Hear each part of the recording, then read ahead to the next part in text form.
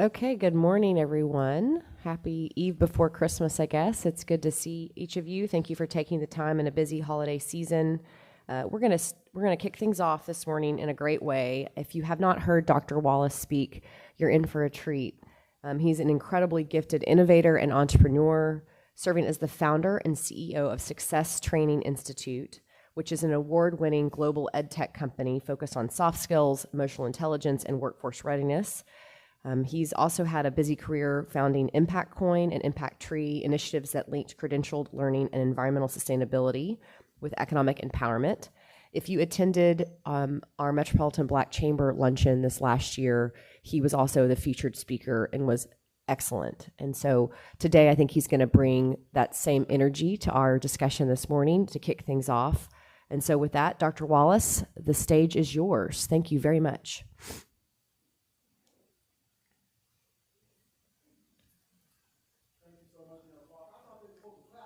Of course we do. It's an honor to be here. Wonderful opportunity to work with, serve, and have the opportunity to engage with these wonderful city council members and city managers. The pleasure is mine today. I want to begin by giving you something. I know that you normally don't accept gifts, and these are technically not gifts. These are props. So Josh, if you'll make sure that we start handing out the props so we can get started on the right foot. Don't open these that you're about to get until we give you the instructions to do so. I'm excited, and let me also say, when I am fortunate enough to be in the same presence as my beautiful and dynamic and beloved wife, who I affectionately call my beloved, I always want to acknowledge her. She is not only the apple of my eye, the glide in my stride, and the pep in my step, but she is the president and CEO of Huston-Tillotson University in Austin, Texas. There you go, Look at that, mother is a proud grad. And thank you. Oh, thank you, man, for turning the test. Oh, I get all my preliminary stuff. Let me get my mic on here for a second. And then, there you go. And additionally, just secured one of the largest ever donations given to an HBCU, the largest ever given to an HBCU, and one of the largest ever given to any institution, $150 million. So, beloved, I'm glad that you are here with us today. So as Josh is putting these gifts together and passing them around, I want you to hold on just for a second. Thank you, my beloved. She's going to help me too. She's Vanna White today. Going to help me pass the gifts out. You'll be able to look at those, and this is how we shall begin. Okay.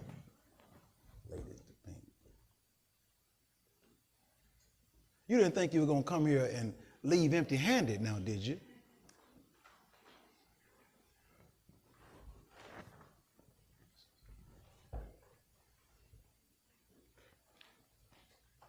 And once everybody has their nice gift, the Louis Vuitton watches are for the ladies and the Gucci watches are for the guys. So if you have the Gucci watch, then make sure you pass it over to the person who should have it. I think everybody's got one now. All right, now we can officially get started. So I would love for you at this moment to open these gifts that we have worked so diligently to give you. Put those gifts out, open them up and pull them out. Let the people see what you got, because this is how we will begin. Oh, look at here, look at this. I bet you never thought you'd get a Christmas gift like this, did you? Look what you have. Hold those gifts up. See what we have taken the time to get you. Oh, my goodness, isn't that something? I'm going to let you trade.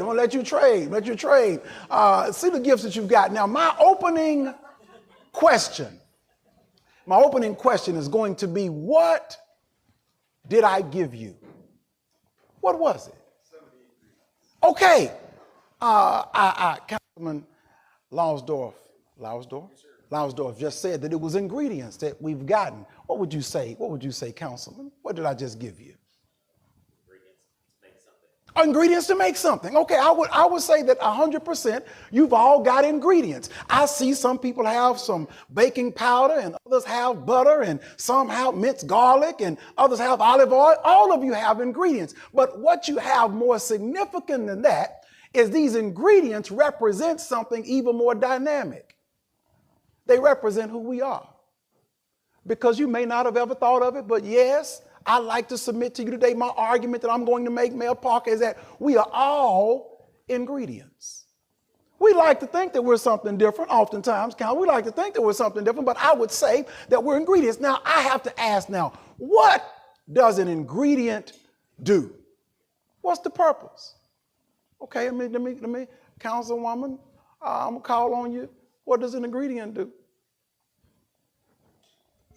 It works together in partnership with other ingredients to make something. Beautiful. It does work together just so that it can create something more dynamic than itself. Because an ingredient is only relevant. It loses its relevance if it cannot create anything. But unfortunately, most of us think of that term of an ingredient as being kind of insignificant. Some might consider it insulting because really, I like to show you who we think that we actually are. Now, just for the record, I've got my own ingredients as well. In my office, I keep a few things that nobody understands why I have them. I have some salt on my desk, and I have some chicken fat. Nobody can do anything with it, and every time somebody comes into my office, they'll ask me, Councilman, they'll say, what are you doing with salt and chicken fat? I say it's just my reminder of who I really am. That no matter how high we get, no matter how many positions or titles we hold, that ultimately I'm really not that significant unless I can come together to create something spectacular. I also have duck fat too. Anybody ever want to make a sandwich, I can assure you that you've never made a sandwich with duck fat or chicken fat. Not the goal. So, but this is who we think we are. I want to show us who we actually believe that we are. And I believed I was for many, many years. I'm gonna put my nice duck fat over here on the ground. And I want to articulate for us just for a moment of who we think we are. Most of the time, we think we're this. This is what everybody wants to be. And this is who we believe we are. We think we the cream of the crop. We the cake and the bag of chips. We believe that this is who we are. But in actuality, this is so much less significant than who we are in reality. Most people think that they're the cakes.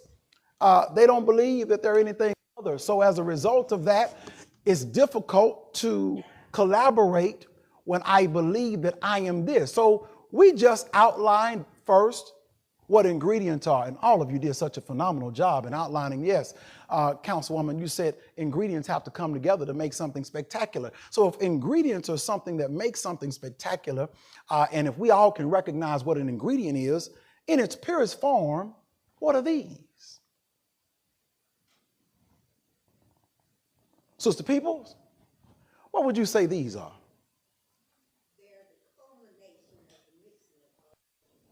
When you speak so well, it's hard for me to tell you that you didn't get the right answer. But that is so beautiful. Oh, yes. You did. Beautiful, beautiful. So pretty much you are on the right track. These are simply outcomes. And ingredients are designed to produce phenomenal outcomes. That's what these are. And essentially, as an ingredient, which is what I am, which is what I would like to say that we are, we collaborate for one purpose and for one purpose only, to create some phenomenal outcomes. And when the outcome becomes our priority, our ego becomes unnecessary. You can take some notes on that in the audience if you ever want to write that down. So as a result of that, this is the outcome that we're all attempting to produce. We're all wanting to make outcomes. So I love for you, even if you're in the audience, this is like a studio audience. This is kind of like watching one of those sitcoms, where you got the main thing going on stage and So even in the studio audience, you can say these words: I am an ingredient.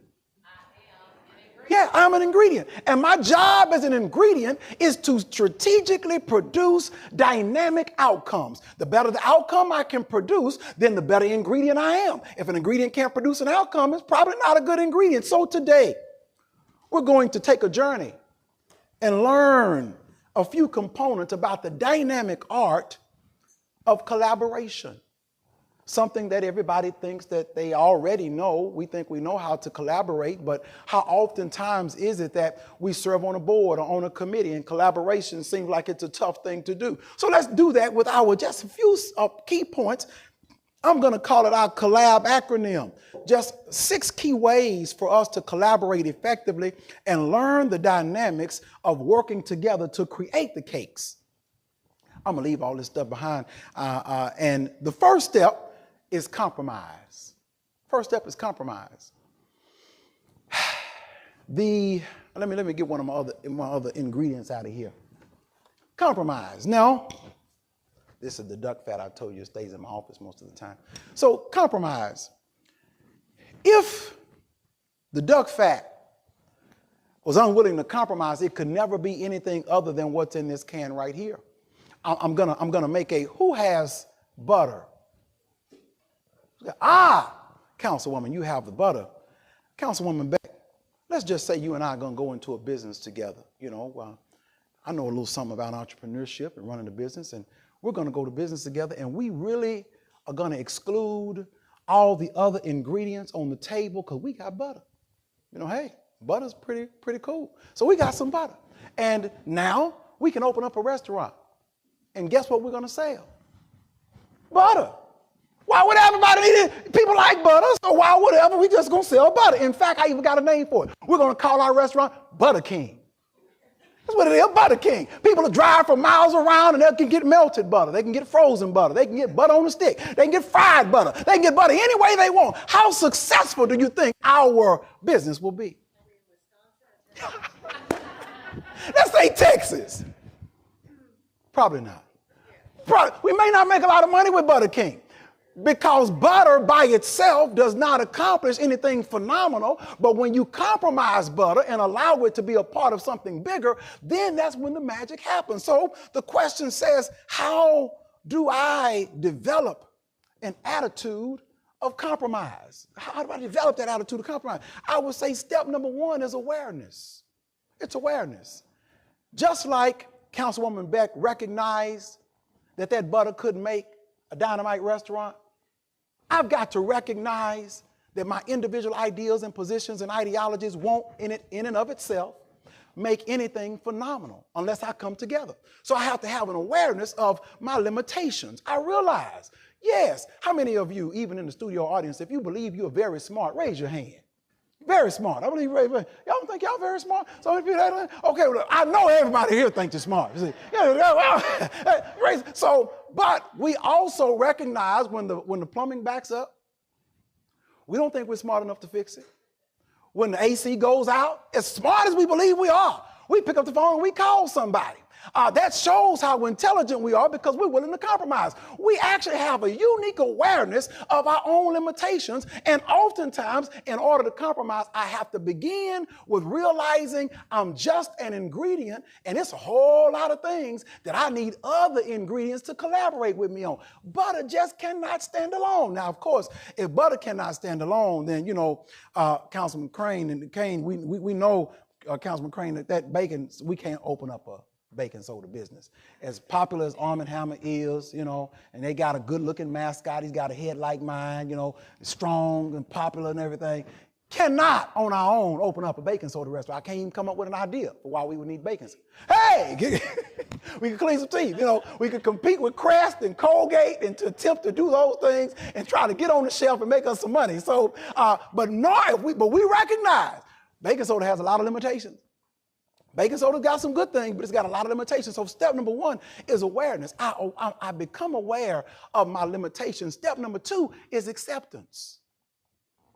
If I'm going to compromise, I start realizing that everybody else in my ecosystem, I got to bring them in and accept them because there's no way that a cake can be made until I'm willing to do that. So if I cannot accept sugar, salt, and eggs, this outcome will never happen.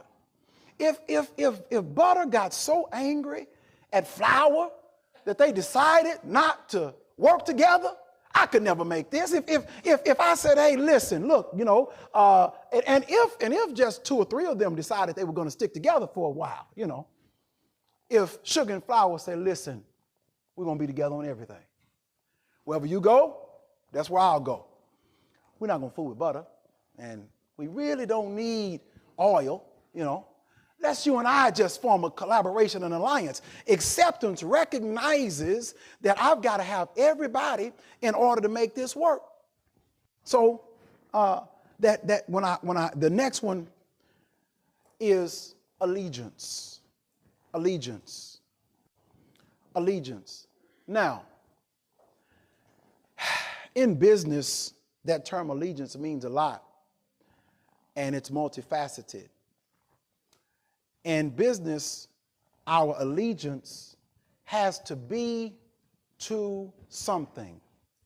So as an ingredient, I'm going to ask to see, as an ingredient, Councilman Nettles, what should my allegiance be to? Ah, beautiful. Councilman Nettles said the allegiance should be to the outcome. I kept these cakes in my hand just so you kind of give you a little hint, you know. So the allegiance has to be to the final outcome. If I cannot align, this is the only thing that matters is whether or not I can produce this. So really, butter, sugar, salt, oil, flour, all-purpose flour, coconut oil, all of them have one uniquely aligned allegiance. And it's not to themselves. It's only to the outcome, which leads us to point number 2, is we've got to become outcome oriented. Is the process of becoming outcome oriented. Now, you know, I'd like to say that some of the most polarizing figures, City Manager Chopper, is sugar and salt, you know. Sugar and salt are very polarizing. You know, they have some real tough stances. You either like sugar or you don't. And you know that when you eat too much salt, well, I can just say in some people's cases, you know, my grandmother, if she ate too much salt, her ankles would swell up, blood pressure get higher. And she would say, I'm never going to eat any more salt. The doctor tells me no more salt. Some doctors will say, no more sugar. You need to cut out sugar from your diet. Leave out the sugar, leave out the salt. And as polarizing as they are, nobody can deny the outcome. Okay, now I'm going to ask a tough question. If you're trying to bake a cake, if you want to bake a cake, I'm going to find out. If you want to bake a cake, I'll ask, Councilman, would you ever decide to, instead of sugar? Now, I don't know a lot about baking, so maybe this might not be the correct answer, but would you ever say, forget the sugar, man, you know, sweet and low is good. Let's put 2 cups of sweet and low in my cake. What you think? I wouldn't have it in my cake. See, the beautiful part about sugar is, as polarizing as it is, there is no viable substitute. For those that know how to cook, you never say, well, listen, if it calls for sugar, let's just put 7 cups of sweet and low in it. You'll be opening little pink packages all day long, trying to get the stuff to get you. You never make it work. But and so you can be opinionated. Sugar can be polarizing. Sugar can be all of those things. But what nobody can deny is you really cannot get a great tasting cake without some of this right here. You got to have some sugar. So one of the components of being outcome oriented, I'll just give us 3 key components to say, how do I become truly outcome oriented? 1, it's identify. I want to take the time to discover what it is we want to accomplish. I'd love for you to, as esteemed city leaders, write down 3 things that you would say, I want to accomplish this in 2026. Because first I have to identify the outcome I want to achieve. You start off with sugar, knowing that you want to make this. If anybody ever baked a cake, my wife is actually surprisingly a phenomenal cook.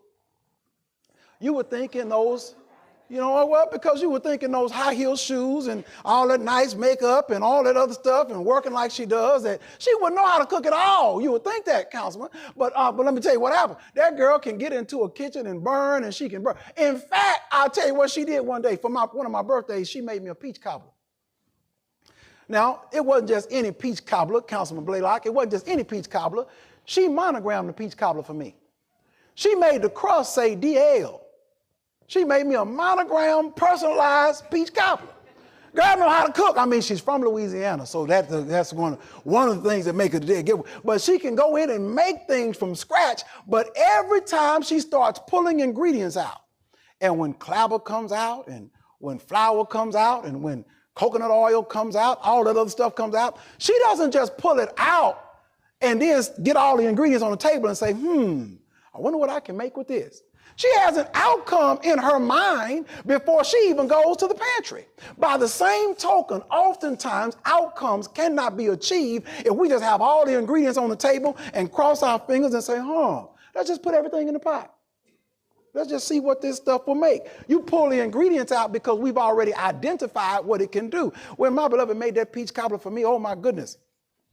And she makes crust from scratch, Mel Parker. She rolls the little thing, whatever they call it, long wooden thing, they used to use on Little House on the Prairie. She rolls that little thing out right there, and then she starts folding it over and making the crust and put it in the oven, and she gets the peaches from a certain place and all this other stuff, uses a cinnamon. Somebody has some cinnamon and some nutmeg and all this, and she comes out with something phenomenal because she already knows, Councilwoman, what she wants to make.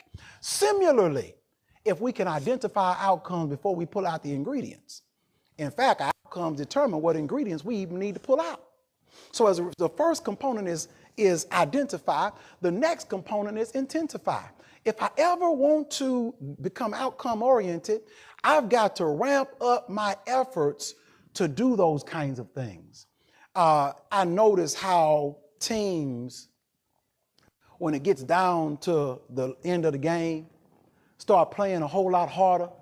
You ever see the Cowboys, how in the fourth quarter, when they already down by 17 points, then all of a sudden Dak Prescott, he can't miss a pass, and then we start asking ourselves, man, if we played like that the whole game, we could be 12-0, So we always think about that. But we intensify when time is right, but typically we start an outcome with a level of intensity. So when I intensify, that means I'm putting all of my efforts, just, unfortunately not quite like the Cowboys. We don't want to do that, just work in the fourth quarter. We want to be intensified all the time. And then that last step is not just identify, it's not just intensify, but it's also indemnify.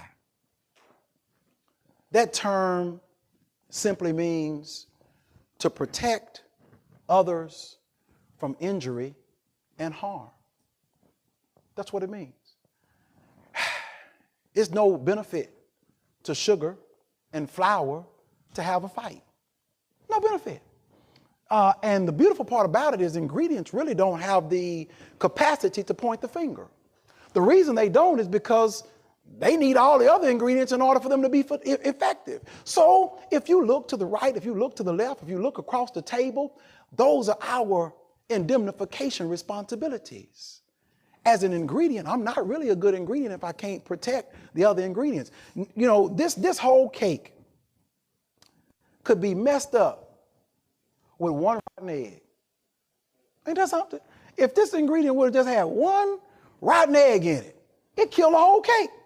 But if I can protect, so flour doesn't want a rotten egg inside of the mix, I got to protect the egg. So let's keep the egg in the refrigerator. Let's keep it right. And I have to indemnify. I have to hold harmless. I've got to protect the people who I need in order to make this outcome. You know what I do like about the Cowboys and sometimes in December, it's not just a whole lot of stuff to like, but it's not a lot of stuff to like about the Cowboys in December. But what I do like about them is they never point the finger at each other. You never hear Dak Prescott say, if CeeDee Lamb would not have dropped that pass, we'd have won that game. He was thinking it, but he wouldn't say it. He would not say he was thinking it. And then in the recent game, a kicker that never misses field goals. And then we want to say, the coach never said, man, if the kicker would just have done what we expected him to do, Because once we start that process, then the kicker could say, we should have went for it. Why y'all calling me out to kick a 75-yard field goal? Just go ahead and try to make 4th and 2. So as a result of that, the blame game will never stop. But if my goal is to protect the other ingredients, because I still need to get this outcome. I still need to lift up flour. I still need them to be better. I still need them to be strong. So I would recommend it. It's an exercise that we do in our office quite regularly. Our staff has a commitment to protect each other. So we'll say we don't blame. If anybody wants to say it's somebody's fault, let me say it's mine. But let's not get in the habit of calling anything anybody's fault. Here's the question I'll pose to the council and the esteemed city manager. If this cake falls, you know, when you bake a cake, I never really understood that. My mother would tell me when I come in the house, I slam the door. She would say, boy, stop that, you're gonna make my cake fall. And I would think, she put it in the oven, where's it gonna fall from, you know? And so me not knowing how to cook, I'm thinking that when you put it in the oven, is it floating in there or something? You know, how does it fall? So if a cake falls, what ingredient was responsible? The baking powder was? Was it? I didn't know that. I'm going to act like Councilwoman Beck. Baking powder can't be the problem. You see what she just did there, Councilor? You got baking powder. No, you say baking powder. So if it's not enough baking powder, cake will fall? Even if you slam a door? It's a left. I'm going to come to that in a minute. That's a good. So I'm going to say, let's not say it's anybody's fault. She says, baking powder fault. I'm going to say, listen, like the Cowboys can't say it's anybody's fault. They lost. It could be a lot of external factors that cause the cake to mess up and not do what it's supposed to do. So as a result of that, we've got to say, I'm going to protect baking powder. Because baking powder has some good benefits. It's the one that levels stuff out. Yeah, but so we got to have baking powder. We're not going to blame baking powder because we need some more good cake. And if baking powder will say, well, listen, I'm just going on strike. Forget it. I'm out. Find another kicker. Find some other leveling agent. Let coconut oil do it. We're in trouble, aren't we in trouble? We'll be in trouble. So we recognize that. So now I say if I understand outcomes and how to achieve them, then I also must embrace limitless possibilities. That's the next component. Limitless possibilities. Here's an exercise. I want you to look at, closely inspect and examine your ingredients. Take a gander at your ingredients. Y'all got some good ingredients. Look at your ingredients. And I want you to think about what your ingredients can create. Think about what your ingredients can create. Now, probably, since y'all got some good ingredients, think about what they can make. Now, you got baking powder, you got butter, you got Karo syrup. Tell me 5 things that your ingredients can make. Not together, but just independently. What is butter found in? Everything. Butter's found in everything. And butter's found, that show, okay, now let me see. Man. Is that lard? What is that? What is that yellow thing? What is that? Cornstarch. That can make a lot of stuff. I don't know a whole lot about cooking, but I know I've seen cornstarch on a lot of ingredients on the back of a label. Cornstarch can make a lot of stuff. Everybody's ingredient can make a whole lot. Okay, let's see. What do you have, Councilwoman Hill? You got some sugar. You can make a lot with that milk. You can make a lot. You may not be able to eat cereal with it, but everything else, you can make a ton with that. Notice the limitless possibilities that we have when we're not fixated on creating Butter King. So when I'm not trying to make Butter King, I got limitless possibilities. There are things that we can do, and we can do those things effectively just because we made our world so major, and that's the result. And so if I want to embrace those limitless possibilities, then collaboration is required. I have to lock arms, and I got to join forces with things that might be fundamentally different from me. There's not a lot of correlation between sugar and butter. One comes from a cow. Another one grows in a field. They don't really have a background that will make them common with each other. Yet, you find those two ingredients in a whole lot of stuff that we eat every day. So in order for me to embrace collaboration, we've got to recognize that there are some limitless possibilities we can accomplish whenever we come together. And those limitless possibilities lead us to our next step, which is simply longevity. Now, watch this. This is what's so cool. Longevity. I want you to look at the expiration dates on your items. I didn't get them out of my pantry. I bought them from the store, so they should be all good, beloved. You know, look at the expiration date on all of your items. I want you to see the expiration date on everything that you've got. How long does that last, Councilman Flores? This one goes to March 2027. This one to 2026. Yo, man, this thing lasts forever. Now watch this. How long does that baking soda probably last you for? 2028, and really it probably lasts a lot longer than that, because you know you can use baking soda forever. And your sugar, does it even have an expiration date? 2027. I think sometimes, Mel Parker, you've got something that doesn't have an expiration date at all. You need a refund on this one. It says 12/25/24. Now that might have come from my pantry. That may have come from my pantry. See, so imagine. Now watch this. So all of the expiration dates that you just called out, with the exception of Mel Parker's, will last longer than this cake. Nobody is keeping this till 2027. Outcomes are very temporary. The outcome is temporary, but in order to achieve longevity, I got to embrace my role as an ingredient, because the ingredient is the only way I last. And as an ingredient, I'm really an outcome factory. That's all I'm supposed to do, is whip out cakes and biscuits and pancakes and waffles and burritos and all kind of stuff that make you hungry right now thinking about it. I'm supposed to whip these kinds of things out. Remember, I'm going to show you how outcomes are fleeting. I'm going to go back to my beloved Cowboys. Remember when the Cowboys won back-to-back Super Bowls? Most don't, but that's okay, you know. One time, back in the day, if you're ever telling fairy tales to your children before they go to sleep, say, one time a long time ago, way before you were born and way before I was born, the Cowboys won back-to-back Super Bowls. But because outcomes are temporary, as an ingredient, I'm supposed to produce outcomes every single opportunity. And because outcomes are temporary, the only way I can embrace longevity is by remaining an ingredient. If I ever change and transition to this, my time is limited. It's only when I am committed to being this that my time is all the way. I can last forever, because I don't believe there's an expiration date on this salt. It has a code on the back of it, but it doesn't look like it's an expiration date. Councilwoman Peoples, you see how it doesn't, put your glasses on and see what it says. You see, there's nothing. I think this will last forever. I think we could keep this salt, and we could have this salt until we could have this salt until the Cowboys win another Super Bowl. In fact, I'm going to save this salt for until they do. And when they do, I'm cracking the salt open, and I'm going to find an outcome I can produce and say, now we cooking with gas, because this will last for a long, long time. So as a result of that, I've got to embrace longevity. And then the next component of collaboration is I've got to be able to appreciate.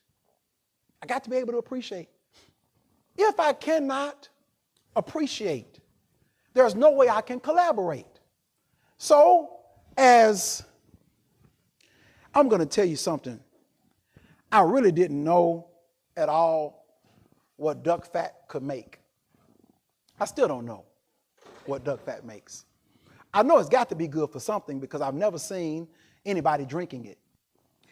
Never seen anybody turn up some duck fat. They do eggnog like that for Christmas, but I've never seen anybody drink duck fat. But as a result, I've got an appreciation for the fact that it lasts a long time, and that it's good for something, and that it's just like me. It's also an ingredient. I may not understand it, because I do not understand duck fat. I don't know what situation would make a person want to cook or use it. Mel Parker, where would a person use duck fat? She's never used duck fat. Mel never used duck fat. And if she's never used it, it's probably not going to be something that anybody want to cook with. But I'm sure I got an appreciation for the fact that it is an ingredient. Similarly, ingredients that we don't understand still deserve our highest level of appreciation because they are exactly who we are. They're same shelf life, same length of time, same level of productivity. Whatever this is supposed to make, I'm sure it does a good job, else they wouldn't be selling this in the store. I'm sure that they didn't make the duck fat for me. So just as you know, I never ordered this. They don't tailor make duck fat. It's just sitting on the shelf somewhere. Go to your local grocery store. Maybe you can find it and ask for some duck fat. So as a result of this, I learned to appreciate. So I would say, look at the person to your right and to your left. They're an ingredient just like you. You may not understand the kind of ingredient that they are. They're an ingredient. They're way better than sweet and low, you know. They're an ingredient. They're sugar. They're salt. They're oil. They're something that even if we don't understand, the level of appreciation has nothing to do with our understanding. It has everything to do with our recognition that they are the same as us. Did you realize? Man, people, we're the same. Not just because you went to Huston, Tilliston University. And I'm a Baylor alum, but we are both ingredients. And even though we've yet to meet, I can still say I'm an ingredient just like you. I want you to say it one more time. I'm an ingredient. And if you're an ingredient, then you can appreciate all the other ingredients, and there should never be an animosity against an ingredient because their goal should be the same. If outcome is my priority, then ego is unnecessary. Last but certainly not least, it was early on, and I told you I was going to come back to this. Councilwoman Beck, you said that what you got in your ingredient, one of them is a bonding, what'd you call it? What does that mean? Beautiful, beautiful. Our last element of collaboration is we must be bold enough to bond. Bold enough to bond. Now, who has something in your ingredient kit that makes stuff stick together? Do y'all know what that does? What is that? What kind of thing does? K-roll syrup. You got all the stuff. You got the stuff that makes it rise. You got the stuff that makes stuff stick together. The K-roll syrup makes things stick together, right? So as a result of that, when what happens in the bonding process, it's typically heat and pressure that creates this bond, because now all these ingredients mix together and there's one ingredient that makes everything stick together. In this case, it's K-roll syrup. In other cases, would it be butter that makes stuff stick together? Thank you. Eggs. Somebody from the studio audience just giving us a phenomenal. Eggs make things stick together. I didn't bring any eggs with me, but they make things stick together. So as a result of that, we've got to be bold enough to bond. You know, people talk about it in sports all the time. They have a term called team chemistry. That term is just a term to identify how closely people stick together. That's all, that the team is so unified that there is no outside noise, no media, no press that could cause them to be at odds with one another. They're not trying to go at another's throat. They're going to be the same. And then you always know when the team is not doing well, they'll say they have bad team chemistry or the locker room was really bad. As a result of what we get to do as ingredients, I must be bold enough to bond. What does that look like? What does that mean? That simply means that I cannot concern myself with what non-ingredients think about me. I can't concern myself with that. Councilman, I can't concern myself with what non-ingredients think about me. I want to bond with you. I'm a bonding agent. I'm like K-roll syrup. That might be my nickname from now on. Thank you. They can call me K-roll. I'm sweet. Beloved, am I sweet? There you go. Okay, see. Okay, I can be K-roll. I must be the bonding agent, and that simply means being bold enough to bond means no matter what ingredients are mixed together, somebody's got to be strong enough to say, I'm going to be the eggs and the K-roll syrup in this situation. In fact, that's my new nickname, K-roll. I'm going to be K-roll in this situation. So as a result of that, if we're bold enough to bond, there is no limit to what we can accomplish. We've got to be bold enough, first of all, to use bonding language. That's the other component that I have to outline. Bonding language. That's language that doesn't criticize. language that doesn't condemn, and language that doesn't complain. I'm using bonding language. Bonding language is that language that you find, what kind of thing is that you got right there that makes stuff rise? Yeah, there you go, baking powder. So it's the language that elevates. It's the language that motivates. It's the language that puts a pep in somebody's step. It's that language that we want to use. And oftentimes, the way bonding breaks down is somebody starts using language that divides. I'm sure that there's some kind of thing that sifts stuff, and you might probably makes that if you don't have it, then the cake won't sit right, whatever that might be. But I've got to have bonding language, and I've got to be willing to have bonding listening skills. Those are the listening, that's just being quiet and taking notes and recognizing we got a rule in the Wallace household. We got a lot of rules in the Wallace household, but one of them is we're always positive. No matter what, we look on the bright side. Everything that happens, there must be a positive. And so even my daughters, all the girls, all 6 of them, they're trained to know that when anything happens, first thing you think about is think about something positive. We were driving down the street one day. We were actually going to the State Fair of Texas. We should have went to the Fact Stock Show because, we should have went there. But went to the State Fair of Texas, and on the way there, something happens with my Escalade. It just starts doing all these different digital things on the side of the road. I went to pick my daughter up at PV, and we were going together. They wanted to have a good time, hang out at the fair, and my electrical wiring just started going crazy. I see all these things come, and my car stops. My car stops right around College Station. And 3 of my daughters in the back, my 3 youngest ones, and they all say, wow, what an adventure. We've never had this happen before, Daddy. This is going to be fun. I said, no, we will have to go walk across the street and make it over there to this convenience store. I got to call OnStar to get them to come. And one of my daughters, I got to put this in my journal. This is so cool. We have an opportunity. And now this is, and watch this. Then my beloved was in Austin. So I tell her what happens. And she says, I get to come pick y'all up. Now, we got, she did her best to be positive, She working on it. She getting there. She making an ingredient. She getting there. But then and we said, we need you to come from Austin to where we are in College Station, pick us up because they're going to tow our car, but we cannot miss the State Fair because we got to be there tomorrow. And she came, and when she arose, when she got there, they all hugged. Oh, happy! Guess what happened? We stopped on the side of the road, and then Daddy had to get out, and we had to walk across the street, and we were dodging traffic. Oh, it was fun. We had to get our bags out of the car. We checked into a hotel at College Station. We did all, because the goal is there's always something positive, and if we can be positive with one another, I would challenge you to look at every council member, every city manager, and you start thinking of those positive things about those people and about your city and about the goals you want to accomplish. And then start using the bonding language, and then bite your tongue when you want to complain, bite your tongue when you want to ask questions, and bite your tongue, and then think about what's the most positive thing I can say to cause something else to rise. What's the best thing I can do to make everybody stick together? What's the thing that I can say right now that can make me a bonding agent? What kind of language can I employ that'll make people say, that's good. Man, that's great. I like the way he handles stuff. I love the way she communicated that. That was a wonderful way to say something. And as a result of that, that's how we bond. We can never be great if we don't collaborate. That's my time. I hope I was helpful. Thank y'all so much for your opportunity to serve you. I'm going to leave all these ingredients.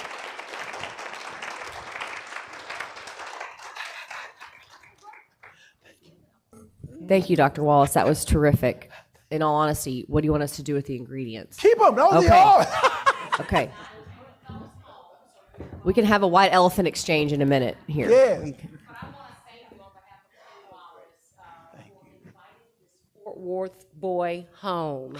He absolutely loves this city, and he loves what you all are doing.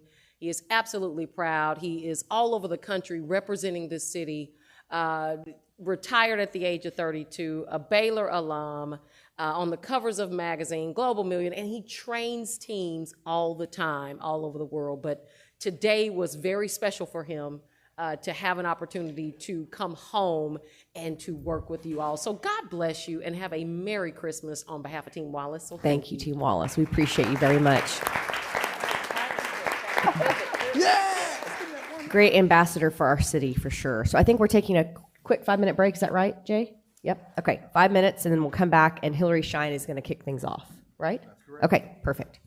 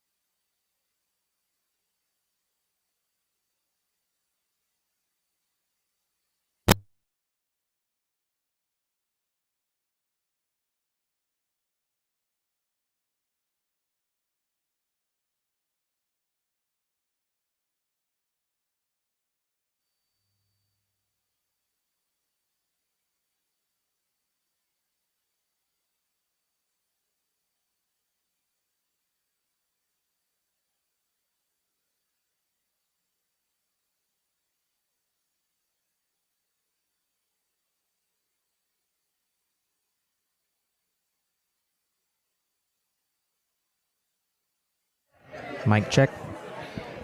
Mic check. Mic check. Mic check. Yeah, sounds good. 1, 2, 3. Sounds really good. Can you bring me up a little bit? Like maybe, no, the whole feed. Yeah, like bring it up like 2 or 3, almost 5 dBs. Go again. That actually good. Mic check, mic check. 1, 2, 3, 4. Okay.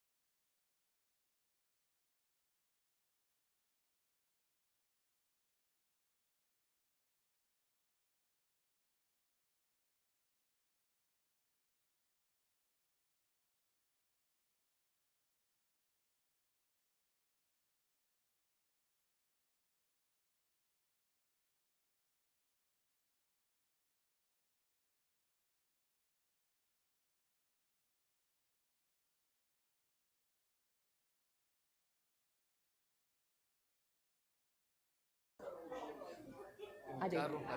I have some. I left them in the car, I think. Okay, Hillary, the floor is yours, my friend.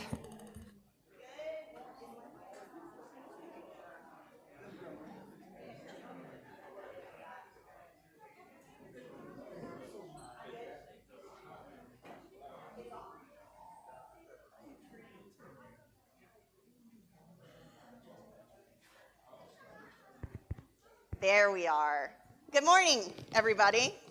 I am I was saying I'm not dexterous enough to hold cakes or as exciting as your previous speaker, but I want to turn our attention now from kind of team dynamic to the individual dynamics that influence the team. So you all did an assessment ahead of our being together today called IOPT, and IOPT really is an instrument to help us kind of understand each other's informational needs a bit better, so that we can kind of remove ourselves from the assumptions that sometimes creep into deliberations and try to really understand what it is that we all need to be comfortable in making a decision or to feel confident in the decision that was made. So, IOPT, again, you all took it and you have your form right in front of you. We'll talk about everybody's results here in a moment. But what I want to start is, this isn't like DISC. How many of you have done DISC before? I think most of you, right? Okay, so this one's a bit different. It's not about preferences, it's not about choices, it's really about your internal need for information and what level of comfort you have to reach with that information in order to be confident in making a decision on the other side. Everybody processes differently. People process at different speeds. They have different levels and depths of information that they request or require, and that affects our behavior. So in some cases we may, we've got lots of time, we can talk about things, we can kind of work through things, but then when it's pressure time is when our real true kind of needs start to bubble up, and that's when they boil over often. So what we want to do is understand better what the common ground is that we're always trying to seek to achieve, so that when the pressure comes, we can again push the assumptions out of the picture and say, well, that person has a deeper need for information, or they have a less action-oriented mindset. And so, trying to work better as a team by understanding those influences that are internal to each of us. So the acronym is Input, Output, Processing Template. And again, it's not about your feelings. It just really focuses on your need for information and the behaviors that may result from that need being met or not met. So you've all got your results in front of you, and I think it's page maybe 2 where it says what your profile is. So you've got hypothetical analyzer, relational innovator. You see some acronyms. Is it page 2? Is it in red? Yes. Yes. Okay. So we'll get deeper into that here in a second. But honestly, it's the way we process information is unique to us.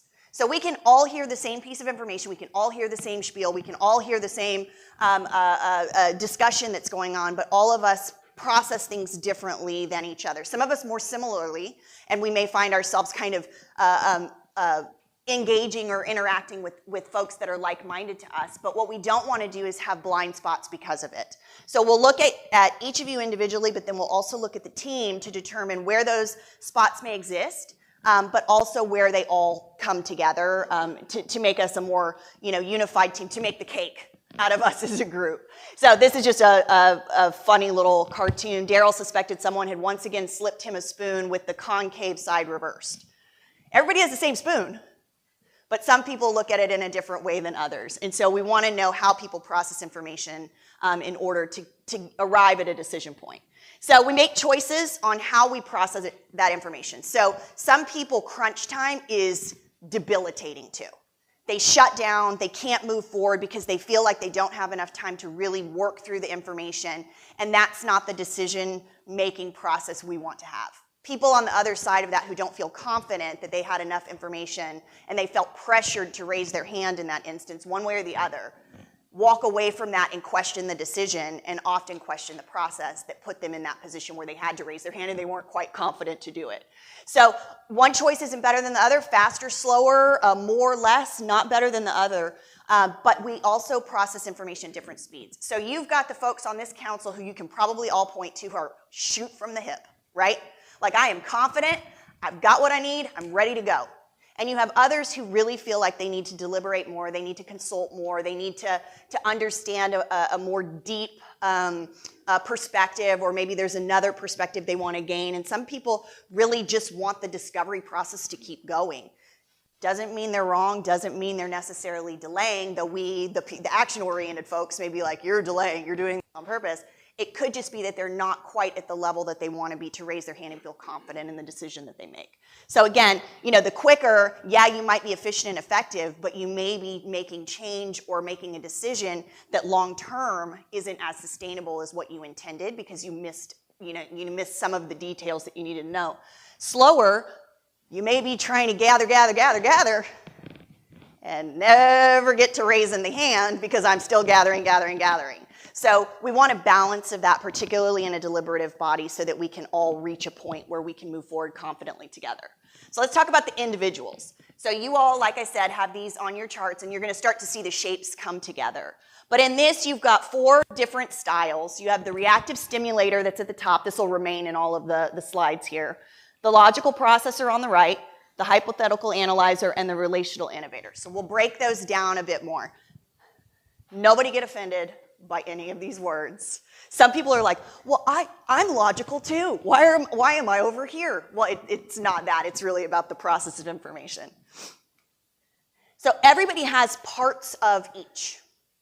And so what the chart, the next chart does for you, this kite-looking chart, is it plots those graphs. How extreme are you on any of the axes?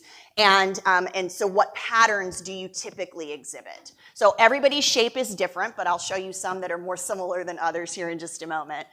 This is where we start with kind of figuring out where your preferences or processing sort of lies most heavy. So if under pressure, this is sort of your natural place that you retreat or you go. And again, all different, and everybody has a mix of all, some more than others, and we've got some interesting shapes in this group, so that's kind of fun for me. But what we want to do is see where the alignment is ultimately. So if everybody's shapes are different, how do we finally get to a decision? Well, it's when the base level need is met for everybody. That's when we can move forward as a group. Everybody's not going to agree. It's not about agreeing. It's about meeting that informational need so that we're confident in raising our hand, yay or nay. So that's blurry, but so why are you the way you are? Michael Scott. So the reactive stimulator, who has the RS as their primary? Okay, some reactive stimulators. So these are folks who are action-oriented. They want to do it so that they can say they did it, move on to the next thing. It's action, action, action. They are fine with input coming from all different places. They don't need it to be a specific chart. They don't need it to be a specific person. These are the kind of more gut-oriented people. It's, I know what I need to know, and I'm gonna get what I need to get, and then I'll be confident to move forward. So they're much more spontaneous with their process. They're not as rigorous as some of the other folks. They'll take it from whichever angle it comes, they'll filter it themselves, and then ultimately they're looking for action. So they're ready to just say, okay, I've got enough, I feel confident, I'm ready to move forward. Their behaviors could be things like faster execution, again, low rule or norm compliance. They can be really intensely focused on whatever it is because they're looking to say, we accomplished it, we moved it forward, and now we can move to the next thing. They're excited typically, especially if it's something that they're interested in or they think is going to create a really positive outcome. They focus on the win. So again, time is of the essence to folks like this. They're looking for action. They don't love a routine, and they like fast resolution. So belaboring something and deliberating something to the, like for 6 months just sounds terrible. How was the EMS process? Was that a little long for you? Yeah, you were probably ready earlier on to say, yeah, let's do this. Obviously, we needed to go through a process, but those are, that's just an example of where you probably were very, very confident in the very beginning about what you thought, but you went through the process so that others could be comfortable in the same way that you were and make a good decision on the other end. So again, they like quick results, variety. They're looking for an easier way. That doesn't mean a shortcut that doesn't produce the same result. But they're looking at how can we make this more efficient so that we can get to the next decision faster and keep things moving. They like flexibility, personal control. They don't love an ironclad set of rules. That's not their most appreciated space. They like some latitude. And they could be heard saying things like, let's do it, or when do we start, or now's the best time. Logical processors are much more structured, rigorous people. So they like structure. They like things to make sense, but they're also action-oriented. So they're looking to put the pieces in place so that the action can be taken and then the action is sustainable. So they're not looking for the quick decision and then it falls apart, 6 months later. They're really trying to think longer term about what it is that needs to be put in place to make this sustainable. You see a lot of this in department heads in particular in the organizations that I work with, because they're thinking about what are the effects? How do we make this work? What processes do we need to put in place in order to keep this thing going in the longer term? They like structure. Again, they have a very logical process. They want 1 + 1 = 2. They're not so comfortable when 1 + 1 could be 3. They're decisive. They have very high operational clarity. So these are your resources. These are the people who you can look at and they can quote policy to you because they know it so well. That's their clarity. They like to know what the structure is that's already in place. They're very stable, disciplined typically. They want to know the how. So the change person, right, the first one we looked at says, let's do it. They need a how, because we can do it, but if we don't have the how, then we made a decision that we can all ultimately fulfill. And then they don't like uncertainty, so they like the certainty of outcome. So they want to take a bit more deliberative time to try to make sure that what is right, what is wrong, and that we've built the system before we launch, before we put the cake on the table. We want to make sure we could replicate it or duplicate it. We're about to tell you. He's jumping ahead. Secret, it's a secret. So they like the task. So again, your logical processors are like, tell me what you want, what the outcome is you want, what kind of cake do you want, and then I'll figure out what ingredients and how to do that. They like consistency. Again, that's why the policy and rigor is important to them. And then they're clarifiers. So the logical processor might come across as a sharpshooter, because they want to understand that you've thought through the third and fourth order effects or the process that may be on the other side. They like predictability, so again, systems. Clear direction, just tell me what it is you want and then get out of my way. They're the ones who like to go get specific training. They like to learn more. They like to have a deeper well of information they can pull from. And they like clear expectations. So if you say, we want to increase this program's usage, that's going to be a different interpretation for every single person in this room, right? So they want to know what is the outcome that you're ultimately seeking. So they're going to ask questions, not sharpshoot you. That's not necessarily the intent. It's really to clarify so that they have a clear understanding and then they can go pursue whatever the right solution is. So they might say things like, according to my list, what are the rules, and let's develop a procedure. The hypothetical analyzer is also in that structured mindset. They like for there to be structure. They process things logically, but they're not as action focused. So they may be comfortable continuing to deliberate on an issue or continuing to research or study or discuss an issue, and maybe the outcome never comes on the other end, but they feel validated or valuable in the fact that they've explored it thoroughly and fully. So again, if you think about this type of profile, they need someone that has action to balance them out. Because if not, we may be sitting in thought for longer than we intend to and not get to the other side. So their behaviors, they like to have conceptual clarity. So they want to understand all of it. So these are the ones who you're like, okay, I answered the questions. Why are there more questions? And it's because it opened the next layer and the next layer, because they want that deep, deep understanding of what it is we're doing and how we're doing it. They're thoughtful, again, unhurried, which for the action-minded folks may be thinking, why is this not so, why are we slow rolling this? Why is this not as important to you? They're seeking a different level of clarity, potentially. They're focused on why. So why are we changing it? Not necessarily change averse or decision averse, but help me understand the why. What's the why in it so that I can rationalize that the disruption that may come from it or whatever is worth what we're trying to do. And then, again, really wants understanding. So they're focused on the project. They love complexity. Again, they like to keep peeling the onion layer by layer, and they like to be free to consider a lot of options. They want clear goals, and with them, it's important to sort of set deadlines often, because sometimes we don't necessarily get across the finish line because thought is so important. The freedom to explore, minimal supervision, and then they want to plan a project, see it happen, but then hand it off for someone else to accomplish or to maintain. And they could be heard saying things like, let's look at different options. What's the reason? How will we do it? And then finally, we have the relational innovator. So we're back to this sort of spontaneous, unconstrained mindset where I'll take it from anywhere and however it comes. But I'm thought, not action. So I might be okay with just continuing to take more and more and more information, but I'm not hurried to get to an action posture. So they're looking more mission level horizon. They can be really intently focused on something and then move on to something else that catches their eye or their interest. So again, kind of setting the parameters up front is important because they're looking for new options, novel approaches. These can be your innovators, and you don't want to shut down the thought. But we also have to keep them sort of focused and moving in a direction. They're typically enthusiastic when they're excited about change, or they're excited about innovation, or they're excited about advancement.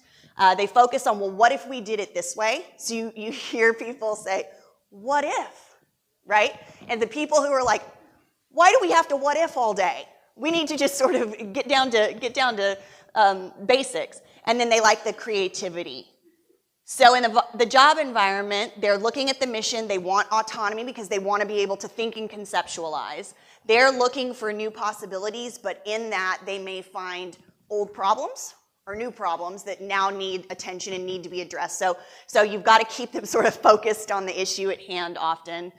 They need to be trusted that they're going to come up with a great solution or a better solution than what we have. They want minimal supervision. They want to explore untested possibilities. They're really committed to the project or the people. So whatever it is, they're fully invested when they're working on something. And then I have an idea, how about we try, or, oh, that reminds me of this other thing that we should look at or explore. So once you have those kinds of profiles, you start to see patterns, and that's where these come in. So each of you has a shape. And so the more of your shape that is in one of the quadrants than the other makes you either a changer, a performer, a conservator, or a perfecter. And everybody bristles if they fall in the conservator category, especially my elected officials, because that sounds like I'm just trying to keep it the way it's always been. But that's not what it is. A conservator really is more about the longevity. So they're thinking about how do we put a program in place that affects the change that we want, but is sustainable over time. It's not keeping us rooted in where we are. And then so you can start to see the patterned thought, unpatterned thought, structure, not structure, and then action versus not as action mindset. So let's look at you guys. So changer, here, let's go back and I'll show you that again. Upper left, is that your left? Yes, okay. We've got the mayor, Councilmember Beck, Councilmember Crane, and Councilmember Lauersdorf. I would like to call our attention to our baking soda deliberation earlier today and just look at how similar your patterns are for the information that you need to get to a place that you're comfortable moving forward. What? Hey, I'm not done with you yet. Get ready. And then we've got the mayor, who is the most extreme of our categories. And that one is interesting because of her position, she has a bit more pull in certain directions, just setting agendas, being the public, face. Like some of her role starts to add influence to her or to the group dynamic. But it's interesting. So all of you are changers, all a little bit different, except for Michael and Elizabeth. I'm just having fun. And then you've got the mayor, who you can see that her point is quite a bit higher than anybody else's. Does that surprise anyone that you're in those, that the four of you are together? Or does that seem pretty, okay. Well, let's go back. So the rest of you that aren't changers, do you feel rushed sometimes?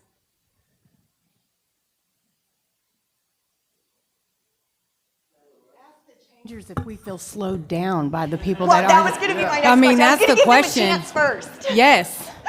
Right? Yeah.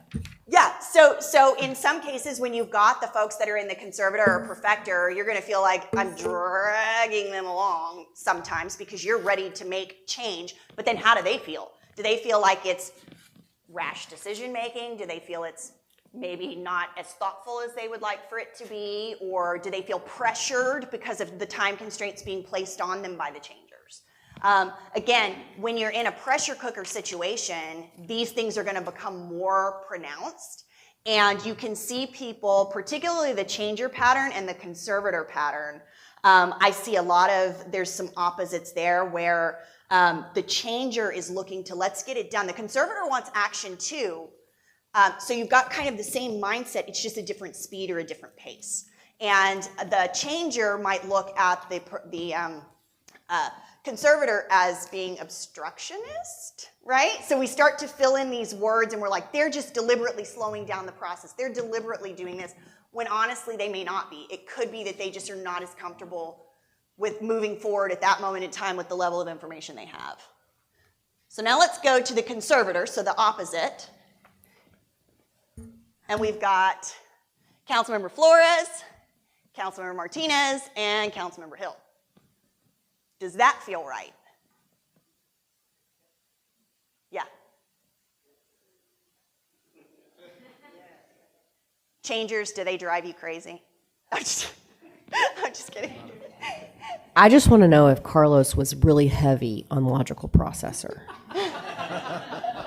But I don't think he was necessarily. It did figure prominently. Okay. Yeah, absolutely. And having worked with some of you all in different environments than this, it's like I can feel or sense them, especially when we worked on a kind of a long duration project. But you've got to have these folks because they're looking at what are the long-term ramifications of a short-term decision. What process do we need to put in place today before we ever even announce that we're doing this tomorrow? Because they're sort of in the, everybody's looking at the long game. You're all trying to affect change. You're all trying to make the community better. But some people have a need to do it right here, right now. And then you have the others who want to make sure that even after they're gone from their tenure in office, that this change can still persist and that we've put all the right elements in place so we're not surprised by something on the other side. So these are my trouble children. Mia, see me after class. Well, both of you, so both Councilmember Hall and Councilmember Peoples are like dead on the center. But you can see in this case, you have stronger pulls to the north and south for you, and then stronger pulls east and west for you. So these are a difficult person for people to predict. The other personalities that are much more pronounced, it becomes very, very difficult to predict because they go whatever way they feel they need to in the moment. They're the chameleons. They're the ones who can kind of bend into the different categories. Oh, we want to go a little deeper on this. Oh, we want to go a little, which is unpredictable. And that frustrates the heck out of other people because you're like, now wait a minute, you were ready to raise your hand after 2 days last time and now you want to take 2 years. Because they're just more malleable to whatever the subject matter is, and so they're much harder to predict. You've got some real extremes in the opposite direction. Anybody surprised with that? But also you fall on that sort of split profile, split pattern that makes it hard. So what I ask you, the split profile, I was going to say split personalities. That's not what I'm saying. Split profiles. The split profiles really have to kind of do some reflection and figure out, okay, when under pressure, this is what comes out of me, right? So whether it's, okay, when I'm under pressure, I just want to get it over with and move on, could be one strategy depending on the issue. Or when under pressure, I need more time, I need more thought in this. And it makes it very hard in a group dynamic for folks to be as predictable. Or that. Yeah, I mean, if you feel like you're being pulled in every direction and none is dominant and there's no good answer, there can be this sort of bubbling up of emotion because it's logic sort of gets missed or gets mixed up.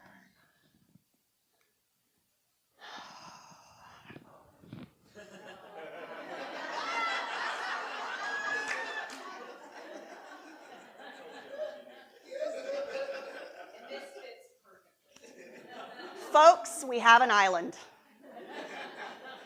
Councilman Blaylock is a perfecter all on his own. He's perfecting while everyone else is not in his camp or corner. Does that feel right? Yeah. Yeah, so your perfecter is that pattern that can be comfortable with there not being a decision on the other end. We can talk about this. There may not be a better solution. We may not want to change it. We want to make sure that whatever it is we're coming up with is the best it can be. And so let's continue to think. Let's continue to talk. I don't necessarily feel pressured to make a decision or a change. But that is also the person who might have the ability to say, I don't think that's the best solution. I think we might want to consider this other thing. And we don't want to dismiss them because we're so focused on action. Now, I will tell you, in your group, there is no one in the performer category. We've got our chameleons that are there in the middle, but the performer is the one that grabs it, takes it forward, right? And so oftentimes you'll see city manager positions and executive leadership that sort of are more in that direction. They're not coming up with the policy decisions, the change that maybe is made. They're really the ones who are trying to carry it forward when they get their clear direction. But I would say in your case, you've got kind of a heavier weight sort of in 3 quadrants, and we don't want to miss that performer part. So who's going to do it? How are we going to do it? How do we know if it succeeds or fails? We want to be asking those questions even if that's not a normal cadence in this group, so that we're not so focused on just action or ideas, but we're really thinking about how it's going to be carried through. Well, along those lines, though, I observe in my position, though, that everyone at this table has that capability and interest in being, performer is kind of a strong word, but taking leadership on specific issues, and has done so depending on what it may be. Everyone probably could name something that they are passionate about, that they feel like it is their issue to carry the mantle on. Yeah. And even if there's not agreement on council, right, they feel very strongly that is their, it's their prerogative. And I think that's healthy, actually, rather than it being responsibility of one person or, a handful. Absolutely. And the whole point of this is let's look at the strength as a group and make sure that we don't miss something. And y'all are in the business of 100 years or 200 years or however many years ahead of us as a city, right? So the decisions we make, we can make the action, we can take the action, we can set the system in place, but if we haven't created the performance element of it, then are we still meeting the mark? So the performance part is not just the kind of doing the work that has been chosen or selected and we move it, it's also maintaining it. So the conservator is saying these are the systems that you need, but the performer is the one who needs to indicate, usership has really gone down, and so the performance isn't doing what we thought it was. So again, all very important. And again, when you look at in a city government, you have your elected leaders who y'all aren't super unlike others that we've worked with, but you also have this whole cast here in the audience who has different profiles and different personalities. So leaning into those strengths as well and understanding those strengths is really important because you're playing the long game ultimately. So then what we do is you place all of them on top of each other, all of the crazy shapes. This is just a made up one. This is not you all. And it shows you sort of the extremes. Then you get to the gray area, which is where everybody overlaps. So every single person is included in that area. So it's a real strange shape. The white is where the informational need comes in. So if we can meet this informational need in the sort of conservator category, then we can potentially set up the decision making to go as well as possible, but also to meet everybody's needs to vote yes or no. So really, you're looking to at least be in the gray, so providing enough latitude or enough ability for people to get what they need for information and timelines. But we're ultimately trying to get to where everyone is really confident in the decision that they make and that they're not being pressured based on somebody else's need for information or preference. So that's another one. So this one, so many people are down in the conservator category. And so you can see that they have a much bigger section that they can work with. But this is you all. So again, you can see what we were talking about with we all have capacity to be performers, but there's no one necessarily over in that area. But you have a really interesting shape. It's like a shield, the white part, and you have a broader area to work with. So oftentimes they're more heavily weighted in one section or another. So this is hypothetical analyzer is what's down here. So that's ideas. Let's think about different ways, new ways, what could we do? And then you've got the group, you've got this perfecter need, the need for it to be the best solution we can come up with, and to take the time it requires for that. And then you've got we want to set in place the systems that are going to make this successful. So I like this profile. Even though you're very weighted in the changer pattern, there's a strong pull because your shape is so extreme, which we'll show here in just a second. But there's this strong pull for it to be thoughtful, deliberate, and the best decision. So when you add the leader in here, so you're sort of pulling us up and pulling us down. But like I was mentioning earlier, her position as the mayor, running meetings, agendas, like all of those sorts of things give her a certain level of influence. And her personality profile, while it's not issues driven, it's timeline driven, it's process driven, it's those sorts of things. So she is trying to meet the needs of all, but she has her own personal preference. And so she's much higher. So she's probably pulling you all more toward changer performer, because that's her a predominant feature.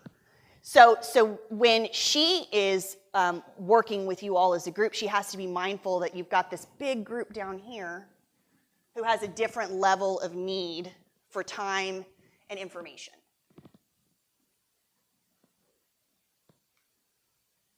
So here are just some thoughts. It's all in your things, and they'll email you a bunch of other reports. But just in general, the characteristics that we're looking at with these patterns are the changer, experimental orientation, high risk, high reward, rapid deployment, incomplete specification, high uniqueness, disruption potential.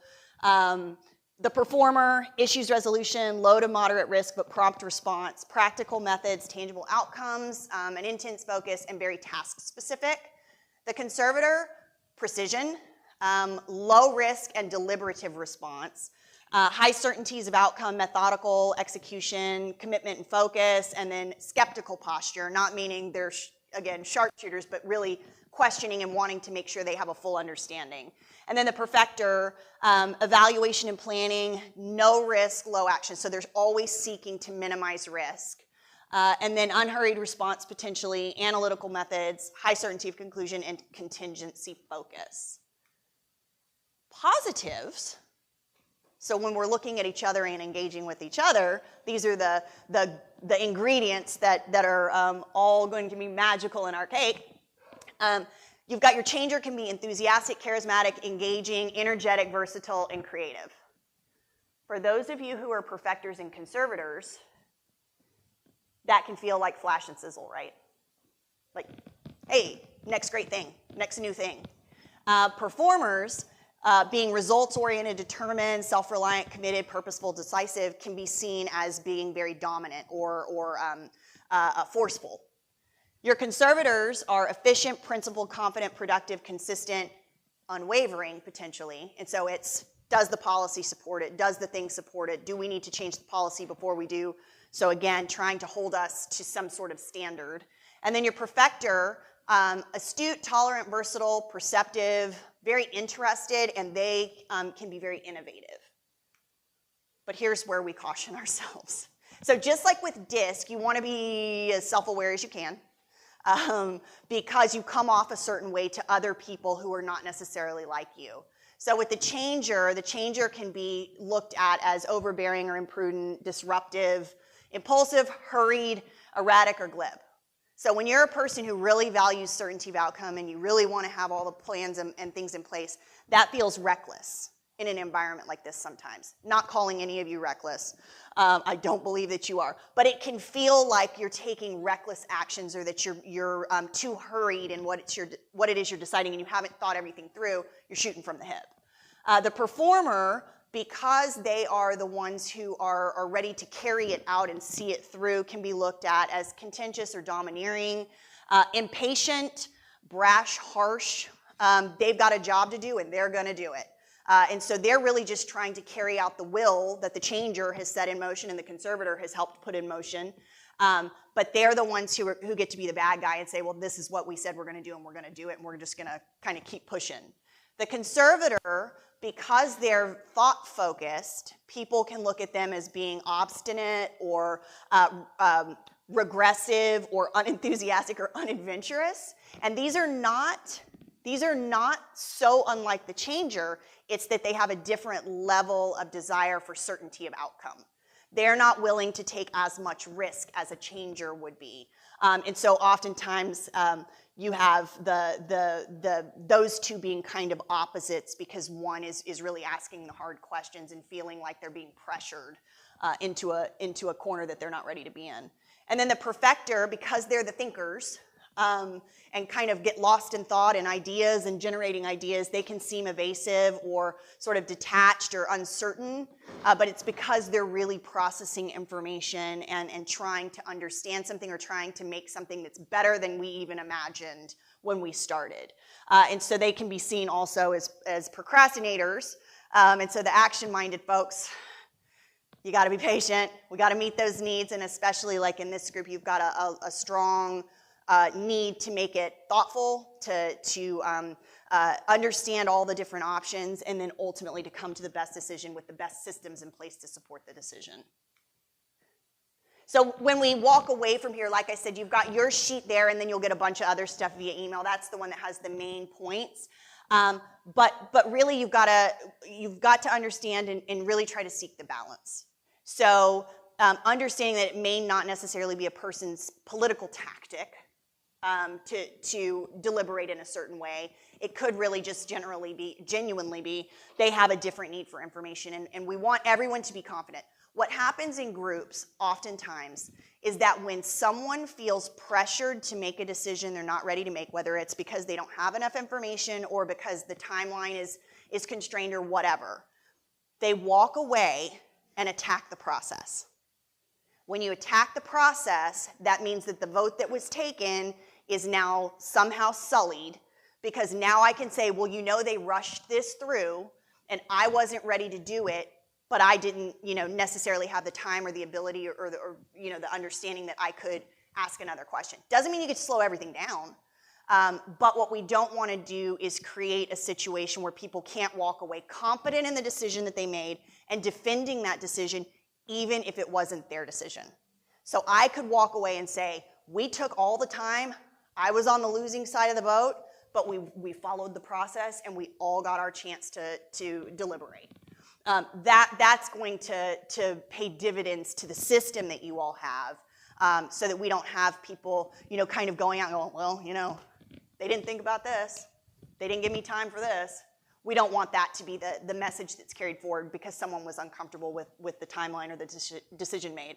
So we want to meet the informational needs, but we ultimately have to take action. Y'all are in a business of action.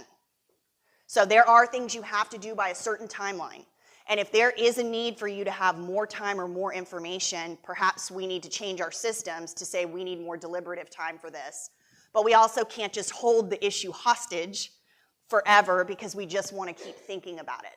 So it's the balance between how do we get everybody to a place where they're at least comfortable that they've gotten maybe not as much as they want, but they have the level that they feel comfortable that they need. Telling others what you need.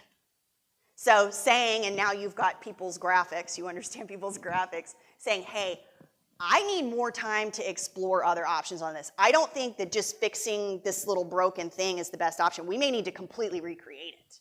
Can we take some time to do that? But if you're not saying it and you're getting frustrated by the process and saying, well, they rushed it, but you never said it. So we can't be, people aren't mind readers. Again, you can't hold the process hostage with just thinking, but there's a balance that you all can strike. But you have to start with communicating what your needs are. And then seeking common ground, that graphic, again, common ground in information and deliberation, not necessarily common ground by agreeing on an issue, a specific issue. We are trying to build in processes and understand people's unique needs so that we can, to the degree possible, meet them so that everyone can walk away being more confident in the decision made. Thoughts? Jay, I need less studies. Ouch. Ouch. I know. Perfect. have So to take say him I've- off your list. I have to say I've never been accused of doing too many studies. I wonder, I'd be curious what he's probably, you might be a conservator. You. We didn't do yours, but I'm thinking, because studies, I Y'all think should do management. I think so. opted out. You did not. I opted out. That was good. I have an observation. Yeah. And hearing you talk made me think about this, especially when you talked about process and the way each of us makes decisions. Because of the structure of our governance, none of us in this table, including myself, set agendas. The CMO office talks about these issues for months on end, oftentimes before they ever surface to the council. And then by then, sometimes it's the very next meeting or next month where these issues are going to come up. And so it is probably really worthwhile to do the same exercise with CMO. And then I also think, as an observation, I don't know that our management structure, and really across the entire city, has ever adjusted to the 2 additional council members. Because having 2 additional council members does take more time. We have a great body here, but each of us requires a certain level of input and process. And candidly, a one-on-one with the city manager, when the council member meets with him or her, is not enough on these big consequential issues. So it's just more of a stating an obvious problem, but how do we work through that together moving forward? So there's a lot more transparency. And I think it has created more mystery, and then it creates a sense of distrust that is deeply hurtful to the body, and then makes it harder for us when you do have very consequential votes that are on council, and you have a body that feels like they were pitted against each other, they weren't ready to make a decision, they felt backed into a corner. So I think that's just something for us to work through as an overall city management team, to think about how we want to help this council be supported differently in the future. Yeah, I mean, it's the constant pressure that is applied to you all as elected officials, whether it is statutorial, whether it is some new mandate, whether it is whatever, it's a pressure cooker, right? And so if we don't have the time, or we don't take the time to say that process doesn't work and we're just busy dealing with the same process and trying to make decisions and hoping that it's going to get easier, it's not. It's only going to get more complicated and more pressure, a more pressure cooker situation. And so taking the time to set in place some stronger governance policies, I think, is really important to this group. And those can start to say, this is the way things work, so that you all know, but more importantly, the public does. Because if you're feeling that the decision has come out of nowhere and you're being forced to make it tomorrow, and again, some of you more comfortable than others, what do you think the public thinks? And so that starts to creep in this distrust in the process, which means the whole thing is rotten, right?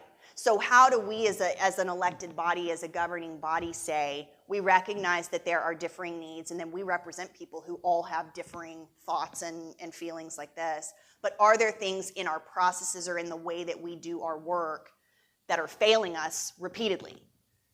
And the answer is probably yes. It's the nature of the business. And so what can you do moving away from here today? And I'm about to transition into what I heard from you in our individual interviews about the kind of things that are happening and the feelings that we're having right now about where we are. And so we may come back to that after we go through. Yes, Jay. So I think the mayor's comments are perfect segues to the thoughts that I've had since I left in 22. What now, after going through this first 10, 11 months, the biggest change that's impacting, I think, and I listened to you all, in my evaluation about communication is the way staff communicates with the whole council is through work sessions and executive sessions. But the number of work sessions and executive sessions were reduced in half from the time I left to when I came back. We used to have work sessions basically every week when we had any kind of council meeting. And now we have twice a month work sessions. And so what the mayor said is true. Staff's working on a project or on an issue. We bring it to city council and we're looking for an answer because we're up against a deadline. In the past, you used to be able to go from one work session, get feedback from the city council, go to another work session, get additional feedback, and then hit the deadline or have more time. But the fact that we have less work sessions, the ability to communicate transparently to the public and to the whole council at once has been cut basically in half. And so that's one of the things I've been talking to staff about how we can either deal with that issue or how do we bring back more work sessions. So just for food for thought, it was just a perfect kind of And also segue use the to committee what I've been process. thinking I of. know Dr. Hall has a comment. That's all I had. So I did want to ask a clarifying question, because when we were talking about, or when you were talking about each other's profiles, I feel like you leaned into a lot of like our different roles and the roles that we play, particularly with the role the mayor plays and how that influences her profile. But wouldn't it be fair to say that our daily lives, our lived experience, what we do every day is also informing each other's profiles? I mean, So in this case, or no? in this case, it's really more about just your root internal need for information and comfort moving out. So some of that, yeah, it's lived experience, depending on what job you're in. So for instance, I see engineers, attorneys, what's the other one? Down in the conservator section often. Thank goodness. I hope that the engineer who's building the bridge is taking in the soil samples that are going to support the bridge standing, you know, after 10 years or 5 years or whatever.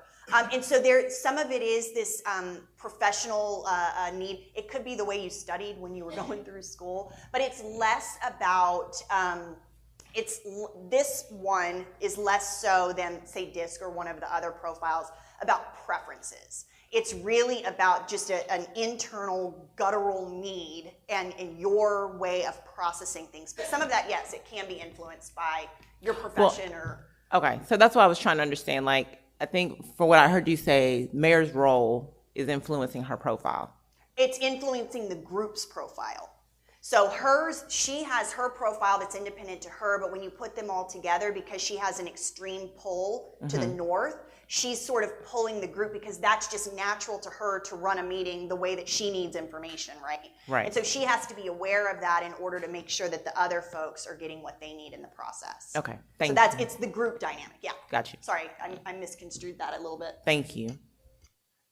Okay, so in the interviews that I did, we'll go back to this idea of how do we improve the process, because I hope that is something that we walk away today with, because the interviews that I did a few weeks ago, and there were some issues that were a little raw at the time, I think, and they may still be raw, but this is a point-in-time assessment of us as a group, as a deliberative body, and I think you are all concerned about where we stand currently today.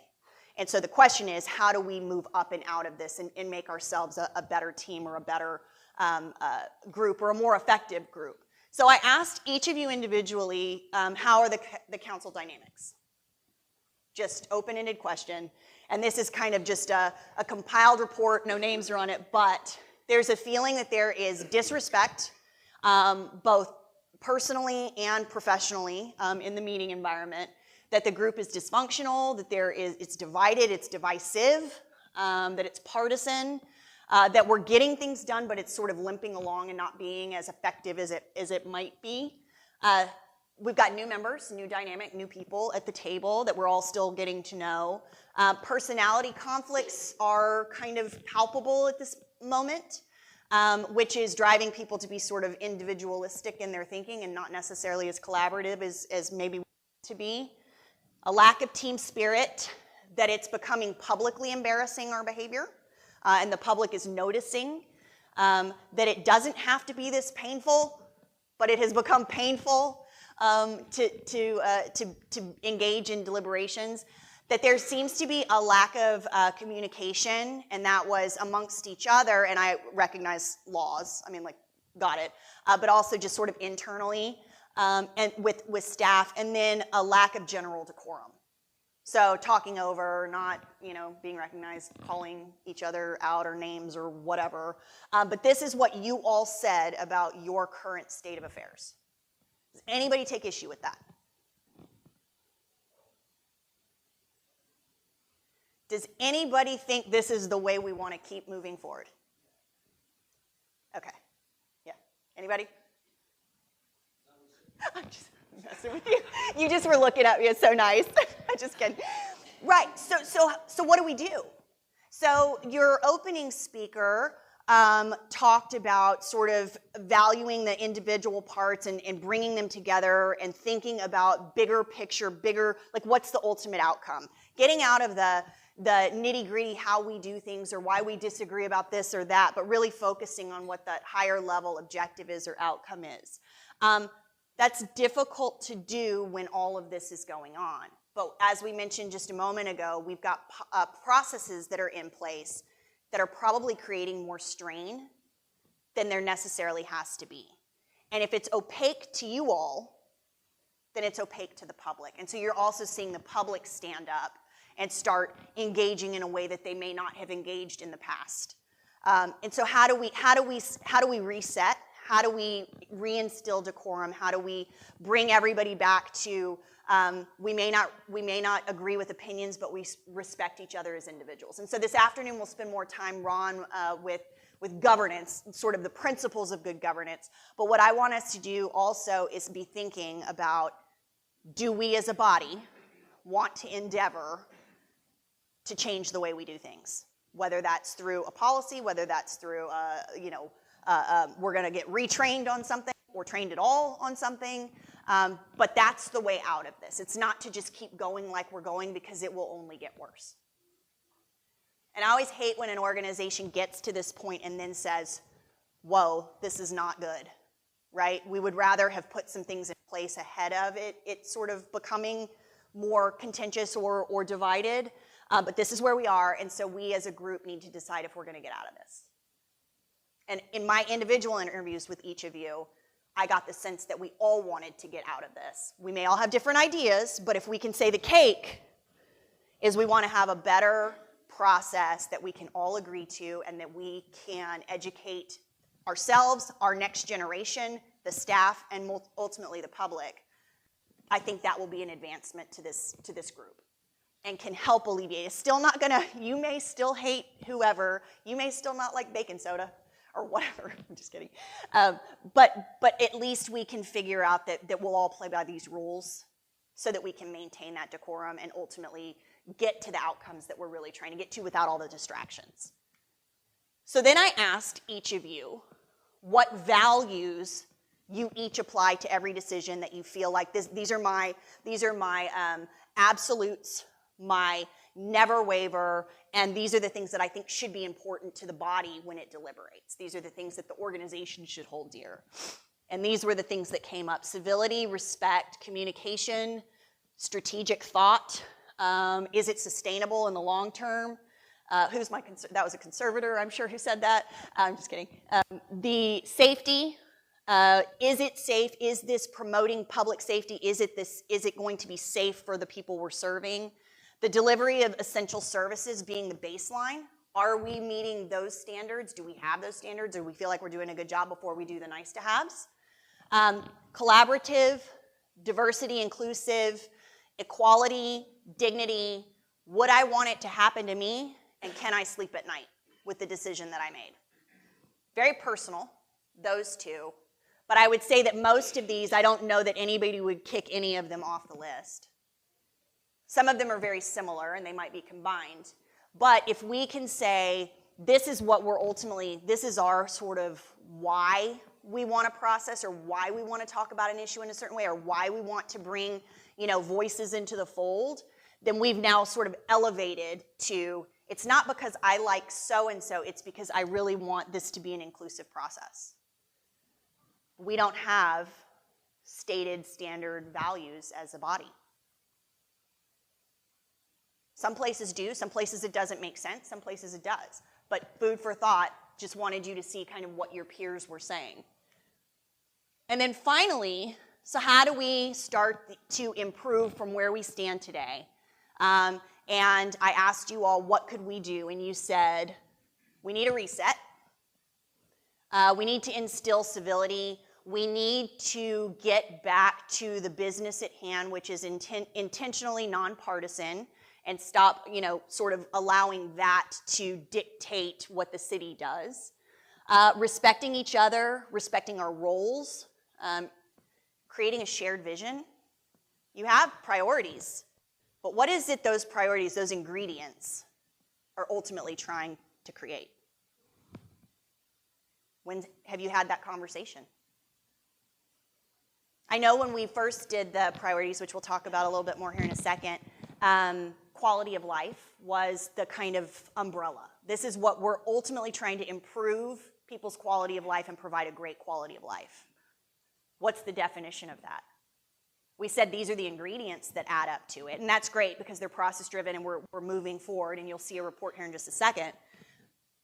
But have we as a body really come to some sort of clarity on what we all think is great quality of life?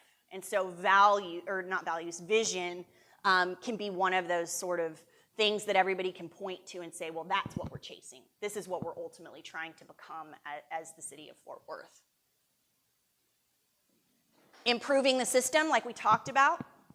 There are plenty of tried and true things. You've got experts on your staff who may know some tried and true things. But I do think that if you're going to reset, you've got to come up with whatever the system is that's going to support the reset, and everybody has to buy into it. So it needs to be an official action of this body probably to change the way we've been doing things, rather than just saying, because then we can hold people accountable. The public can hold us accountable. But right now you're just going to call Councilman Flores or Mayor Pro Tem Flores and say, you're terrible, you didn't whatever. What does that do to him, right? That's your standard. It's not the body's standard. And he may or may not take your call. I don't know. Depends on the day. But we want to communicate better, and part of that is let's get back to this sort of civility and respect for one another.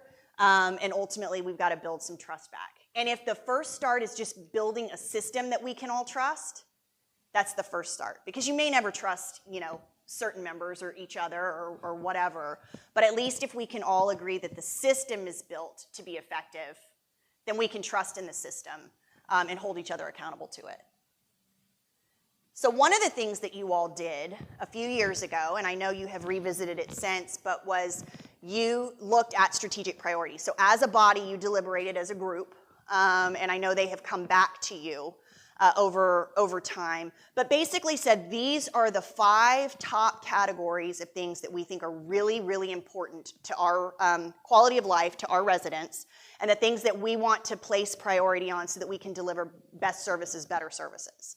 And so Christiane is going to give you a report and an update, but I think that's a really great example of when you elevated the conversation and said we all have these things in common, we all think public safety is important.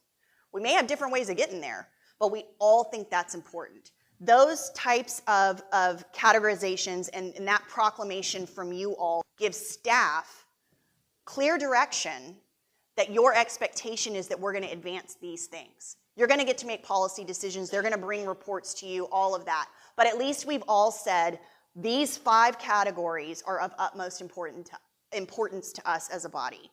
And that is something that is a valuable tool because it is clear direction again, and it's part of a system now that is in place that now staff can come back and report to you where we are with progress that has been made and where we might not have made as much progress. Is Christiane? Oh, there you are. Okay, she's coming up next. Do you need mine? Or are you going to use? Yeah, you're going to use that. Oh, yeah, that'd be good.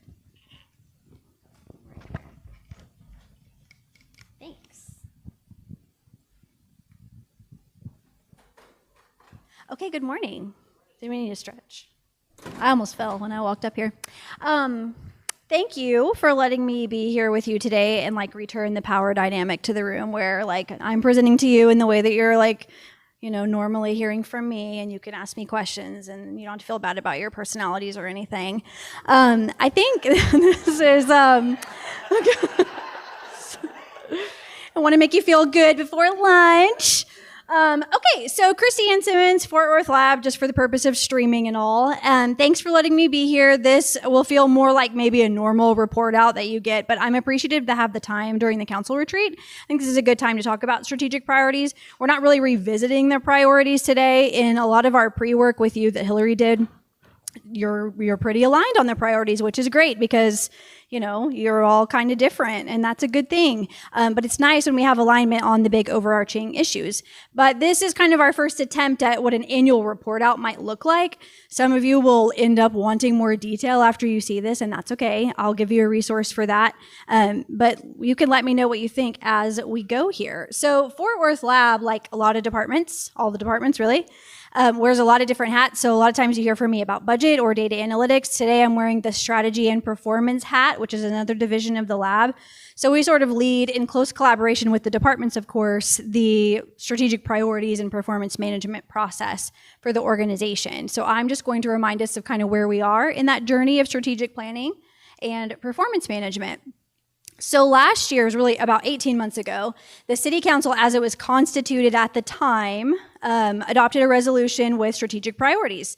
And it was really great. It was an important step in your governance to have these adopted for the first time. And there are 5 priorities, and I hope that you know what they are. I won't quiz you. I'm going to show you in a minute. Just don't break my heart. The 5 priorities, and then there are 27 goal statements that sort of spread across those priorities.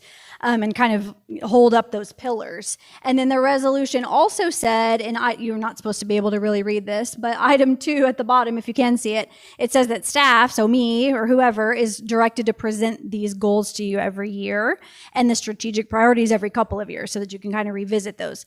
The resolution also, in a paradoxical way, says that these are multi-year, sometimes decades-long priorities. So later in this presentation, I'm going to recommend that maybe we do the big review, not every year or every 2 years, but we can again talk about some of that. But we definitely want to be reporting annually on the implementation of your priorities and goals. So here they are. You've seen these many times. One example of the way we've been trying to get these priorities out in front of the public was during the budget engagement this year. So for all of you who had a district meeting, you might remember we organized those presentations by priority. So when we did kind of the introduction of the budget to the residents, we said, here are the council's priorities, and here are the major budget allocations or milestones per priority. That's intentional. We want to be tying together resource allocation with priorities. So these aren't in any particular order, but you can see them here. Economic development, community investment, community safety, infrastructure, and responsible growth. And I like the little icons that CPE made. Those are nice. It helps us kind of like incorporate them into a lot of documents and stuff. So that's nice. Okay, so I want to pause here. I want to emphasize the importance of your role in setting the strategic priorities. So I know this is not a new concept for you. You've all worked in and led organizations that have like goals, and everybody's trying to work towards the goals. That's fine. In the city of Fort Worth, it's not that we've never done performance management, but this is kind of a new framework in which we're doing it, and we would really like it to cascade appropriately from council to the city manager's office to the departments and staff. And so in order to do that, there has to be clear direction from our governing body, from the top. That's you. You're telling staff what's important to you based on what you're hearing from the community and from your constituents and stakeholders. And so that's your responsibility to set those priorities and goals. And at that point, the responsibility turns over to the city manager's office and departments to say, okay, how are we going to do that? So you're setting forth the what or the why, and then you're turning it over to city staff, public servants to say, okay, how are we going to get there? And so that's what we're reporting on today. you set the priorities and goals, and then I have these departments don't mean anything. We just selected a couple to show you that every department then creates a performance framework. We're using a framework called STAT, Performance Stat, Fort Worth Stat. This is not a new framework. This has been around local government for a long time, but it's kind of new to us. It was created with the onset of the Fort Worth Lab, so about 2 years ago. So most departments now have been through a couple of iterations of STAT, Fort Worth Stat. In Fort Worth Stat, there are action items that are tied to the different goals and priorities. So it goes priority, goal, action item. And then the departments report on those action items, and there are metrics attached. So it doesn't help to know, what a department's doing if we don't know if it's working, right? So action items and metrics. So every department comes before the city manager's office 2 times a year and talks about strengths, weaknesses, opportunities, threats, so SWOT analysis. They talk about their metrics, customer metrics, operational, financial, workforce, and then they say, here's what's going well, here's what's not going well, here's what we think we're gonna ask for in the budget, here's what we might wanna redesign based on the metrics, that kind of thing. So those are really productive conversations. Okay.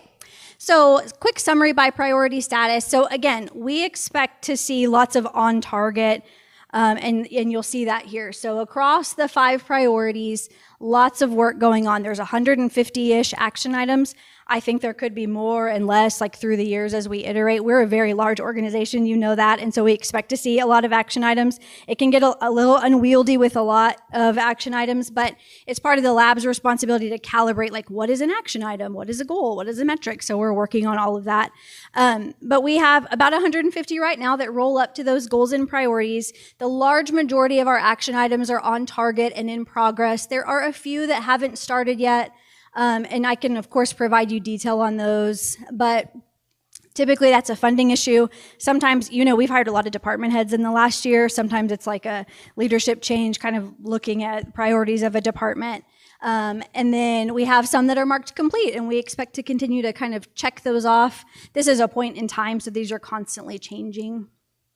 So I'm going to use the next couple of slides to remind you of each priority in the goal statements, because I'm sure that you don't have those memorized, and that's okay. And then because you'll ask me, well, what are the action items? I'm not going to list them all because, again, there's a lot. But I'm going to just show you some samples of what the action items are that we're measuring across the departments. And that way you know kind of what I mean when I say that. And I've tried to do a good selection so you can kind of see that these action items cross really every department. They're so multi-departmental and collaborative. So economic development first, priority statement is there, and then there are 3 goal statements that go along with your adopted priority for economic development. So it's about improving the development process itself, so you'll see a lot of development service related action items in that priority and goal. Attracting and retaining corporations and jobs, that makes sense, economic development, and then small businesses, and we've talked a lot about small business development and support over the last 6 months to a year. So as a priority, you'll see they have a lot that are on target and some that are complete, which is great. Nothing really off target or not started here. And then, so that's like the whole little stacked bar on the left. And then on the right-hand side by goal status, you can see how those break down. What I will say later in the recommendations, we'll talk about the cadence of review for priorities and goals. And we want to do that when it makes sense, not too, they're really big, right? So we don't want to do it every year, but we want to do it every 10 years. But we also want flexibility to be able to do them ad hoc. So right now we know for this priority in particular, we're about to do a new economic development strategic plan. We have a new director, that's in the budget. You funded that in the fiscal year 26 budget. So we expect that some of these goal statements and maybe the wording of the priority might change as part of that strategic plan. We want to be okay with doing that and not having to wait, at a 3-year cycle. These are just examples, and again, I won't read them, of some of the action items that do roll up to economic development.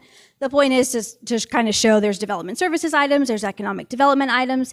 These are sourced from the departments based on what they're working on in the budget, what's outlined in their current strategic plans, et cetera. So you can see some items here about Development 101, different strategies for incentives, a small business website, lots of action items here. Some of them obviously multi-year, some of them will be done in 6 months, so it just kind of depends. Christiane, question for you Yeah. on each of these. Mm-hmm. Are any of them in your office broken down or have specific examples or projects you're working on that are council district specific? I don't think that we're capturing the council districts in the intake, but we could. Some of them will be district specific, and then of course some of them will be citywide. One behind you, community investment, invest in revitalized neighborhoods, including access to food and dining options. What does that actually look like? And I'm just thinking we're missing an opportunity to hear from council members on what they would see as success, and what their own goals, how those align, because they're hearing directly from constituents. And that's a great example of an issue that several areas of our city are begging for assistance from the city to the extent that we can help facilitate that. I think Councilmember Peoples had a question. Yeah. No, thank you for asking that, because I was just sitting here thinking that same thing. It kind of overshadows the whole discussion, because I'm sitting here thinking, how does this apply to my district? I mean, I think they're great goals, but if you're sitting here thinking that other council districts get the benefit of this and yours doesn't, it really does impact how you see this and how you agree with it. Then Councilmember Hall? No, okay, go ahead. Okay, thank you. Yeah, that is a great point. And so maybe in the next iteration, we really do focus on the council district intake and prioritization of the action items. I think we can source a lot of that from the departments, but I agree, that's probably an intake that we're not doing that we should do. Well, and I think to go further, you know, you have a process, but almost immediately, starting in January, to work with each council office and start to allow them to come forward with examples or things that they want to see live out in their own district. And you can incorporate that over the year into your process. But I know for a fact each of them are working on different things that would fit these. But if they're not included in that process, it will be lost on how to translate that to the community and offer, and also for each council member to feel like they have ownership in it as well. Got it. Well, if I could mention one of the thought process behind updating the Economic Development Strategic Plan is the fact that we now have 11 districts. That was created beforehand. The districts are really different, and I wanted, after hearing council and hearing the public, to update specifically some of these areas where the targeted areas are for this type of, just in this area specifically, where we want to be targeting, because you can't do everything all together at once. But do we need to change the targets? And that should come out of that plan. And it should come out of getting feedback from the council members as we go forward. That's great. Yes, thank you. This is perfect feedback. Thanks. We appreciate that. Goal number 2, community investment. You may have had time to read it by now since I switched prematurely. So this is about revitalization of neighborhoods, affordable housing, and homelessness, which we've again talked a lot about through the bond process and other items, commercial and retail development, and then just community and cultural assets. So things like parks and libraries, those kinds of opportunities. And again, lots of in-progress work here. We do have a couple not started here, and I believe I remember one of those was like a funding issue, and then maybe revisiting some director-level priorities, but I can provide more detail there. But lots of good work going on across departments here. Some of the action items include, again, library, if I start at the bottom on this one, the zoo and botanic gardens, those really important partnerships that we want to continue, so those are certainly like underway, on target, multi-year, not going away. We talk about using PID funds in some of the key cultural and commercial areas. What else? Parks and green space, priority repair, that's neighborhood services. You expanded that program in fiscal year 26, so we saw a completion there with the expansion, because the word is expand, and we did that, so that's great. We might want to do it again, and so that could be an ongoing thing. Launching a high impact project, that was the homelessness pilot, so that launch occurred, so that'd be another complete action item. So you see just a variety of examples here. Safety, another one that, of course, these are overarching goals, encompasses a lot. And this one, I think, has the most goal statements of all with these 7. So, of course, what you'd think of with regard to enforcement, but also relationships and listening out in the community, some infrastructure or TPW-related safety issues with roads and traffic. Vision Zero certainly falls within these categories. Response times, and then the use of CCPD. People have varying opinions on, like what is a crime nexus? What can we use CCPD for with regard to public safety? So there's a specific goal here about using CCPD for community safety in creative ways. Again, lots of on-target and complete things here. Nothing really lagging. Some of the action items include court presence and community events. We have a lot of great metrics from court about their warrant forgiveness and community events. The mobile tool shed is a new thing. We talked a lot about that in fiscal year 26 budget development, a very exciting expansion that we did in the city. 2026 bond, that action item is, you can't tell from the wording, I don't think, but that's a TPW action item with regard to road safety. Master transportation, certainly CAD. The police did a beat analysis, so that's a complete action item. That's about resource allocation for police. And then, of course, we have a lot of work going on with regard to EMS and new systems and protocols.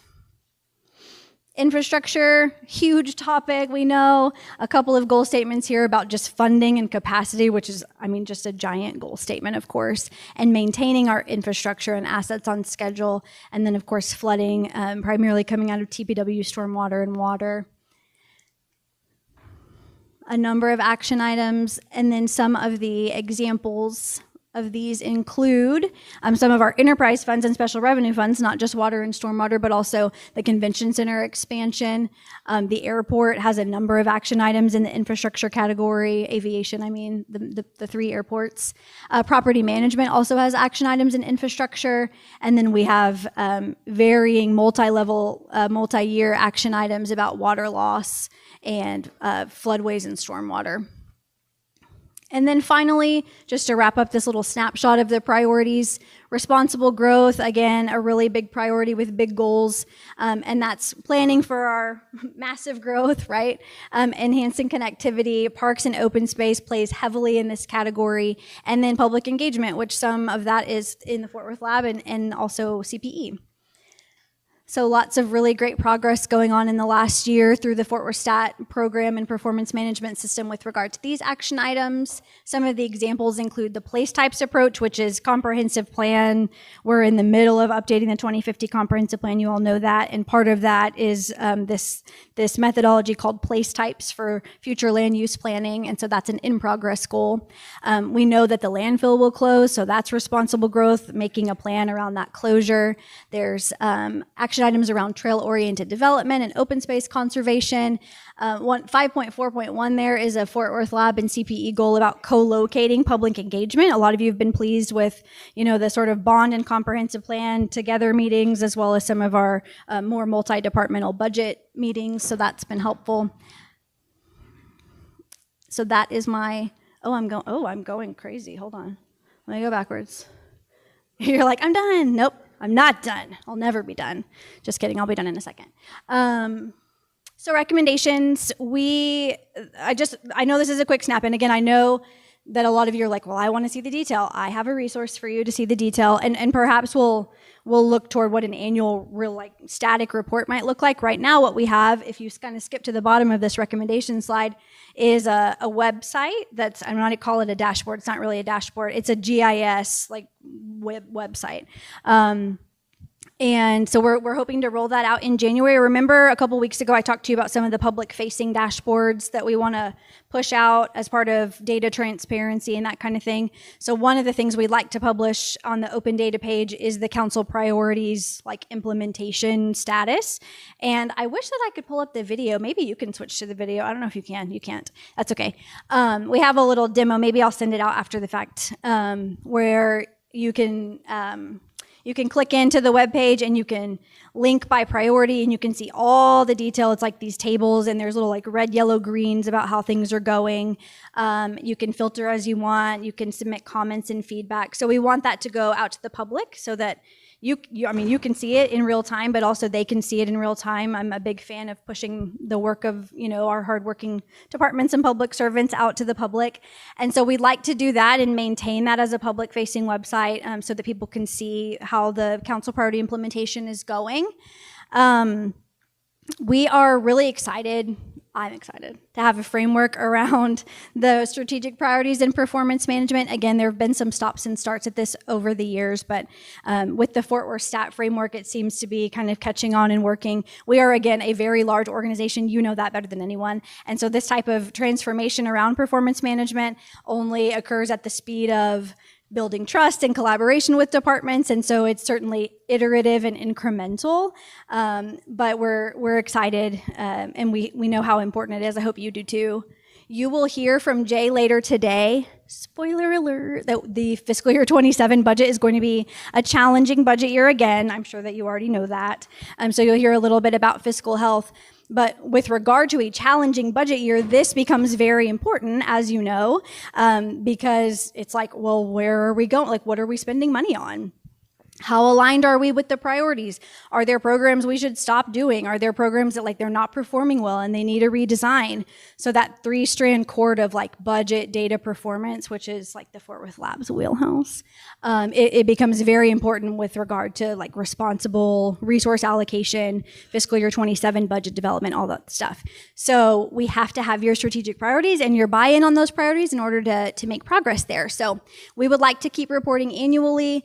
We would like to review or update the priorities and goals every 3 years to start, rather than bringing you goals every year that we can't make meaningful progress on year over year. So we're recommending 3. It could even maybe be 5. I stuck 3 in there because I thought that was maybe an appropriate cadence. And then again, like I mentioned, with big strategic plan reviews and that kind of thing, we'd like to do as needed reviews. So for example, again, with the economic development strategic plan, we expect that maybe that particular priority and its goals may be reworked a bit as part of that process. So we would like the flexibility to be able to do that. Feedback on the cadence of priorities and goals, 3 years. Does that seem too short, too long? 3 years. That's okay. 5 years too long. Okay. Thank you. Thank you for that. Okay. Any other discussion or questions for me? This was gonna be the video, but now it's a PDF, so it's not the video. But I'll send this out to you so you can play around with what that public-facing webpage might look like. We're having microphone troubleshooting. But any other questions, thoughts for me on strategic priorities, goals, marching toward implementation day by day? Any other questions or comments for Christiane? No? Thank you very much. Okie dokie. Well, I think I get to send you to lunch. Are there any comments or housekeeping things before lunch? Or not that I'm aware of. Okay. All right. So I think we're going to break and lunch will be ready shortly, and then we'll move on to the afternoon. Thank you very much. Thanks, Christiane. And lunch, once it's here and everybody gets it, we have a little break, but then it is a working lunch. We'll have a presentation while we eat.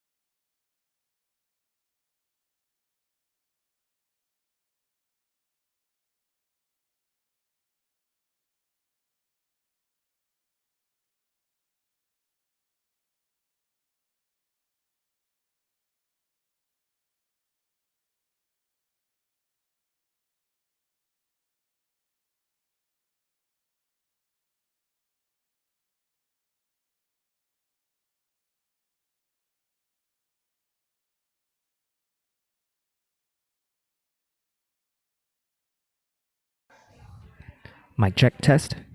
Mic check test.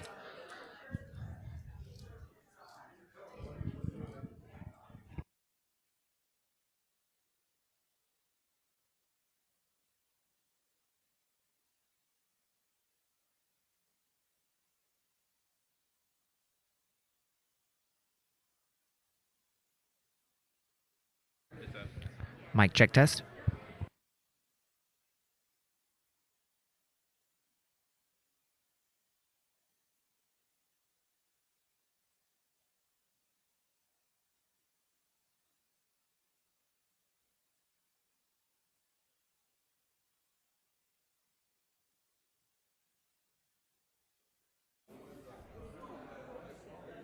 Mic check test. Mic check test. Good.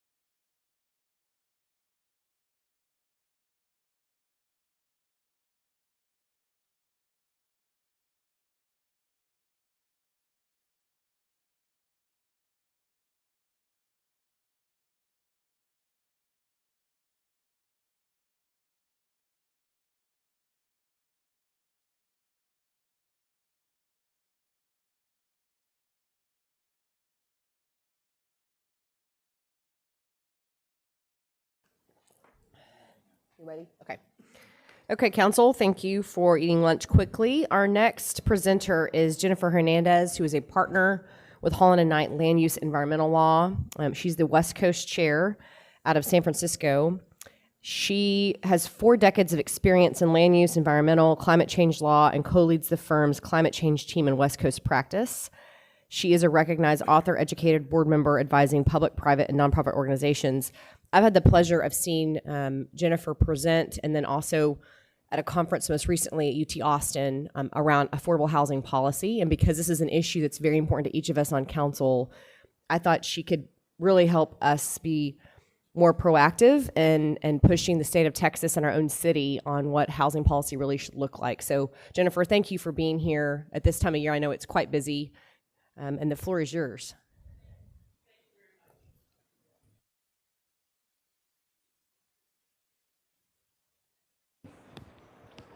Now? Okay, great. Well, thank you very much. I have had the privilege of visiting Texas many a time. My grandmother was born in Juarez. The one anecdote I'll share with you that I'm glad to have survived was my not even quite husband yet, who had never been on a canoe and didn't swim well, and I spent a week by ourselves in a canoe, 8 days through Big Bend. And there's dumb and then there's really dumb. And we survived and thrived and have been together, but boy, was that stupid. And what amazing country. So it's a real pleasure to be here. I want to just briefly tell you enough about me so you can maybe put what I'm about to tell you in context. I grew up in Pittsburgh, California. It's named Pittsburgh because it got U.S. Steel. And it got it because it agreed to name Pittsburgh. And my grandfather, both Mexican and German, and my dad spent their whole careers as steelworkers. And so it's Uniontown, stank, ugh. We all had weird rashes, ugh.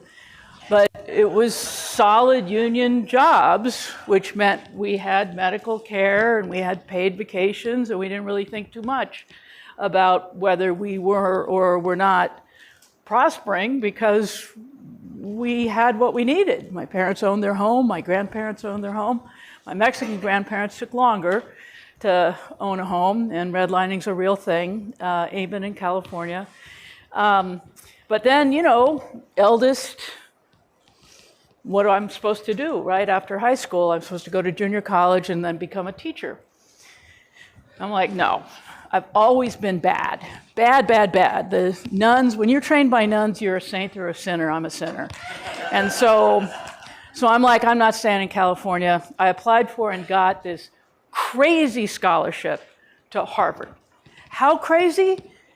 It came with winter clothes and airplane tickets. It was crazy. And I had never been east of Reno.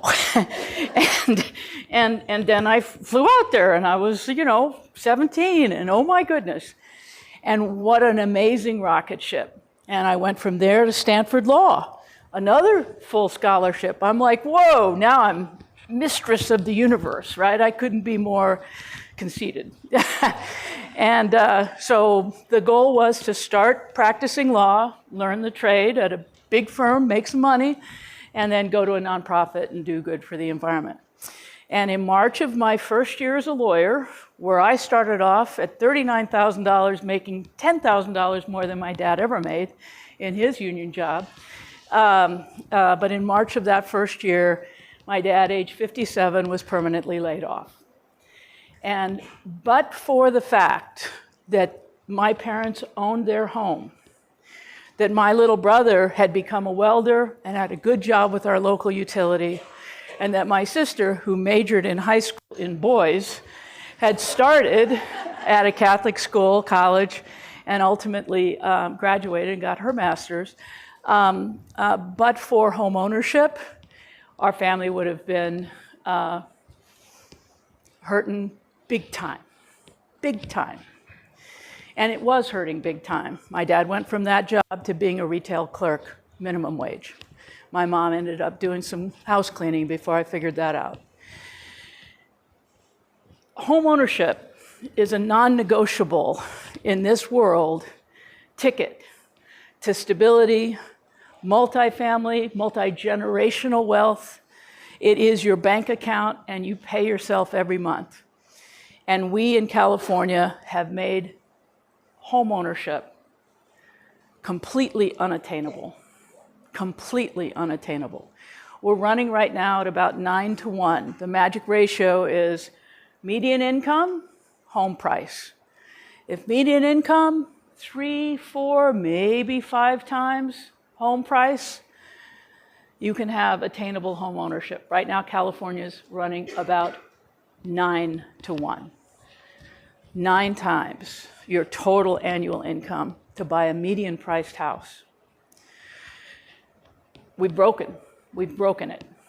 And so I'd like to talk to you about 2 parts of the California experience, and then I promise you, I will return and not exacerbate your housing situation by trying to move here. So, so the first thing is California has a very Orwellian way of communicating. It's very misleading. When we talk about affordable housing, what we mean is income-restricted, taxpayer-funded or philanthropic-funded housing. And I like to focus on income-restricted, because if you make too much money, you lose your home. It is, from my perspective, a trap. It's a trap that means if your kid gets a job, what do you lie about it while he's trying to save for college? Because now you're over the line and you're going to lose your home. It's a trap. It's hard to have 2 adults and not get over that line sometimes. So you don't get married. It's a trap, and it's a trap that we perpetuate. And in California, an affordable apartment, an income restricted for low-income families or occupants, affordable apartment, and by the way, those are running 0.9 bedrooms per unit is the size of the units we build. An affordable apartment comes in at a little over $800,000 per apartment to build. RAND, which is a think tank in California, compared Denver, Los Angeles, and San Diego, San Francisco, and Dallas, cost of building.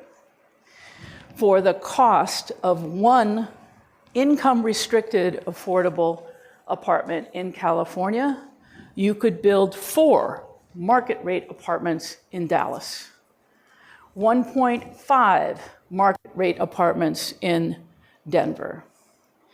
So what California has done is load on through, frankly, completely, everybody just made a bunch of bad decisions for decades. My generation, we kept turning knobs. Oh yeah, let's do this. Oh, let's do this. Oh, we got to do that. Oh, we turned a bunch of policy knobs, and we created a housing catastrophe that starts with how much it costs to build the darn things. And it's really important, I think, to own that and to recognize we're going to have to make some changes ourselves. It's not that we have different wood. It's not that we have a different refrigerator. Our cost issue is partly land, but not a lot. Not totally out of control anyway, but it's mostly just policy decisions about what we've decided housing needs to have. So that's one thing.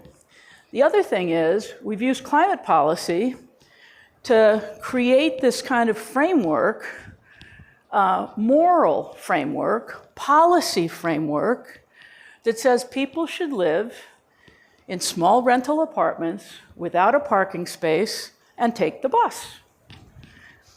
The people who have decided that are not living in small rental apartments or taking the bus. We have this very top-down political approach to how people should live. And we're very righteous about it. And we love lecturing everybody else around about our righteousness. And then the people have to live with the consequences of unattainable homeownership, 2-hour commutes, and frankly, life as a renter may be a choice. I respect everybody's choice. I'm an all of the above in terms of housing, but is it the healthiest? Is it the best? Do you know how much more often homeowners vote? A lot more often. You know how much more they volunteer? A lot more often. There's stuff that comes with just being people that we can't switch around with policy knob turning by saying, well, climate. We should all learn to live much more lightly on the planet and go outside. So I'm going to touch on a little bit of these issues in more detail, but not much. There's only 3 of these text slides and then a picture, so I'm not going to torture you long.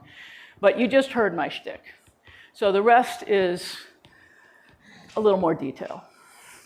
So we have a deep blue-green state, virtually one party, which means that all of these housing policies have been imposed by, I was a labor side Enviro Democrat till about 3 weeks ago when I pulled over and declined to state because of what we've done.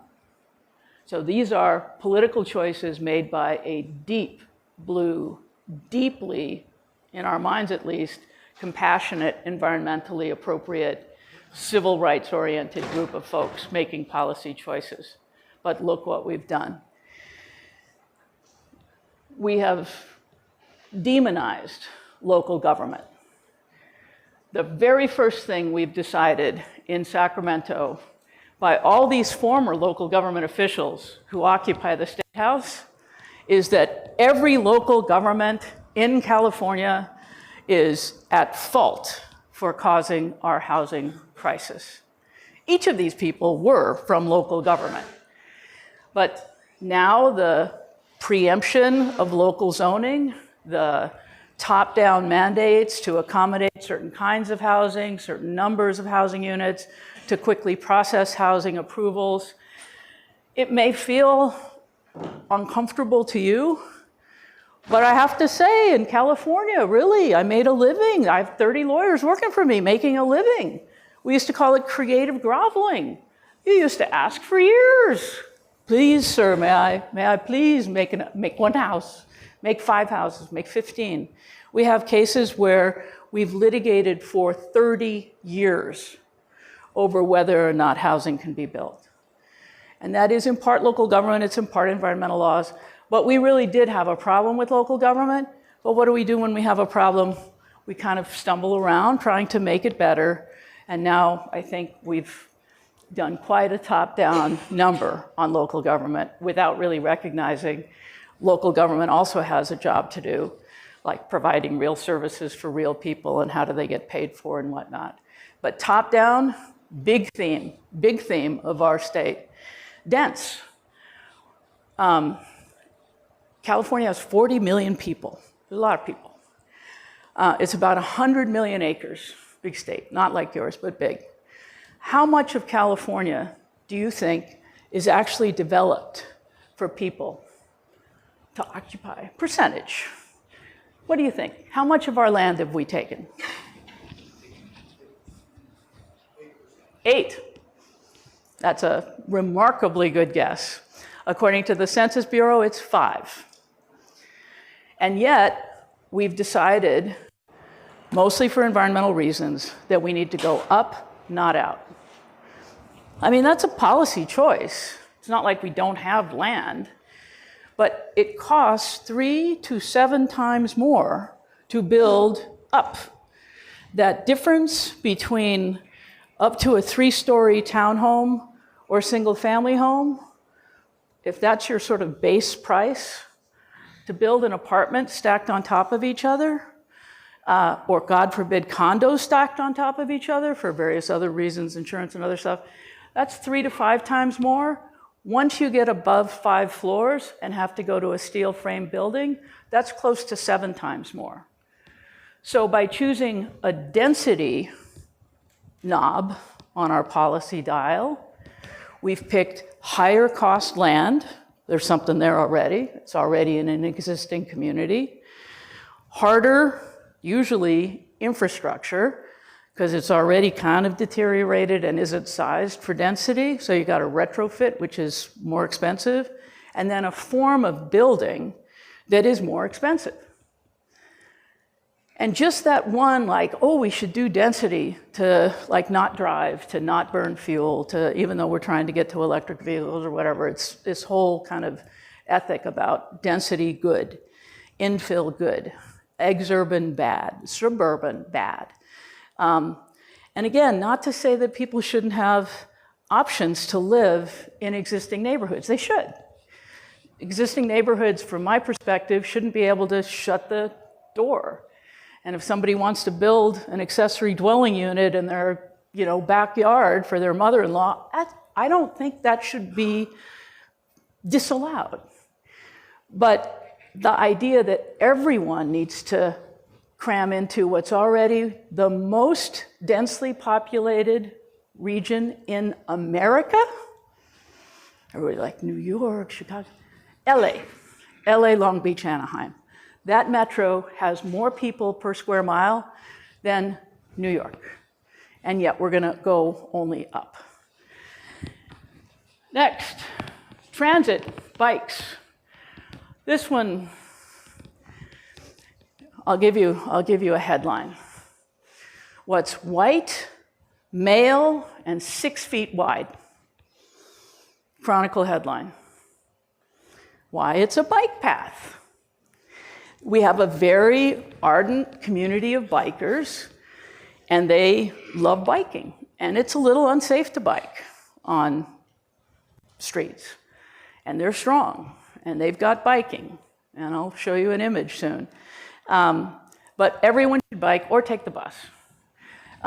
We have in the LA area 97% car dependency. So we are now turning a policy knob for, and it's not even really 3%, but the 3% who may or may not be able to use transit. Transit is built on a spoke and hub system where there's a downtown and a day shift. It does not take people to more distant jobs. It does not take people anywhere on off shifts. And it takes 2 to 4 times longer to get there if the buses are running on time. So most people, 97%, choose, as soon as they can afford it, to buy a car. Before COVID, transit ridership, even as we were expanding it, transit and not increasing fares all over the state, transit ridership had plunged.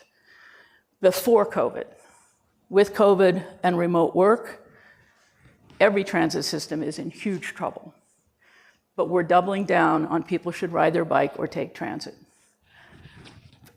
Who are these people that we're doubling down for? Who are we serving? And I think there's a real disconnect between, my dad used to say, for being so smart, you sure can be stupid sometimes. And there is an element of being disconnected with your communities. And it seems to happen as soon as you get to Sacramento in California. But transit and bikes. And we do have, in fact, we see them in Berkeley, for example, where I live, or Santa Monica or whatever, these like $7,000 electric cargo bikes with 2 little kids in the front. And they're going to preschool. And I'm like, how cool is that? That's neat, right? Those kids aren't going to be 2 and 4 forever. What happens when they get a little bigger? They're going to ride their own bike?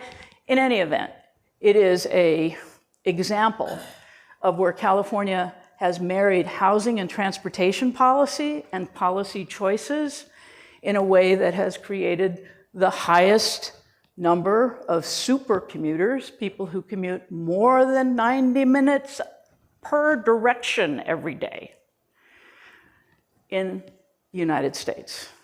Because people have to move further and further out. You drive till you qualify for housing you can afford to rent or buy. Rentals are fine. They're a huge part of the market. They are critical for so many reasons, but rental only, as opposed to home ownership products, that changes the world in ways that no one, I think, is very comfortable talking about out loud. One thing that's true for renters, especially in urbanized areas, very high percentage of Democrats. I mean, it's what are we doing and why? Why are we making home ownership unattainable?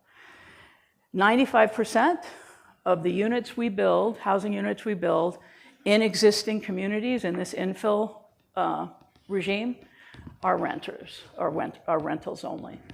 And who voted against home ownership? Nobody did. But our policy choices got us there and continue to focus on it. And then what happens? We need rent control. Rent control, eviction control even. So even when a unit becomes vacant, you can't reset it to the market. And then we have a return to what used to be called public housing and is now called social housing.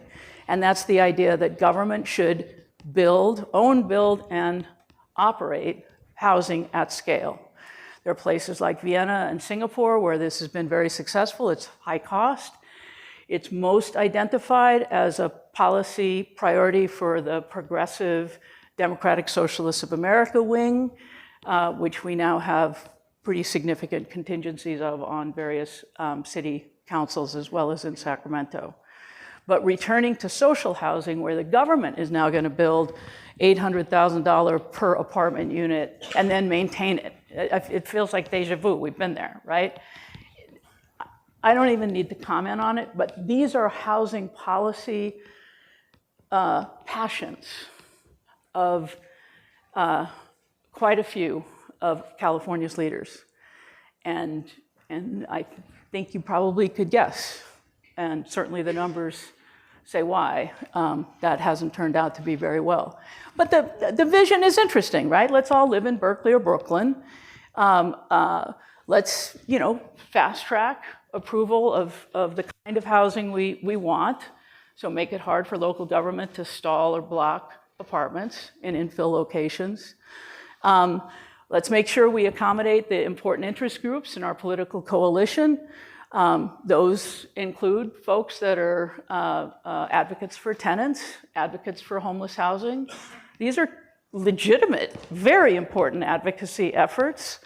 But if we try to accommodate them, and then we add on the climate and green folks who have quite a roster of, I call them gizmos, I don't mean to, but windows that don't open and shut because it's more efficient to not heat or cool outdoor air, so you shouldn't open windows. And then you have to have pretty darn elaborate HVAC systems, and you got to run those 24/7, or you'll get like Legionnaire's disease or something. So that is a cost that results in electricity pricing for every family who occupies those units that wouldn't be incurred by that family to the extent they can open or shut the window, which in one of the most temperate climates in the world is in fact mostly what we do along the coast. And then finally, we have to deal with the fact that almost all residential housing is built with non-union workers. We have a notion of public works for publicly financed projects, infrastructure, roads, whatever. Those are typically, they are always required to have prevailing wage, and most of the prevailing wage jobs go to construction workers. That has never been true anywhere in the United States for single-family homes. And so we're going to favor a form of housing that gives union construction workers more jobs. And we're going to mandate that kind of hiring. Jennifer, I'm going to interrupt you for a minute. I'm curious, state preemption we're experiencing that extremely in Texas right now. I'm aware. And housing in the same way. So, local control is an issue all over the country, regardless of party. And it's been really detrimental to us in Fort Worth. I mean, most recently was Councilmember Hall's District 6, where she had no power to really work with a multifamily developer because that particular location, go along to get along. And so I guess to kind of create a conversation around housing here is it does have real implications for cities that are, for us, we have great density in certain areas that's working for us. A lot of it's in Council District 9, but we also are 350 square miles that is sprawled. And I think we are actually pro a lot of these things. It takes a lot of balance. And we don't have all of the same issues that maybe you've had in California, but each of us could speak freely about our frustrations and how to intersect good local policy with what's happening at a state level also. And so I don't know if you've looked at all at what Texas has done in the last few sessions that caused you pause. And because what I really want us to get out of your discussion and help us today is what should we be advocating for differently in Austin? Because they are on this affordable housing track. And I'm very skeptical about the current path that they're on, because I don't think they have a real understanding of what it's like to implement locally. Yeah, so I would love to spend actually most of my time in a dialogue. So let me make a couple more points, and then I would love to talk to you about that, because we watched the evolution of preemption of local control. I was skeptical that the courts would uphold it. They did. We now, as lawyers representing housing people, including affordable housing people, we love it, right? We can cram down approvals. Oh my goodness. And the most fun one that we're just starting actually is a 21-story apartment complex in the San Francisco Marina on top of a Safeway that has just outraged this totally wealthy community that thinks of itself as highly progressive, highly equitable, highly whatever, until it hit their neighborhood. And now we're hearing the howling.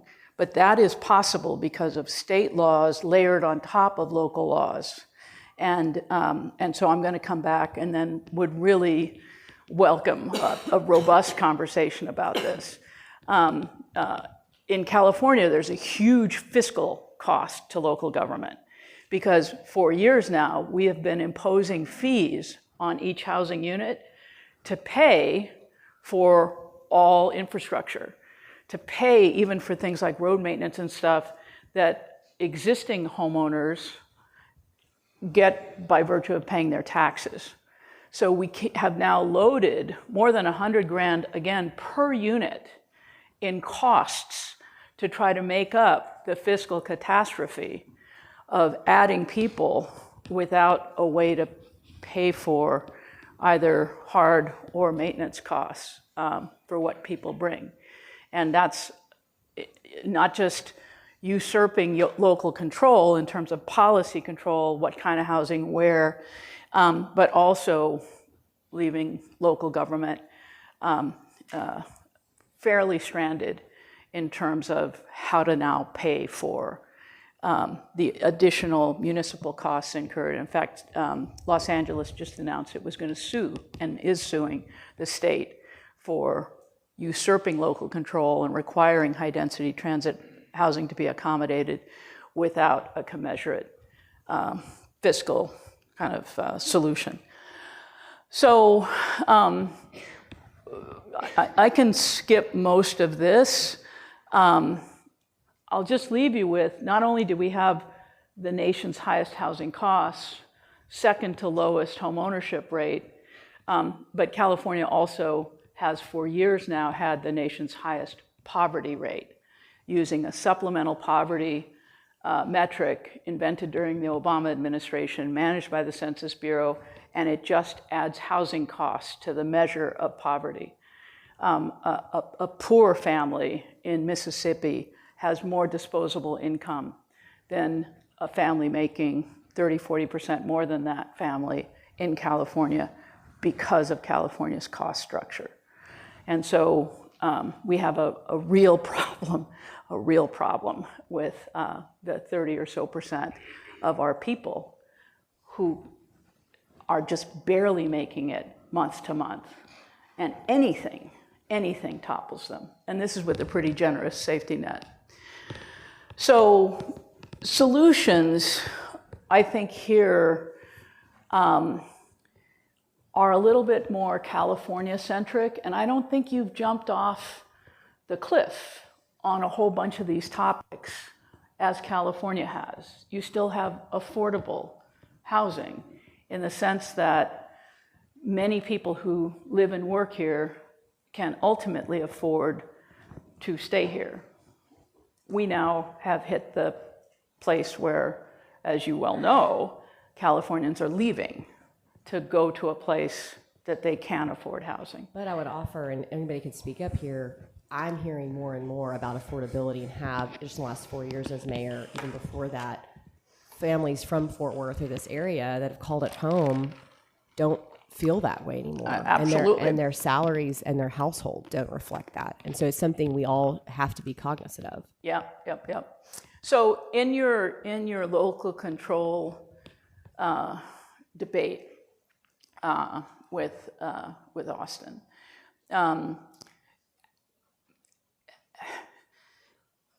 how would you normally say yes or no to an apartment project? In the olden days, before Austin did what it did, we have, in California, it's called zoning and general plan, but you have a similar structure. So I look as a developer at a location, it allows for, 30 dwelling units per acre, it's 4 acres, I'm gonna add 120 apartments and everything's copacetic. Can I just come in and say, give me a building permit? Or do you have a process by which you could say, I don't think so. I don't think you've got a design that works in our community. I don't think this is the product type that works in our community. What's your ambient level of local control pre-preemption? That was it. You could, if it was zoned correctly, you came in with your plans and you could move forward with your project. Right. And it allowed council members a lot more autonomy to work with that developer and the neighborhoods around it, because a lot of us are experiencing extreme concern around infrastructure and that lack thereof, or amenities that our neighbors are wanting and asking for. And so now, each of you could speak up for an example, you don't have that power anymore, or the ability to work with a developer that you may have had before, which is problematic. If you wanted to change the zoning, all that happened. If the zoning was there, then they just have to make sure there's enough water, sewer, all those kind of things. Parking, whatnot. Exactly. But say they came in and it was surface parked with no pool, and you wanted there to be a pool if you're gonna add that You could do big a that number. based on the zoning. That you can. Previously, we could have that conversation, and when I say previously, I've only been here 6 months, but my understanding is former zoning, we could have that conversation. Now, as the statute is written, if I understand correctly, we're not supposed to have those type of conversations with developers anymore. It kind of put the ball in their court with what they want to bring. Now it's just I don't know. It's a tango to try to get the outcomes that you want for the development. Previously, if you had the zoning, you could come in and do those things as long as you met all our building codes and requirements. And there was infrastructure. What they there was changed- room what- in the sewer pipe, and you Right. had water and What whatnot. they changed was they did basically a local overlay that added multifamily zoning to every commercial property in Right. cities. So Right. now, a property that people bought a house next to that thought it was gonna turn into a restaurant or some other commercial product can now show up with 300 apartments, and Yep. we can't do anything about it. Except for historically designated. Right. Except districts, for yes. Historically designated districts. if it's historic, right. There was a rush to declare whole cities historic or neighborhoods, and you can imagine that rush was most frequently accomplished in California in wealthier communities or neighborhoods, and lower income areas were not part of that rush. There was a further rush to designate, we're very excited about our wildlife, to designate urban communities as wildlife habitat, where we shouldn't have more housing.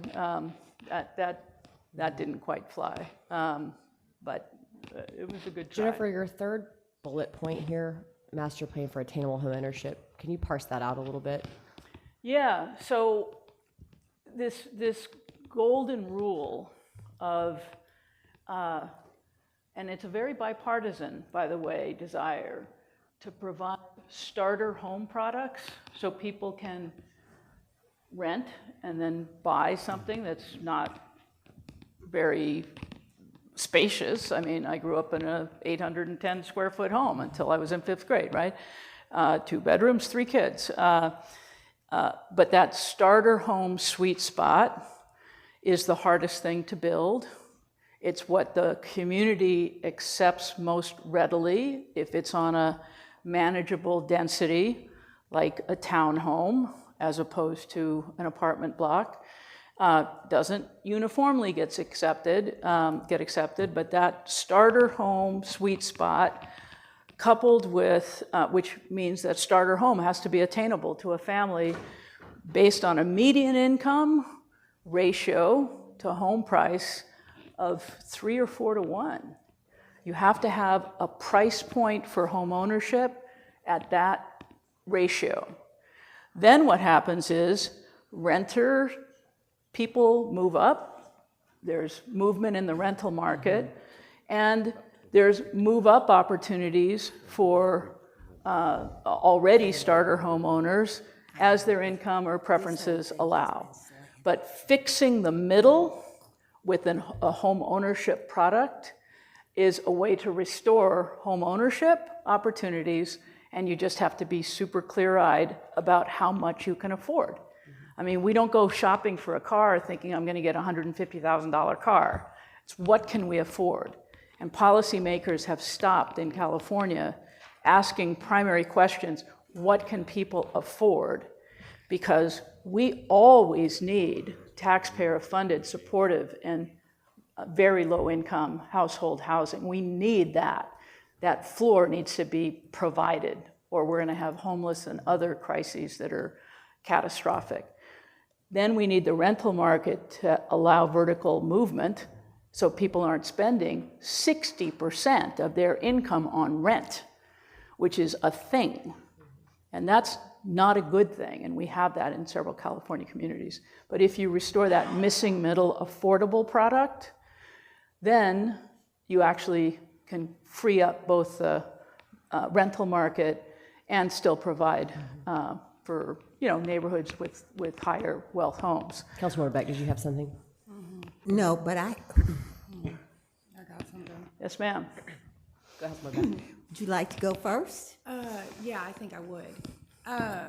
I'll be honest, this feels like a very myopic view of the take of the housing policy that created that crisis in California. I don't even pretend to know all of the rules in California that make it more expensive. We know that they have a different set of standards. But I think to say density is only a product of a democratic, green living agenda is short-sighted.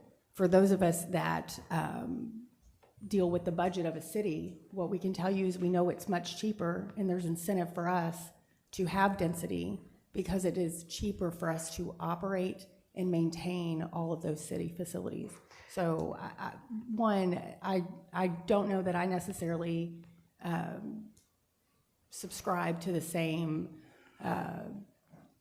analysis that you used on this, but really what I'm interested in knowing, home ownership was the pathway to building wealth in the United States, was the pathway. It is no longer the pathway now. And so the question begs, are we trying to force a pathway? Did the pathway disappear? Or are we trying to force people into an old pathway that is no longer productive or realistic in today's economy, with today's society? Our parents bought homes, your parents bought homes, because you grew up in the same home till you were in the 5th grade, right? And then I bet. Yeah, we got a 3-bedroom Yeah. instead of a 2-bedroom. And you stayed there for a while too. Yeah. Still sharing a room And with my so sister. I mean, just the way that people work in the workforce. You used to stay at a job forever. You bought a house, you had a job, you stayed there forever. We have a much more transient workforce, and it creates a lifestyle and a society that's not necessarily looking to stay put for a long time. So that avenue to wealth building that homeownership once was really depends on building equity. But if you're moving every couple of years, that doesn't build equity. So I'm interested to have a dialogue about that. Well, let me clarify first. I'm an all of the above kind of housing person, so I support density. It doesn't work everywhere. It certainly doesn't work for almost anyone if you say there's no parking and ride the bus, which California has conjoined. That hurts people who have to physically be present at a job, not in a central hub, not on a day shift, the most. It has a very disparate impact on lower income communities of color to conjoin those policies, housing and transit. That's not to say, though, that there isn't every reason to want to live in some hip downtown area, right? I mean, why not? Most people do end up wanting to own a home. And I don't accept that it's okay to overthrow the only established pathway to wealth we've created in the United States. And it has been a behemoth. I mean, it's incredible, the ladder that homeownership created. And I'm not accepting the idea that, that was yesterday, what are we going to do today? Put some money in the stock market? I don't know, I'm old enough to have gone through 3 different cycles and watched the stock market like, oh my goodness, well, that's interesting. So I don't think we should eliminate a proven pathway and hope for the best with respect to an alternative. Because I don't trust an alternative is emerging. Yeah, I don't think we eliminate it, but I think we know it's not the avenue. The policies that we had in place 50 years ago that really subsidized homeownership aren't necessarily there. It's subsidized in the sense that it's true. We use taxes to pay for things like road maintenance. Right. And now those taxes are being stretched. And it's more expensive to have more land that's developed than to have less land. We had federal and state policies that also incentivized building single-family homes that made it incredibly affordable and we had attainable. Mortgage policies, mortgage insurance policies, which we denied to Black and brown people for years, by the 100%. Way, and finally got that fixed in the late 60s, early 70s. Did we get it fixed? And got wiped out. $1 trillion of equity of communities of color was wiped out in 2008. And I started doing civil rights lawsuits against these policies. Because I don't think it's okay to say home ownership was 50 years ago, you're not going to have it. I don't. And I've lived it, right? I mean, it took my Mexican grandparents 15 more years than my German grandfather to buy Jennifer, a home. I will tell you, as someone who lived in the great state of California, you started your whole presentation. We are a nonpartisan group. And I think you made it very partisan when you started. And I'm going to be very honest, I checked out. As a member of a community of color and having lived in California, I think it's unfair to blame one party for all the housing woes. And I'm just going to be very frank with you. I just got a text from someone who was watching on TV, who's watching, and they felt like your presentation is very partisan, and I'm feeling that way too. And I want to talk about how we get to increase more affordable housing options for people and not feel like I'm being lectured to from a partisan perspective. Well, and I think to your point, Deborah, the interesting thing, Councilmember Peoples, and for the entire council is we are repeating a lot of the same things in Texas right now from the Republican side in a Republican state. And so our city has a responsibility, because we're so fast growing, And we have good policymakers around this table, and I think experts across the city. What do we need to be doing, not just as a city, but also advocating in Austin? It's very important. And, we're not going to have time today to talk about the housing trust that's been created in Council District 9 that has real possibility, or our upcoming housing bond that could be more dollars. Absolutely. It's our first toe in. What should we be focused on? And so today was really meant to be thought-provoking on, to me, it is a nonpartisan issue in that everyone's very jaded on this. Republicans don't have it right, and neither do Democrats across the country. And we have an opportunity to really try to shape what Texas is going to do. Because what's interesting, if you look at what the legislature tried to do last session and is looking at this session, there's a lot of similarities, for sure. And I picked on Council District 6 recently because I just feel like we've had so many zoning cases in D6 where Councilmember Hall has no ability to work with her district anymore.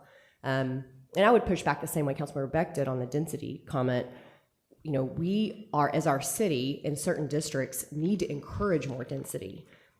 And we also have put pieces in place, Jennifer, for you to know, like the public improvement district that's run in your Southside district, I would put them against anybody in the country in terms of how they work alongside Council District Beck and any developer in that area.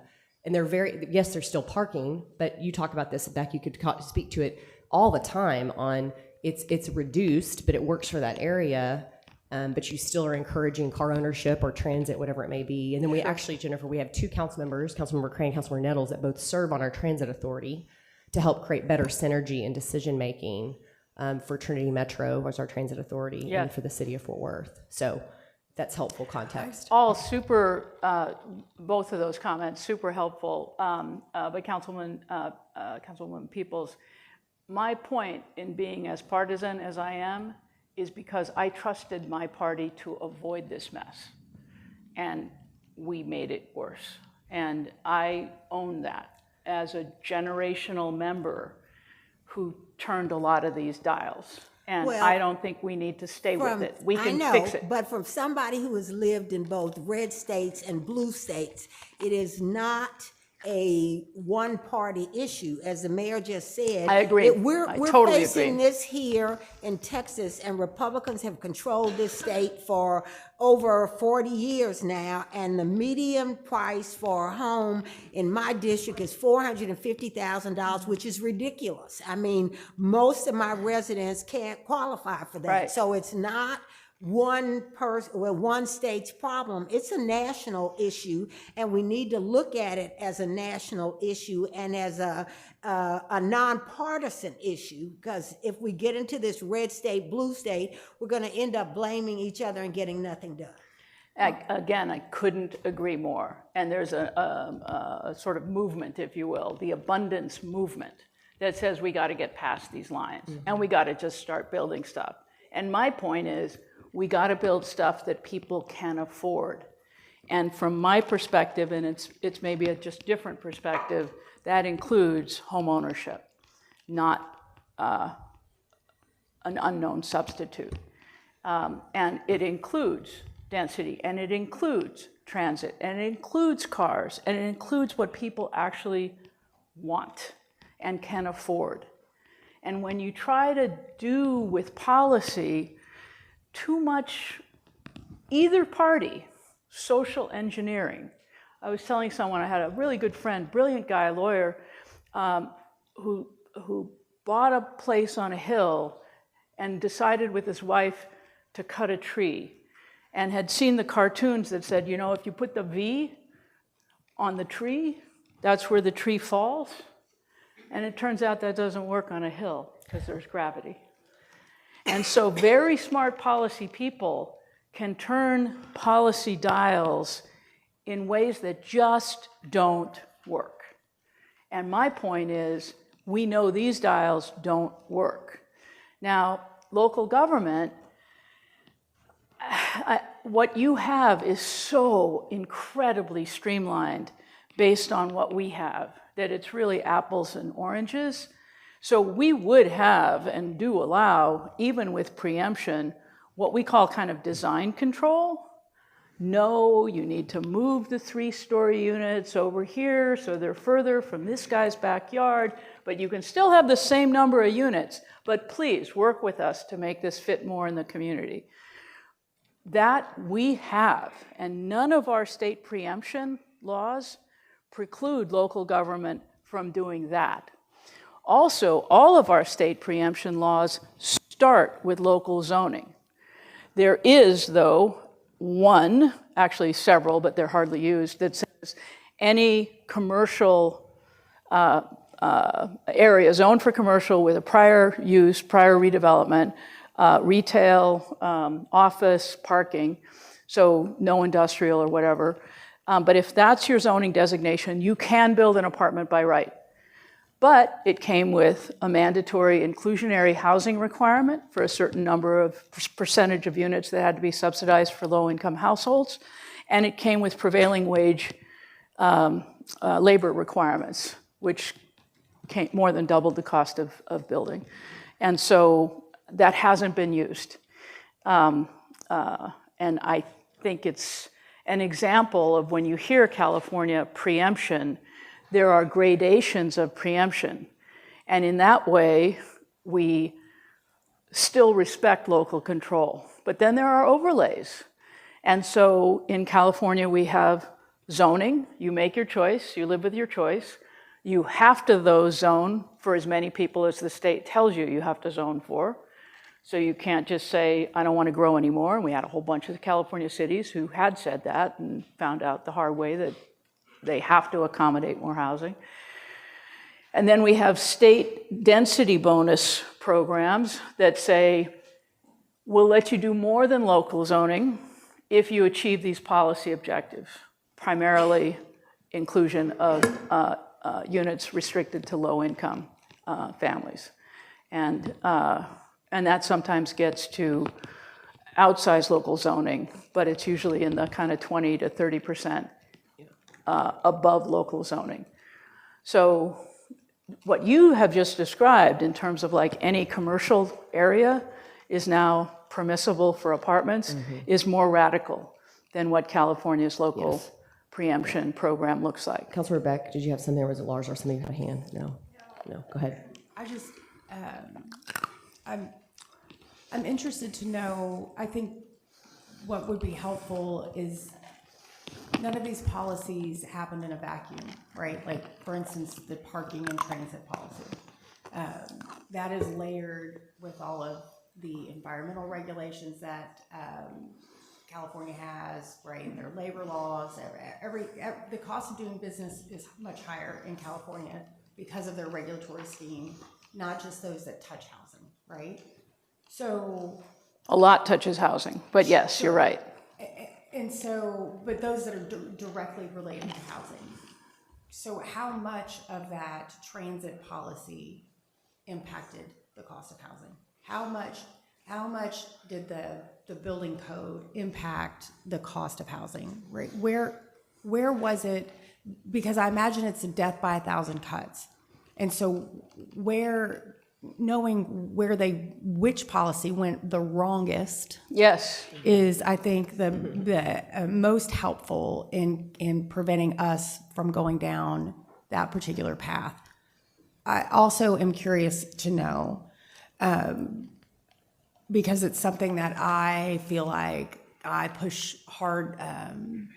back against a lot at the city, is how many of those policies were California trying to shoehorn Californians into a way of life that they don't want. For example, bike lanes in Fort Worth, Texas, right? We don't have, culturally, people in Fort Worth don't really like to ride bikes. It's not what they do for an activity. They like to drive in a car, right? So if we had a policy that said every new road had to have a bike lane, we'd really be forcing Fort Worth into a character that they aren't.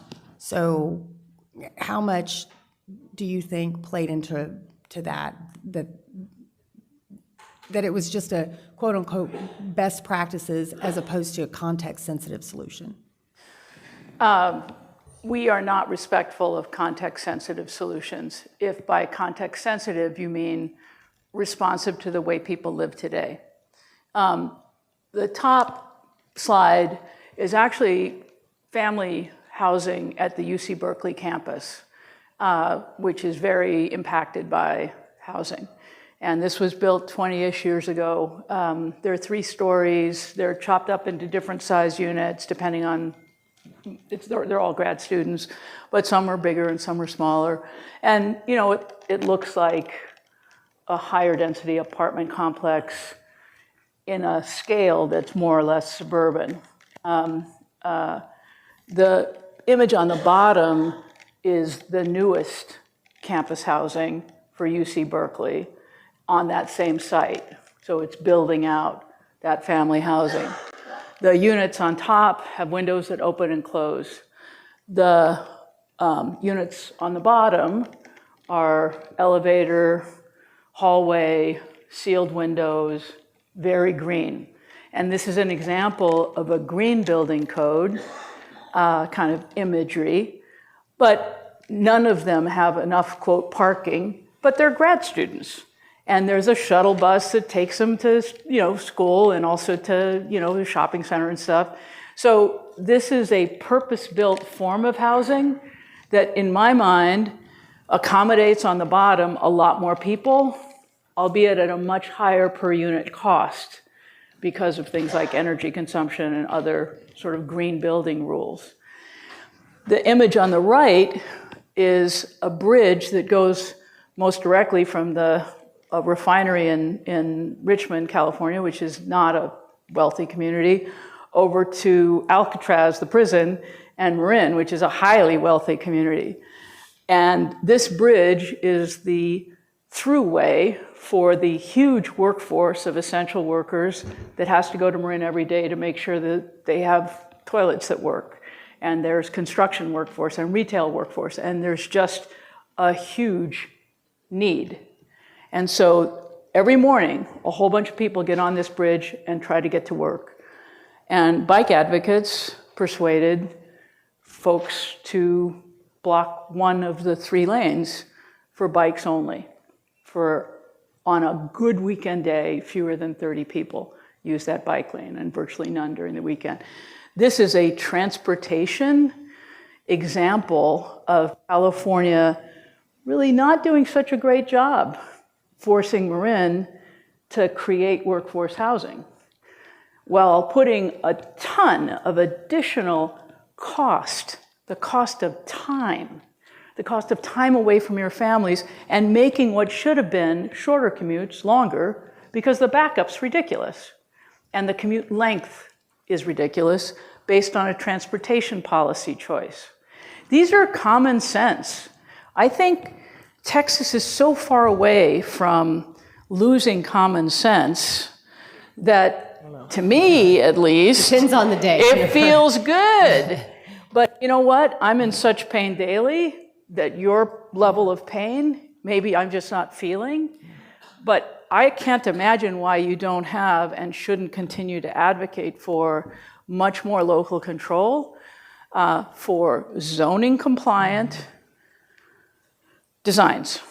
Is there any, we got to wrap it up, but Yeah. Are there other cities or states that you think of outside of Texas or California that are doing things differently right now that are worth looking at for Fort Worth? You know, there really are. And there was a meeting in September of the, quote, abundance movement, an extremely bipartisan group of mostly people your collective age, with maybe an exception or two, saying this is ridiculous, we just got to build.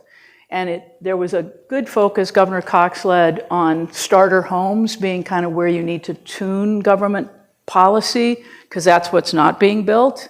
Attainable home ownership starter homes. Developers build bigger homes, higher profit margins, nobody can afford them.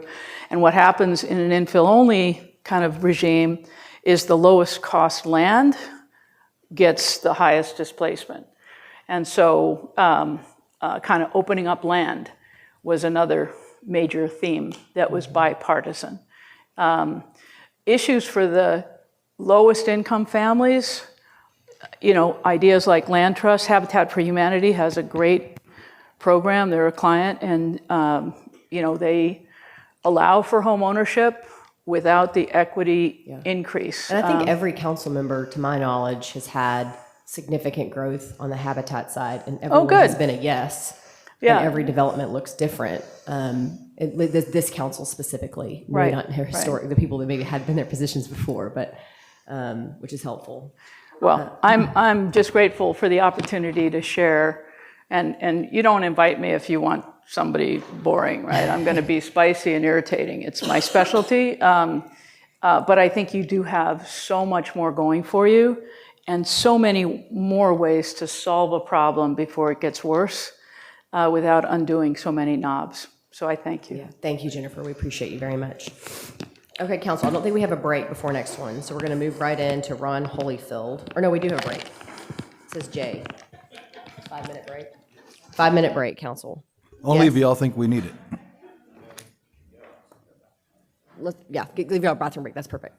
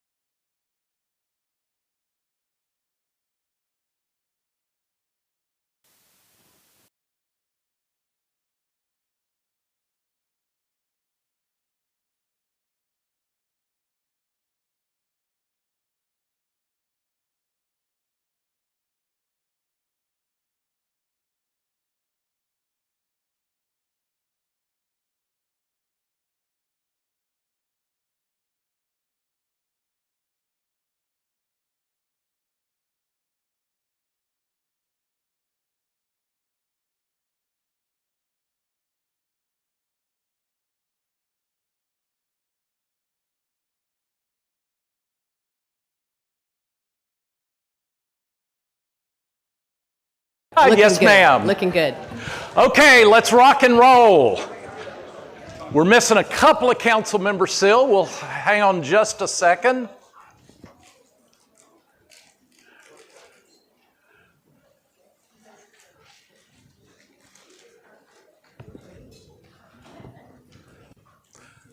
Okay.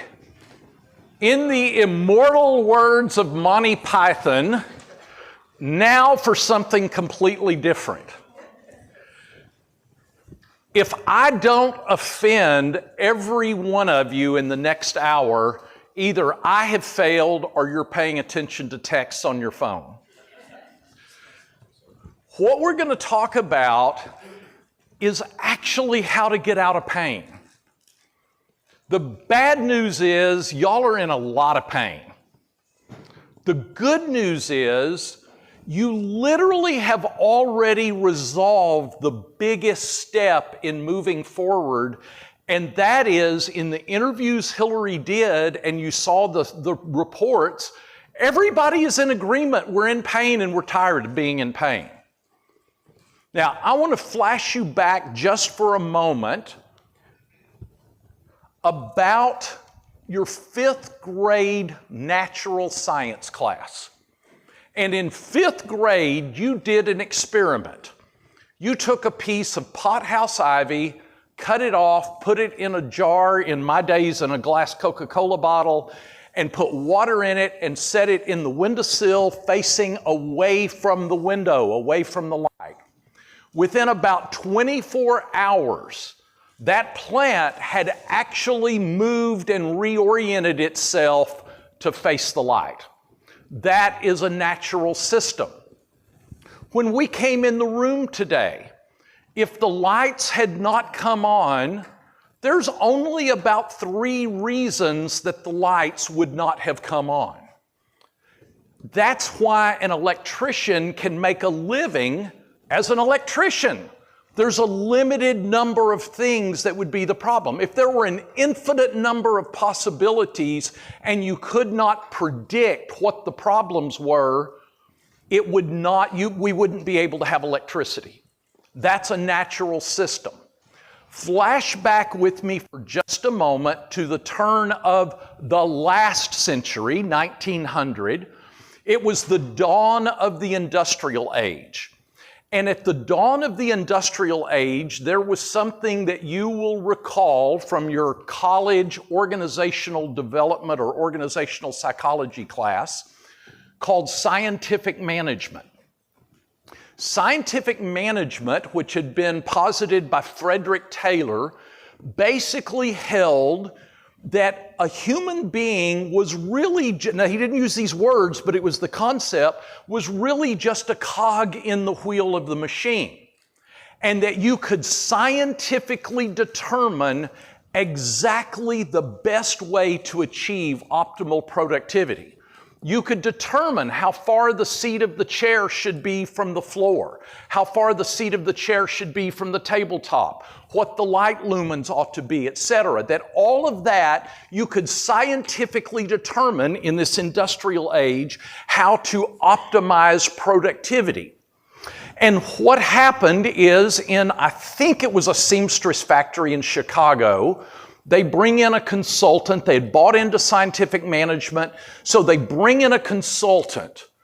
And that consultant is going to study how to optimize performance. The human, turn them into machines.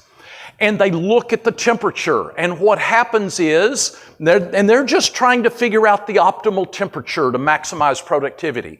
They turn the temperature up and productivity goes up. They turn the temperature down and productivity goes up. They turn the temperature sideways and productivity goes up. And what they discovered is, yes, human beings were part of natural systems, but the natural system was not what's the optimal lumens or what's the optimal temperature or how far the seat is.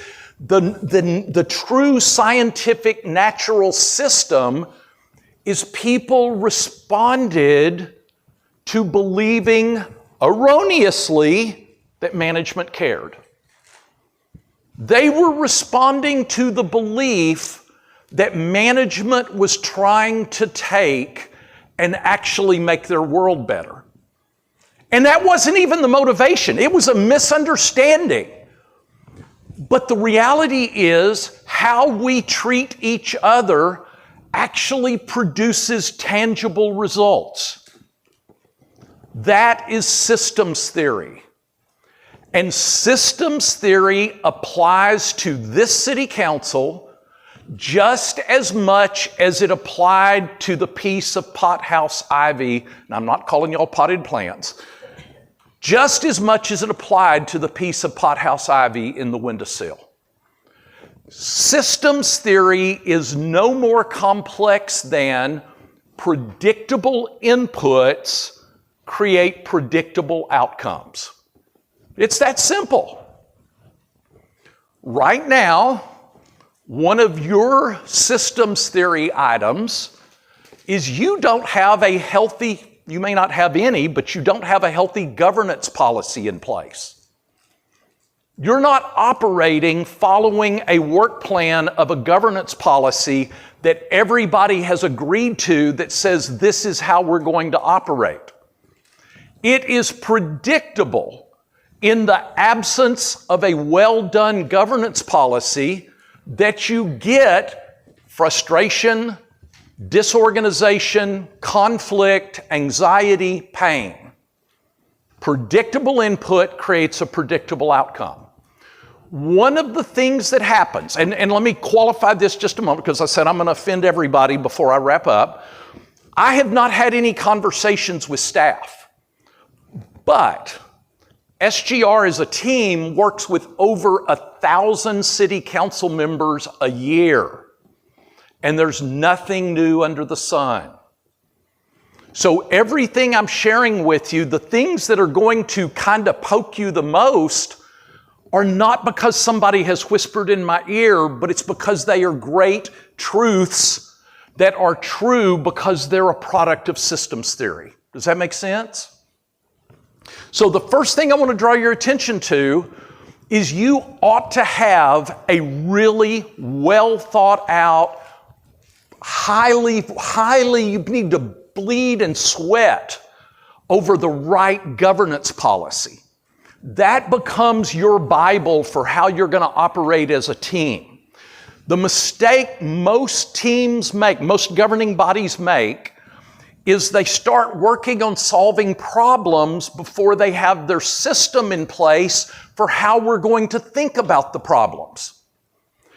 What happens is that means every time you deal with the issue, and it doesn't matter what issue it is, everybody is bringing their own frame of reference instead of having an agreed upon frame of reference. What happens, what I'm seeing happens a lot, and again, I'm talking universally, nobody's talked to me about any of you, either individually or collectively. What happens in today's world is somebody gets elected to city council. You get elected, do y'all run on a Saturday in May or a Tuesday in, a Saturday in May, okay. So the first time you get elected, you go to bed on Saturday night with the votes on the city council with the total misunderstanding that you're still a normal person. You wake up on Sunday morning and you go to church or the grocery store or whatever, and Miss Johnson jumps you out wanting to know why the sewer plant stinks. And she expects you to be able to answer that question. Now, let me give you context for this. All of you are familiar, I presume, with Maslow's hierarchy. Maslow's hierarchy says you can't be healthy here till you're healthy here, etc. And it's basically human needs. I'm convinced, and I mean this in all sincerity, Maslow missed one of the levels. And the level he missed is our need to not look stupid. So what happens, the need to not look stupid is an incredible driver of our humanity, of the things we do every day, all of us. So when you get elected to the city council and Ms. Johnson jumps you out about the sewer plant, the temptation is for you to provide answers to her when you don't have a flipping clue what you're talking about. Because you feel like you're expected to have answers. And then what happens is we have a significant number of folks in today's world that get elected to council believing that no preparation, no study, no anything, no qualifications are required for you to be an excellent council member. So you show up at your very first council meeting with a baseball cap and a catcher's mitt. And everybody who's been on the council is wearing a helmet and shoulder pads. And the temptation is to immediately assume, if you're the one that showed up with the ball cap and the catcher's mitt, is that it's somebody else's fault and it's a conspiracy that everybody else is wearing shoulder pads and you're wearing a catcher's mitt or carrying a catcher's mitt.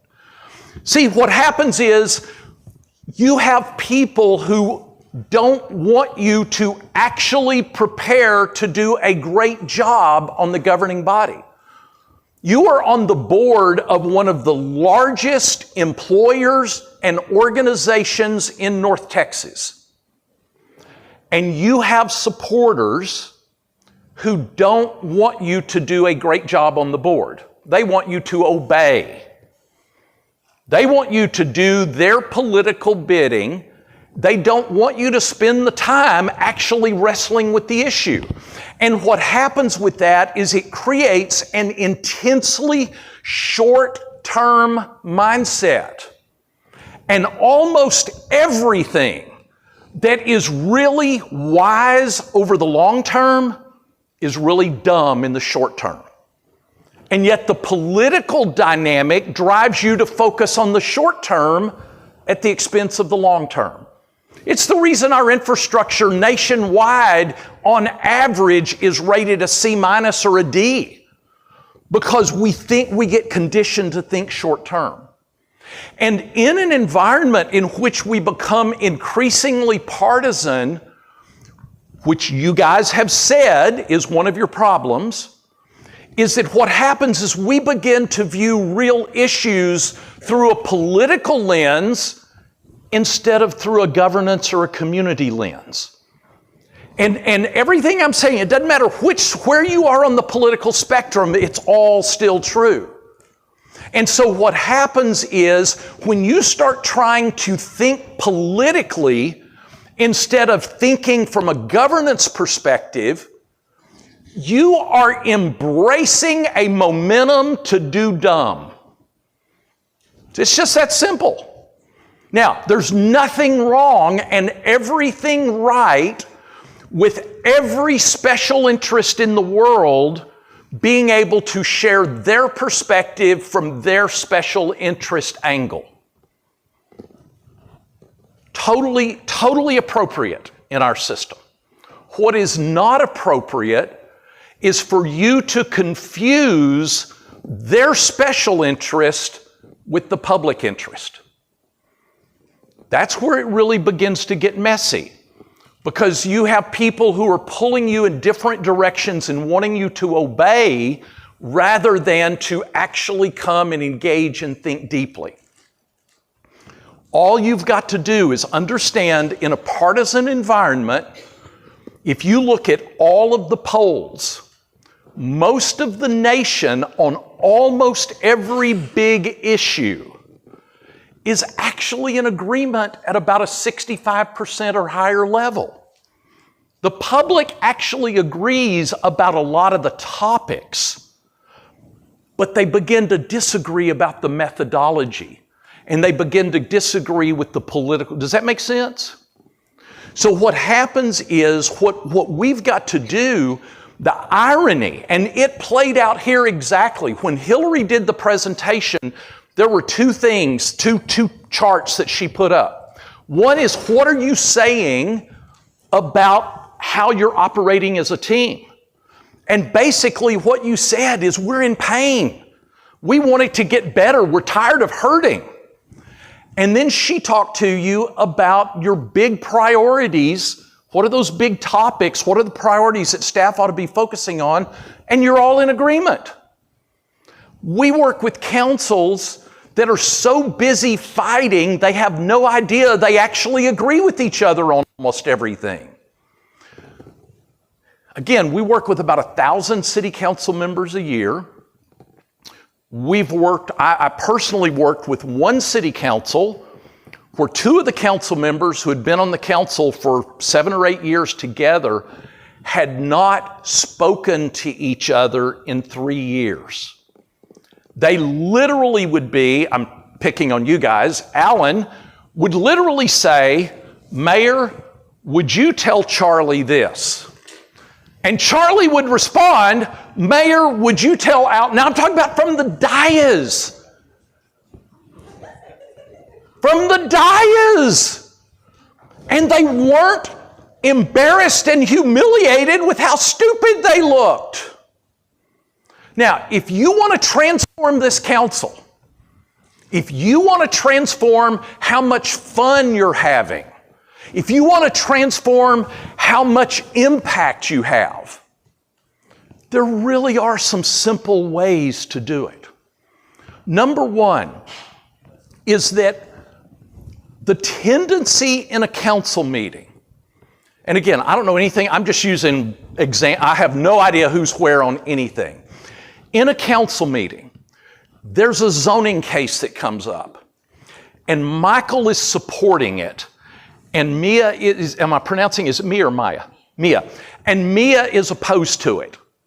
And what happens is all of the citizens that are opposed to it show up, because the citizens who want it, nobody ever shows up and says, let's get all the neighbors out to tell the council how much we like you. You never have anybody that comes to do that. People are only motivated because they're upset. So what happens is Mia is opposed to it, and her supporters show up, and Michael is in support of it, and they start ripping him. And Deborah is aligned with Michael, so in a political mindset, Deborah starts defending Michael. What that does is it devolves lower and lower and lower into the muck of a political mindset. If you want to transform this city council, the answer is simple. Ronald Reagan said, people say there aren't any simple answers. There are simple answers, they just aren't easy answers. The simple answer, in the midst of that, when the crowd starts getting abusive, is for Mia to say, Mayor, can I speak? And then for Mia to look at the crowd and say, y'all know I agree with you on this subject. You know I plan to vote against it, but I will not be a part of this kind of abusive behavior. And if it doesn't quit now, I'm going to leave the dais and you have one less vote. See, stand up for what you believe in, but stand up for the quality of the governance process is more important than any given issue. When you begin to do that, you will transform how you operate as a council. That's hard. It's simple, but it's hard. But if you begin to do that and you say how we deliberate is our foundational issue. And let's go back to Maslow just a second. Basically, if you don't have food in your stomach and your kids don't have food in your stomach, nothing else matters. And what I'm telling you is just like Maslow, if you don't have healthy governance processes that all of you not only agree to and have your fingerprints on, but defend, nothing else matters. You will never be able to resolve those other issues if you don't have healthy governance processes in place where you've agreed to the rules of the road. I will tell you the best city council I ever worked for as a city manager was in little bitty Farmersville. And in Farmersville, the city council would fight like cats and dogs. They didn't even have a dais, they had a single table, would fight like cats and dogs about the issue. In fact, when I went there, every city council member except one smoked.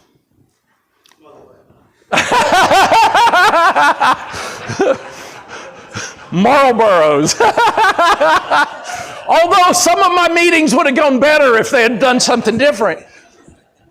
While I was there, every one of the smokers except one quit at the same time. Now, you want to talk about cranky council meetings.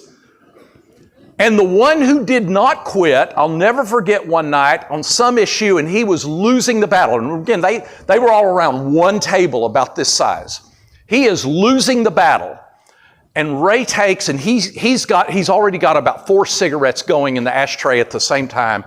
And he reaches up and he takes the deepest draw he can take. And he leans over the table and blows the smoke out. The debate stops completely. The debate shuts down as everybody is sniffing. Because they're, and so I want you to know that it was full contact deliberation. But it was a matter of professional, personal pride and ethics. That when the issue was done, they actually all closed ranks behind the issue because they believed in the integrity of the process that let them get to that point. Does that make sense? It's not about winning or losing on any given issue. It's about your number one goal, your foundational goal on the Maslow hierarchy is the integrity of the process. Most city councils, what they do is they head the next morning after the council meeting to the Dairy Queen. The Dairy Queen is sort of conspiracy central in most cities. You've got a bunch of folks that go hang out at the Dairy Queen the next morning, and the council member on the losing side will often go sit at the Dairy Queen and go, I can't believe they did that.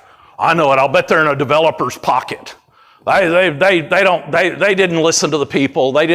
Something was stinky. In other words, they're undermining the integrity of the process. Somebody who undermines the integrity of the process is a cancer on the future of your community. Very bluntly. If you believe that the process did not have integrity, then you have a duty as a council member to engage in correcting the situation, whether it's holding the council member accountable, changing the process, etc. But the answer is not to undermine the integrity of the process. Your number one goal, your number one duty as an elected official is to create an environment in which the public believes that you are deliberating with integrity. The reality is, when you undermine the integrity of the process, you don't just undermine the credibility of the other side. You undermine your own credibility when you're on the winning side. What you've got to do as a governing body is to come together and say, we are going to deliberate with integrity, we're going to have certain behavioral standards, and we're going to hold each other accountable to that. Now, when I was city manager in a city here in, Darren, would you mind grabbing me a water? I was city manager in a city here, and there was a really, in the DFW area, a brutal election. I mean, it was brutal. And thank you. In that case, right after the election, we have a council retreat, and Lyle Sumac was the facilitator we were using, and we're sitting at a U like this, and the council had 4 seats turn over, a 9-member council, and 4 of them had turned over. And so at the start of the retreat, Lyle looks at the council and says, before we get started, does anybody have anything to say? My 5 older council members were on this side of the table. The 4 new ones were over on this side, so they were even sitting with each other. And my 29-year-old young buck mayor pro tem, who was a wild man, puts his hand in the air. Lyle calls on him. He looks at the other side, and he says, the 4 of you, in this very gracious voice, he says, the 4 of you, you did a great job getting your message out, getting your voters out, and I commend you for that. There's only one thing you need to know to be successful on the city council, and that's how to count to 5. I've got 5, you've got 4, y'all can leave the retreat right now because it doesn't matter what you want, I'm going to kill it. See, that mindset, that's a political mindset. That's all about every single issue. Every single item is a blood battle. What you've got to do a great job as a governing body is to recognize you actually agree with each other at about the 85% level. If you deliberate with integrity of process, what begins to happen, not only do you make better decisions, you make more discernible, more sustainable decisions. You actually make decisions that don't whipsaw back and forth. Back when I was in city management long ago, Austin every year, one year the developers would win the election, the next year the environmentalists would win the election. And it simply ping-ponged back and forth in a constant sort of turmoil. And nothing was predictable because you knew that when the other side got in office, then what was going to happen is it was going to swing the other way. You are in this truly unique situation in Fort Worth and as a council. And I don't know the exact numbers, but you're relatively divided between red and blue.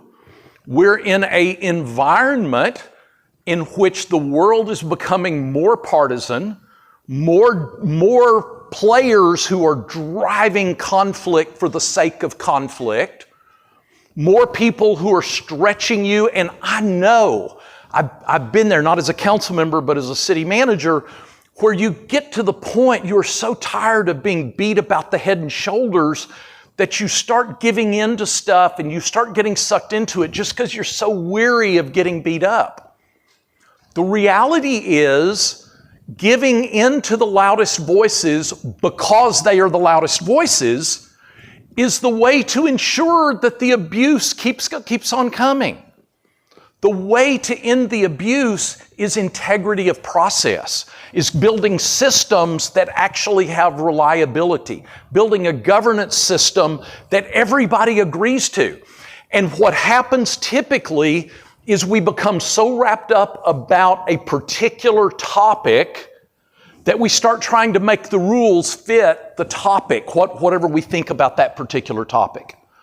And what you want to do is reach consensus on what the rules are and how we're going to operate, and everybody be committed to this is the way we're going to operate. And then from there, that's how you begin to wrestle with all the issues. So that's, number one, is that whole sense of governance systems. Number two is how you deal with conflict from the dais, i.e., you can never seize the moral high ground protecting your own side. You only seize the moral high ground by protecting the other side. And I'm not talking about agreeing with them, but by saying, I'm not going to become that kind of person. It matters to me that I've got to rise above that. I have higher expectations for myself. Now, coupled with that is part of what you've got to do is begin to recognize, let me give you 3 statistics. The first one, if one, and it's this package is the first of the 3, if one citizen shows up and speaks on an issue at a council meeting or a public meeting, your tendency is to view it as an issue of grave public concern. If two citizens speak on the same issue, your tendency is to view it as a movement. And if 3 citizens speak on the same issue, you tend to view it as a mandate from the people. The reason that happens is because you have good hearts. You ran for office because you wanted to make a difference. And you want to be able to do the things that impact folks in a positive way. But let me contextualize those 3 people for you. What's the population in Fort Worth now? About 1 million? Okay. Good, I can do the math a lot easier that way. So the National Dairy Council, this is about 7 years ago, did a study that 6% of Americans believe that chocolate milk comes from brown cows. Now, somebody that's better at math than me, Jay, what is 6% of 1 million? 60,000? Okay. So stop and think for a moment. If just the chocolate milketeers showed up at a council meeting, you would have 60,000 people showing up at your council meeting to speak. When 3 out of the 60,000 that believe chocolate milk comes from brown cows show up, you don't allow them to hijack the agenda. Now understand, you still treat them with honor, dignity, and respect. They are do that not just because they're a Fort Worth resident, but simply by virtue that they're a human being. So I'm not talking about blowing them off. I'm not talking about ignoring them. And you need to legitimately and seriously consider what they have to say. But you don't surrender the agenda because 3 people spoke on an issue. Every city council I ever worked with as a city manager, at least once, and most of them it was more than this, I had a situation something similar to this, where in the period after the council meeting, when it's been a very difficult council meeting and you're kind of going into the back in the ready room and looking for some stale potato chips and lukewarm coffee or whatever to decompress before you go home. And during that time period when you're sort of decompressing before you leave, one of the council members would say, "I can't believe we did that." And the second council member would say, "I know it, we ought to have our tails kicked." And the third council member would say, "I can't believe we did it unanimously." See, what happens is the more you cater to extreme perceptions and behavior more than topic, the more you cater to extreme abuse, the more you enable and empower extreme abuse. And it happens all across the political spectrum. I speak all over the United States, and it does not matter whether it is a red city, red state, blue city, blue state, blue city, red, any combination. The topics change, but the behavioral dynamics are the same. Does that make sense? Questions so far, reactions to what I've shared so far? And I just want to point out we do not have lukewarm coffee or stale chips because we have an amazing staff that really takes care of it. So I love it. I love it. Any other thoughts, reactions so far? Are you sitting there going, "Oh my gosh, he doesn't know what he's talking about"? Jay, you need to start serving chocolate milk at every council meeting as a reminder. For the people that come to talk about chocolate milk. So see what I want you to hear. Go back to two big things. Number one, what Ronald Reagan said. People say there are no simple answers. There are simple answers. They're just not easy answers. And number two, it's all about the system. And if you don't have a healthy system, that's what drives conflict. And I love when Hillary shared with you using the IOPT. I love using that because it begins to help you understand each other. In SGR, I am 880% more change-oriented than the rest of the team, or at least previously, the last time we did it a few years ago, the rest of the team as a whole. See, what happens if they don't understand that, it just feels fickle.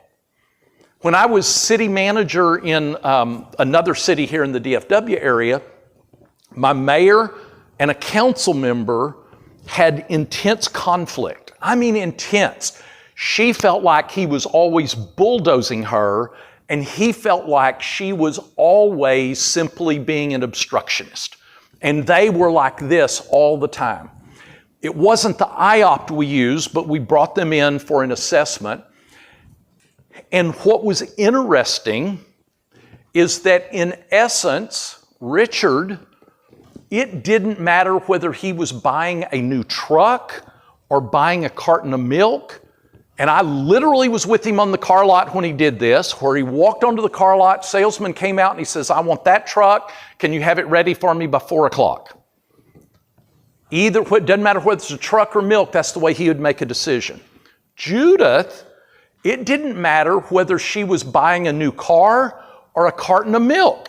She's going to read every label. She's going to compare all the price per ounce of everything. She's going to look at all of the nutrient differences. In other words, their approach to how they thought about what the question was, forget about the answer. Their approach to how they thought about what the question was dramatically different. And because they didn't understand that, it drove interpersonal conflict that was intense.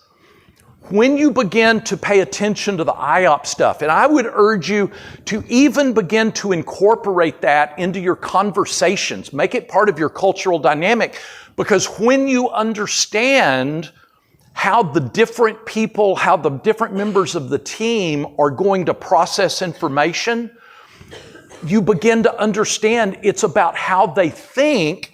It's not because they're trying to do something to play political gotcha. Whether it's moving fast or slow, anything with the absence of in-depth understanding tends to drive political gotcha perceptions. So what you really want to do is begin to authentically understand each other. You have players out in the community writing you contribution checks, hosting fundraisers, whatever. I hate to break this to you, but except for your mom or sister, the people who write you a check are not doing it just because they think you're a grand person. Just reality. I'm not going to go write a check to somebody that I'm not trying to feel like I'm trying to advance an agenda. Now, it doesn't mean it's an illegitimate agenda, but it means you've got to understand and recognize that and factor that into how you think about the world. And again, it's totally appropriate for them to do that. It's appropriate for them to be advancing their agenda. It's not appropriate for you to confuse their agenda with the public interest. It may overlap, but it may not. Your job as a governing body is to figure that out. Your job as the governing body is to go, I want to take that into consideration, but I also want to take this information in consideration over here. See, one of the things that you get pressured to do is to not have any doubt or questions. We're in a political dynamic in which don't you dare act like you can accommodate the other side on something. We're in an environment that's looking for political purity at the furthest out extremes. And when you cater to that, you are abandoning where real transformation occurs. Real transformation and real sustainable future of Fort Worth happens in the 40% that are in the middle. That's where sustainable decision, you need to be every decision you wrestle with. Quit thinking, and I know I'm going to say this and you can't really do it, but quit thinking about the next election and start thinking about the next generation. Every question you ask when you're wrestling with staff agenda items, council agenda items, every item you look at, you need to be asking yourself, what are the implications of this for the next generation? What are the implications for what this means 25 years from now, not just in this moment? Does that make sense? It changes how you see everything. Not only does it make you a better elected official, if you can create the culture in which everybody is doing that, you're going to find that immediately you actually agree at about the 85% level. When you get out beyond about 5 years, definitely beyond 10 years, you are unbelievably aligned. Not because of what I saw there that suggested that, but because I've worked with thousands of council members. When you get out beyond the next election, the further you get out from the next election, the more you actually agree with each other. And then what you can do is spend your time arm wrestling over the how instead of the what. But what happens is when we're not really thinking in those bigger terms, we end up getting wrapped around the axle on small stuff. Stuff takes on a life all of its own. And part of that, and I know you have districts and you've got to be attentive and representing your district, but part of your role is also to educate your district that a rising tide lifts all ships. You've got to be taking and saying, we've got to be thinking about 25 years from now and what are the implications. There is one city council I worked with that the person who represented a much lower, the lowest income segment of the community, and he was a right-wing Republican. And at the council retreat, when they were talking about swimming pools, he sounded like a left-wing Democrat because he was focusing on what's happening with my community. In other words, his perspective got out of his personal political box and started thinking about the constituents. Does that make sense? And it changes when you just think politically, you don't make as good a decision. But what also happens is if you really think about driving decisions in that 40% in the middle of public sentiment, that's what is sustainable. That's what's going to allow you to leave a legacy that 25 years from now, it really matters that you were on the city council. And so I urge you to think about it from a legacy standpoint. None of you ran for council because you did not have enough abuse in your life. You ran for council because you wanted to make a difference. But you know what? With a short-term mindset, you don't make a difference. All you do is move the deck chairs on the Titanic around if you're only thinking short-term. When you begin to think long-term in every decision you make, everything that comes out of that is good. When you think long-term, it reduces the short-term conflict because you agree at a much higher level than you think you do. When you think long-term, your community, actually you become much more aligned because the community actually agrees at a much higher level than you think they do. And you begin to make better resource allocation decisions when you think 25 years down the road. We fall in the trap of doing a lot of dumb stuff in the short term, purely thinking about the next election. When we begin thinking longer term, we make better decisions. Our human tendency is we get so weary of the abuse. And I promise you, I understand the abuse you get. I get it. You going to the grocery store and you're pushing your cart and you spot Miss Johnson down the aisle before she has seen you, and you whip a U-turn to get on another aisle over before she can get hold of you. I get that. But the reality is, better governance actually makes the difference in the impact you have, but it also makes the difference in how much fun you're having. You need to have each other's backs as a team, process-wise. Fight like cats and dogs around the topic, but be unified in the behavioral expectations of each other. And the greatest strength comes when you step over and defend somebody on the other side on the behavioral dynamic. And here's what's interesting, is that the community will begin noticing, and you will literally begin impacting how the community interacts with each other. But I'm going to take it a step beyond that. You have this unique opportunity because of the thing that you feel the pain with the blue-red divide and the division and all of that that's going on everywhere and that political dynamic. You are uniquely positioned to actually become the role model for other cities across the nation. To say, it really is about that dynamic of weakness. It's not just that you can disagree without being disagreeable. When you have healthy systems and healthy behavioral respect for each other, you actually take and begin to transform the community in dramatic ways. Questions, comments on this so far? I'm getting close to timeout, and I want to make sure I don't cut off any interaction. Questions or comments, Council? No. Reactions. Just text to your significant other going, oh my gosh, I can't wait till he gets finished. You're good to keep rolling, Ron. Do what? Oh, okay. So what you want to do is begin to think in terms of systems. What I would recommend is that you ought to do 2 retreats a year like this.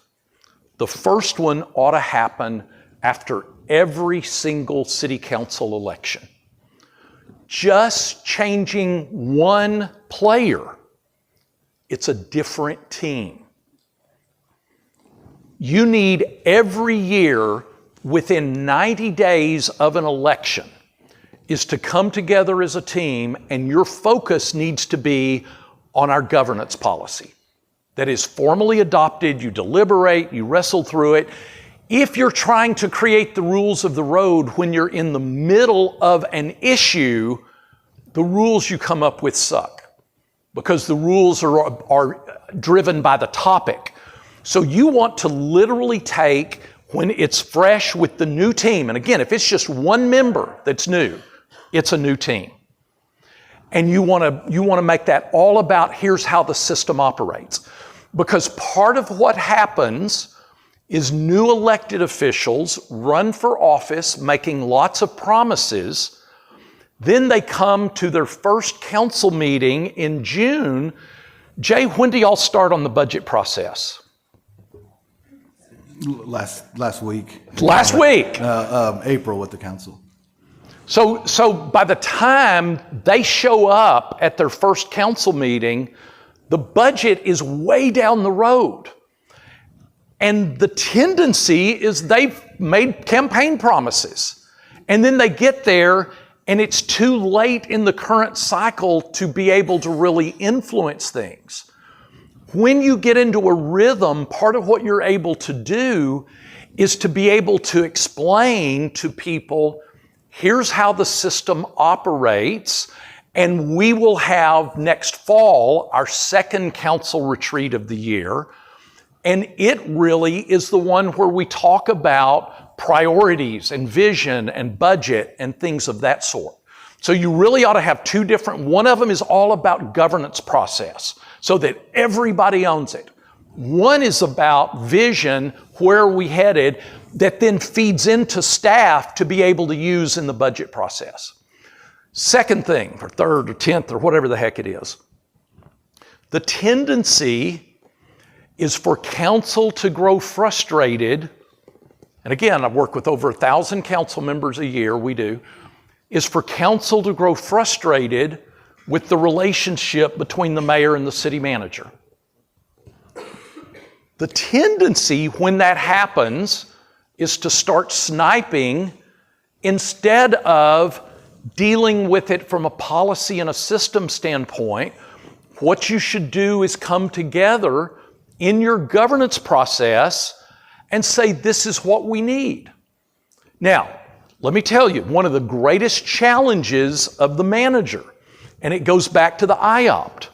Some of you on here, if you get more than a one-page executive summary, you're frustrated that staff is trying to hide the ball by not giving you enough information. Others on you on here, if you get anything less than a 250-page report, you feel like staff is trying to hide the ball by not giving you all. In other words, it's a no-win situation. The way you resolve that is actually with a healthy system where you come together and you say, these are the expectations. That gives the manager and the staff the ability to actually meet the desires of the council. So what you've got to do is always come back to, do we have a healthy system? And if you don't have it formally laid out, you don't have a healthy system. And if you don't revisit it annually and have everybody agree to it, you don't have a healthy system. Does that make sense? Couple of other things. One of the things that can tend to frustrate council is when staff tells you what you don't want to hear. You do not want to have staff that can be bullied or sweet-talked into styling a recommendation or a report around what you want to hear. If Alan can bully Jay into getting him to change stuff to accommodate him, Macy can bully Jay.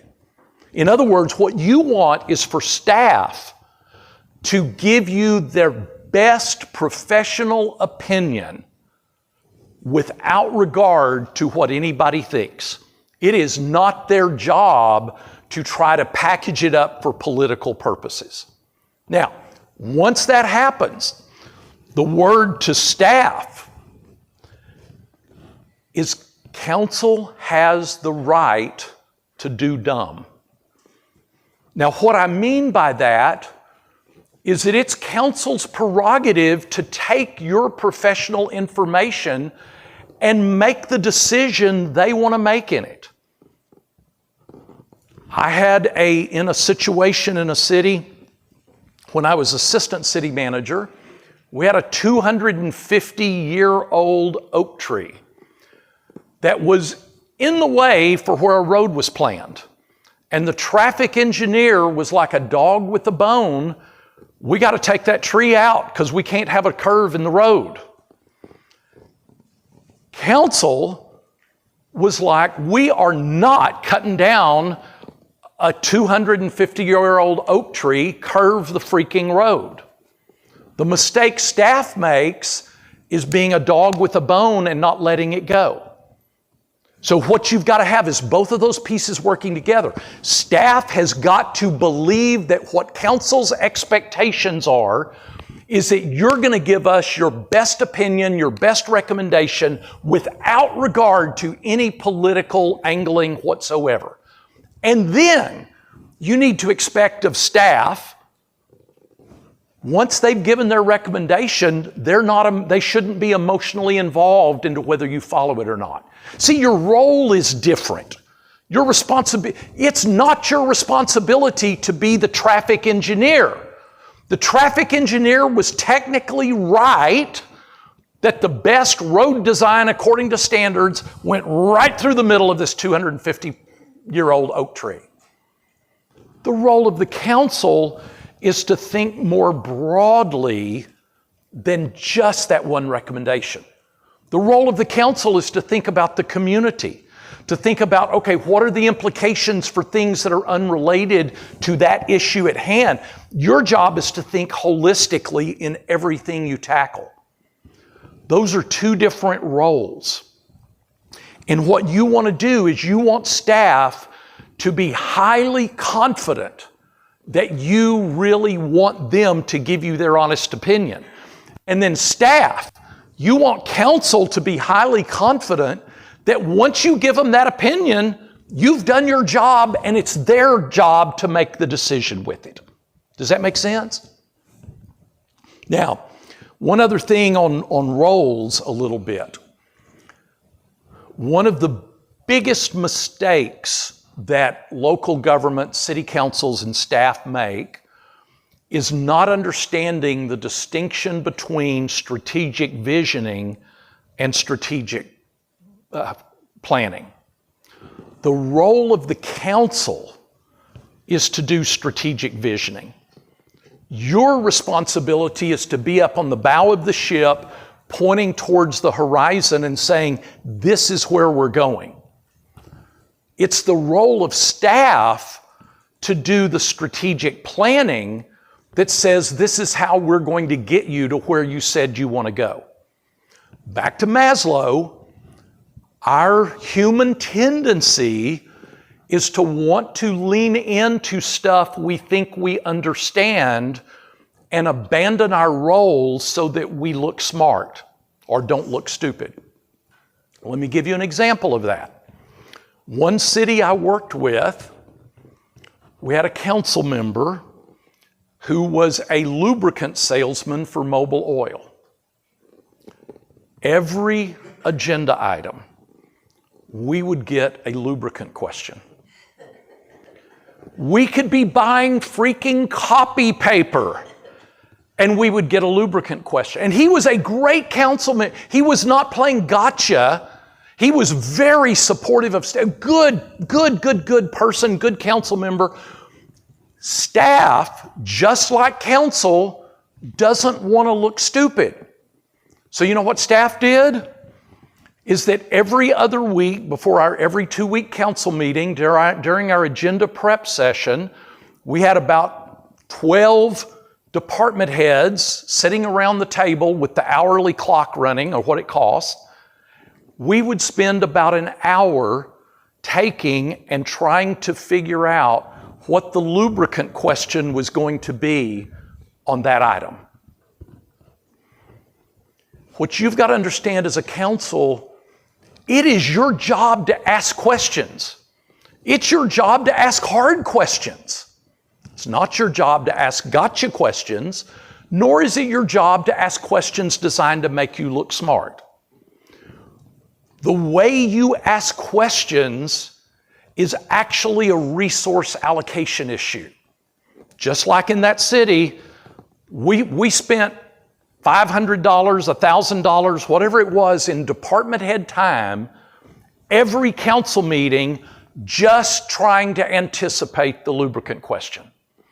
So through your questions, you're actually directing allocation of resources.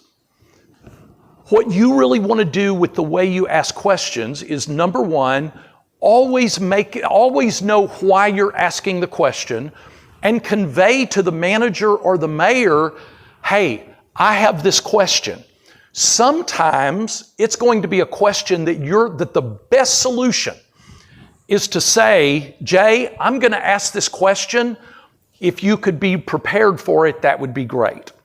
Sometimes it's going to be, I have this question. If you could answer it, I won't have to use up council time at the dais going down a rabbit trail. It's fairly straightforward. Sometimes you're going to have a question that you feel the need to ask for political reasons. Nothing inappropriate about that.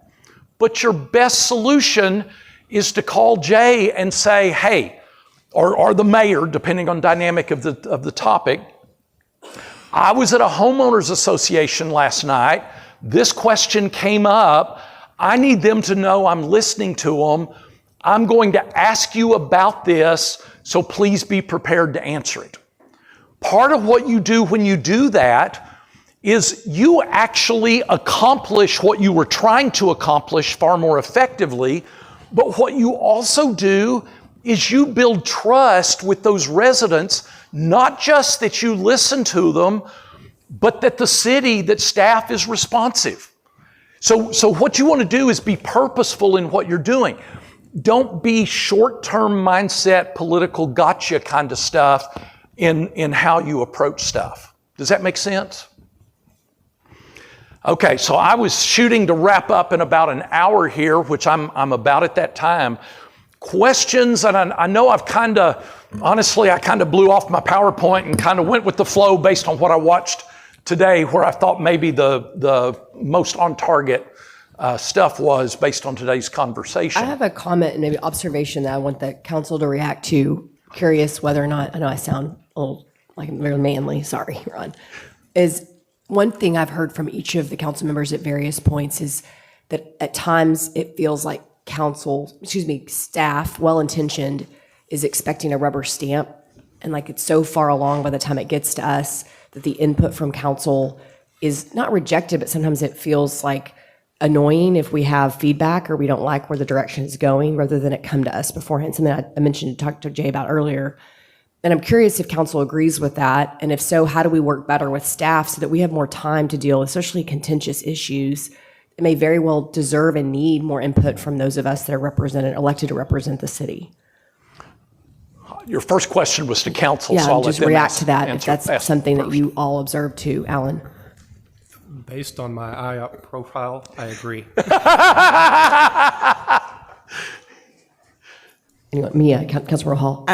I would just say, a lot of what you said, I would say has been my experience. I've only been here for 6 months, and coming from somewhere previously where we did have board operating procedures and things that we adhere to, and just, I think, a different culture of operation than I've encountered since being in this role. But to the mayor's point, for me, I think you've offered a lot of added value and suggestions with regards to operating standards, but my question is more about the next steps and how that actually manifests. Like, how do we enact those expectations? How do we, because you've had suggestions not only for council, suggestions for the relationship between mayor and manager, but also the expectation with regards to staff. So I think that kind of centers on your question. How do we shape all of that and make it actionable to move forward? I hope I answered your question, probably with a question. Any other council before I? Yeah, Councilor Martinez.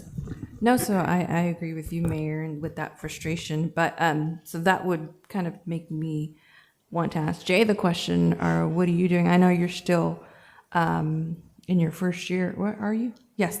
Within your first year as city manager, are you planning to host some sort of retreat with the directors? Has that already been done? So yeah, as far as a retreat with the directors, we do have one scheduled for February. And typically this retreat happens in February. We moved it up because I think both the mayor and I recognized that we needed to have more of this kind of discussion with the council. And I think this idea about governance and actually having a framework for governance that applies both to the council and just overall in the meetings, I think makes a big difference. And I mentioned earlier, communication with these things we're trying to achieve, and we can start pushing more toward committee meetings and then just make sure all the council knows more readily what's in those committee meetings so that we can have that public dialogue. Because oftentimes the work involved in trying to make sure that we're being transparent to the council as a whole, so it doesn't appear like we're just working with one council member or two council members. So how we do that. And so the streamlining of meetings, public meetings, makes it hard sometimes. So I think we were gonna, we talked about this, we're gonna need to be doing more of that through the committee process, since those exist, we want to make sure that all the council members know what's on those committee meetings so they can pay attention or have their staff pay attention so they understand when it actually gets to the full council, they don't feel like it's the last minute. But those are all kind of tactical things that we've been talking about as staff to move forward. But because you do get, like I mentioned, going through the bond program, the list of bond program was already set basically when I came on board. We did make some changes. We were able to find additional dollars, and now we're getting kind of to the date where a final bond list needs to be put together. And I know there's opinions in the neighborhoods and there's opinions in the council that things should change. What makes it difficult is how do you come to consensus on how it's changed, because everybody has their own priorities. So we are working on that. I think having some type of process on the governance side, I think would assist us in doing that. Laylock. Jay, thank you for those words. I really do agree that I think we should look at putting together some kind of formal governance policy, just so we kind of establish rules of the road between all of us. I think that would be very helpful. On the communications front, I'm just going to share one thing that causes me frustration, and I expect it's not me alone. When it comes to our formal meetings or work sessions, often the briefing material comes very late and puts us in a situation where we're having to do intense research with hours of time available. So I'd really like to see that process improve as well. Just, it would be very helpful. We're addressing that as we go forward. Councilman Nettles. Yeah, I think I mentioned a few times about coming to work session or an executive session where we have to make a decision the very next meeting and how hard that is. And I think that some of those decisions, staff is looking at those where these are mandates or these are legally we have to do this. And so it's presented as if we're just going to rubber stamp it. And I think they have seen this council come around this table and come up with creative ideas to say, well, we can actually do things different. And so I think it's important that we have as much time as possible to have an open discussion with this council before we feel like that we have to make a decision just per law or mandate. Yeah, and so for me, I think that's like kind of back to like the question that I have originally. Like, it sounds like, you introduced the idea that we have a very limited meeting schedule that doesn't really give us an opportunity to have in-depth discussion about certain things.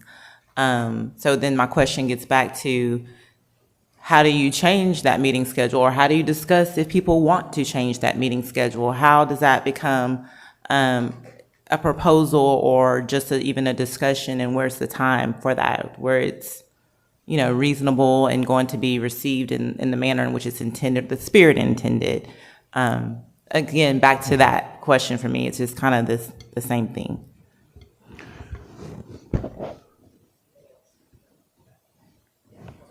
And just to address your original question on when these items come to us and it looks like it's already been fully baked and we just need to rubber stamp it. In staff's defense too, y'all live it every day, and you're living and breathing these issues, and then it's brought to us at a different level.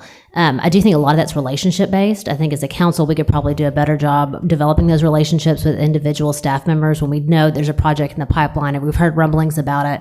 I've tried to do that, to reach out and be proactive, but that's also, there's too many things coming at us at high frequency. But to me, at your point, being able to have more work sessions, I'm all in support of that, because I think that's more helpful for us to have more open discussion more frequently, and I think these issues will get hashed out and be a little bit more transparent to the public, but also to us as well.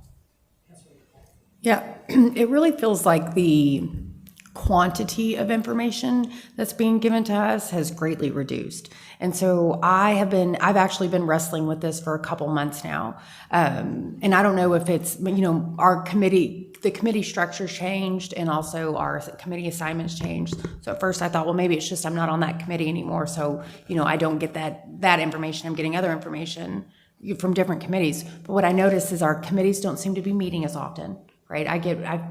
it feels to me that I'm getting more meeting cancellation notices than I am getting of actual subcommittee meetings being held. And it feels like we're not getting the volume of information that we used to get. So I don't know if a decision's been made to pare down what we get. I don't, but there's definitely a different tenor when it comes to the way and the amount of information that this council is getting.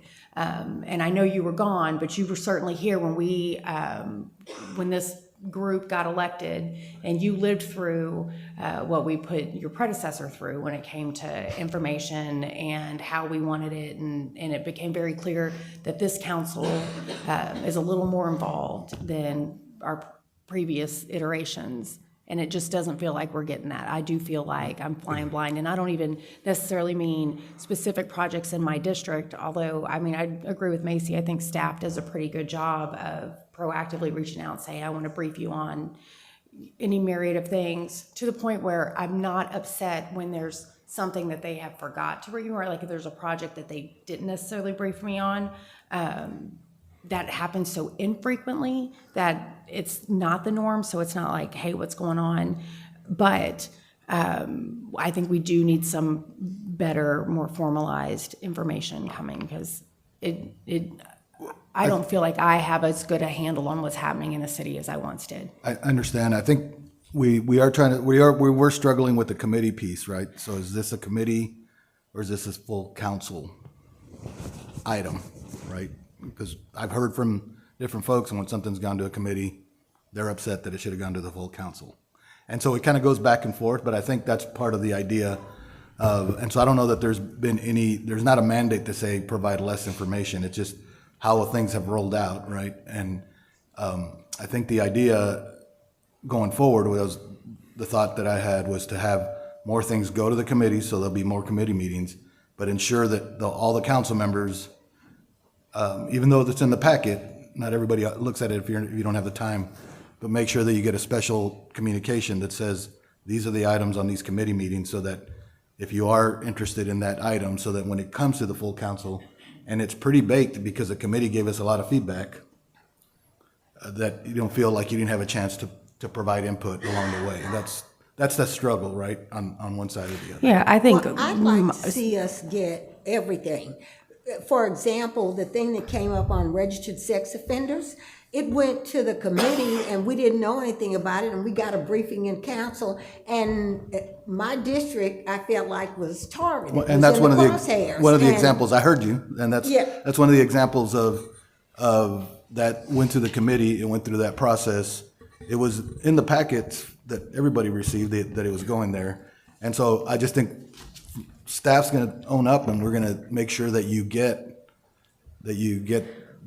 the information. You know, it's not just a part of a big packet, that you get a special email with a communication that says, these are the items. One thing, Macy made a point that is true, that staff is living and breathing a lot of this all day. You also have a very busy council outside of this job. All of us are busy. Mm-hmm.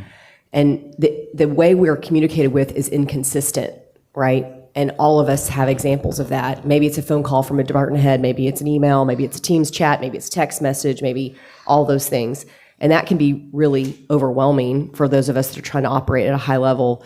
Back to we can joke about the Dropbox, Chris, but it's not in Dropbox, or we don't all have it in there. The presentations are late, and it's probably not our responsibility to figure out that problem. It really is management to say, this is the way we're going to communicate going forward, and build a system that works for this entire council that creates more consistency. Because I'm not convinced, honestly, an email is going to work necessarily, because we've already had issues before where it's like, you didn't email D9, but you didn't email Elizabeth directly, or that's too damn confusing. So how do you eliminate that too? And I don't think we have to solve that problem today. I think we just have to state that there's an issue, and we all need to get better at it. Michael? And to Elizabeth's point, and most everybody that's spoken, some consistency too, I would say, just down the chain, a culture of, if you're meeting or talking with someone that might affect us in some way, that it shouldn't percolate up because we find out about it accidentally. I'll use the golf course as the example, right? Seem to be conversations that were happening or met with people, et cetera. And then I'm walking into a situation, back to the point that someone made earlier, like, you don't want to say you don't know anything, But if someone does know something, just some communication and a culture of like, hey, this happened, this meeting happened, Right. so we know what's happening. Try to give the council member We're not trying to a heads direct up. or whatever, but Right. maybe we've got some backstory information about what the other part of it, the political side that we're supposed to be our ear to the ground. That might be helpful too, to stop things from going down roads that they probably don't need to, and save time too for us. Understood. No, that's true. Oh, go ahead. One more thing to add, and I agree with the comments already made. You know, given the time that I've served on council, I've had the opportunity to do those formative, relationships with staff. So much of that communication for me is facilitated because I know who to go to. However, lately, we have staff changes, and sometimes I find out on the tail end that it happened. I mean, I've been in meetings and I'm referring to a staff member, then I hear, oh, they're no longer with the city. I'm like, no one told me. So it becomes a little difficult to reestablish those communication lines. So I think maybe review those processes that inform us of those, staff members that we rely on to give us, that information would be helpful too. A couple of practical suggestions. Number one, to staff, our tendency is to assume that the end of the agenda item is when 7 hands or however many 6 hands go in the air. The agenda item doesn't end until the elected officials go to the theoretical Dairy Queen the next morning and explain why they voted the way they voted. When you've got an agenda packet like this, the greatest trap is for the council members who trust the staff the most, because you tend to not really, you go, I don't need to read all 200 pages of that. I trust staff. And then you go to the Dairy Queen and somebody goes, well, why did you vote for this? And your only real answer is because I trust staff, and that is not a good answer. So part of what you need to do as staff, one of the things I did as a city manager, my ex-wife's name was Cynthia, college degree, normal intelligence, no local government background, and all of my, what did I say? Oh, well, I just meant. I think we figured out why she's your ex-wife. my point being that there was no particular background, expertise, whatever. And what I had staff do is develop we didn't put it formally on that, but a Cynthia report.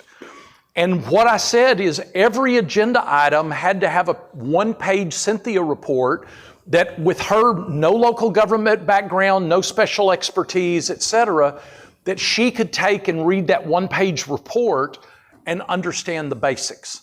So one of the things that I found that works is attaching that kind of a 1-pager with all of the other stuff, because the greatest frustration of staff is one of you wants 500 pages and one of you wants 1 page, and trying to figure out that balance is a real, so kind of coupling those is one strategy.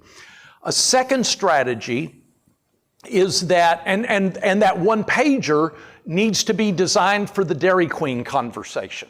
That 1-pager needs to give the council member the talking points to answer the question, why did you vote for this? The second strategy that I found that works really well, and this is really mainly for Jay, is a Friday memo. What I actually did as a city manager is I kept an open email all week long and was just adding bullets to it. My practice was it was no more than 2 sentences on any one item. It moved the responsibility to the council to say, let's just use a staff change. This department head has, heads up, this department head is no longer with us, and I don't want to pick a department head because then I'm going to start rumors and everybody's going to panic. But a particular department head has left, and somebody on the committee that works with that department doesn't want to get surprised. They may have questions that somebody who's on the audit committee doesn't have. And so what a well-done Friday memo can do is put the burden on the council to go, it's my responsibility to say I need more information about this. Now, particularly with a Friday memo, it needs to be sort of at least 2 major sections. One is current issues, which may, it was either Michael or Alan's point, that I had a conversation with this person, heads up, you may get a phone call kind of thing on this issue. The second section, though, is the longer term.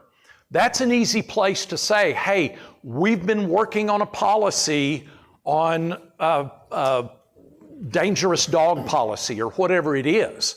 It's not the place to provide all of the information, but it's the place to say, Deborah really, really cares about this subject. She knows the conversation is going on, so she can reach out, schedule time to say, hey, give me a heads up, where are you headed, etc. And then this one is going to get way out there and maybe beyond any of your comfort zones. There's one city I know of that the city manager is now using an AI agent to predict the questions that each of the council members are going to ask. And what they've done is they've uploaded the council members' campaign materials, bio, etc. And then the city manager actually has of going, I will make chaos, Jay Choppa. I promise you, I will go out of my way to ask questions. Like I said, you may not be comfortable with that. Try it. I'm not advocating that one. I haven't had experience, but it is something that's going on out there. Now, my personality said, don't try to predict me. There's 3 of you. But even absent a tool like that, part of the challenge, and this goes back to the lubricant salesman, part of the challenge for staff is actually begin to up your game in trying to anticipate what are those questions that are going to come. You know that Alan, with his profile, is really going to have some different kinds of questions than the mayor is going to have with her profile. And it's not about providing different information, but it's anticipating that. But it's really got to work in tandem. Staff's got to up their game on anticipation, but the council has to up their game on telegraphing to staff, hey, I'm going to have these questions.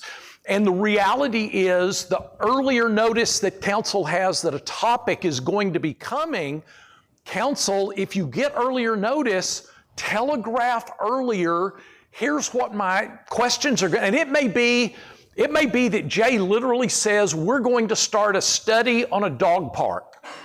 And it may be a year-long study process.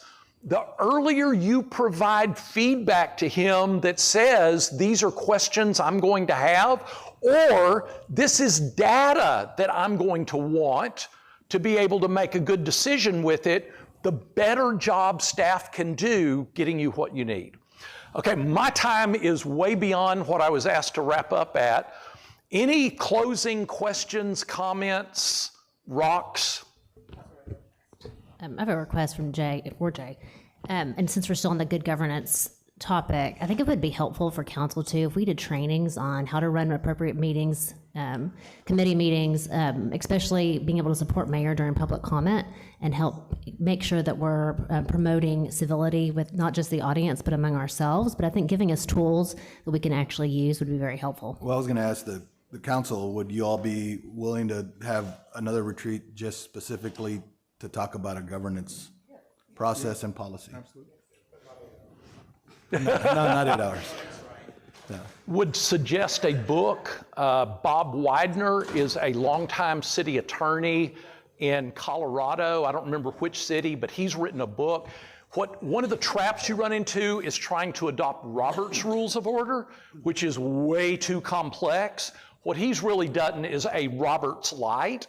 And the National Civic League, I think it is, also published sort of a Roberts Light. They call it something different. But those are a couple of resources that can give you a good place to begin thinking. What matters is not what the rules are. What matters is what you agree the rules are. Right. So should we shoot January or February? February? Okay. Okay. Just, you see, I didn't ask February or March.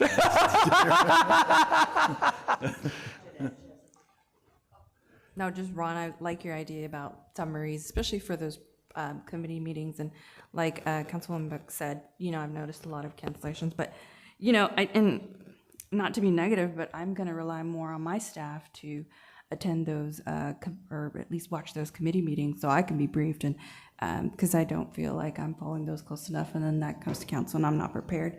And just working on myself and identifying how I'd like to receive information. I'll share that with you when I decide how I like that. So within staff, I am working on having a weekly update to council. And so we're just trying to figure out what the format is and what all would be, but this conversation helped on the type of information you want. Ron, thank you. It's always great to see you. Great job. Thank y'all so much. And all I want you to hear me we haven't pulled any punches and all of that sort of stuff. You are in the best position you can imagine. Because while you're in pain, you're in agreement. We want to move forward. We want to get beyond that. That is the single biggest hurdle. So you're actually in a great, great situation. I don't want you to miss that. Thank y'all for letting us be a part of this Appreciate today. you. Council, we're going to keep rolling. You can get up and go to the restroom or use a phone call if you need to, but Jay is our last presentation. Yes, and this won't be long. Okay. We wanted Gina Short. Who's getting up? Are we going to lose quorum? You Okay, hear me, Jay? 3 minutes. Go for it. Yeah, 3-minute break. We wanted Gina Short. We wanted Gina Short.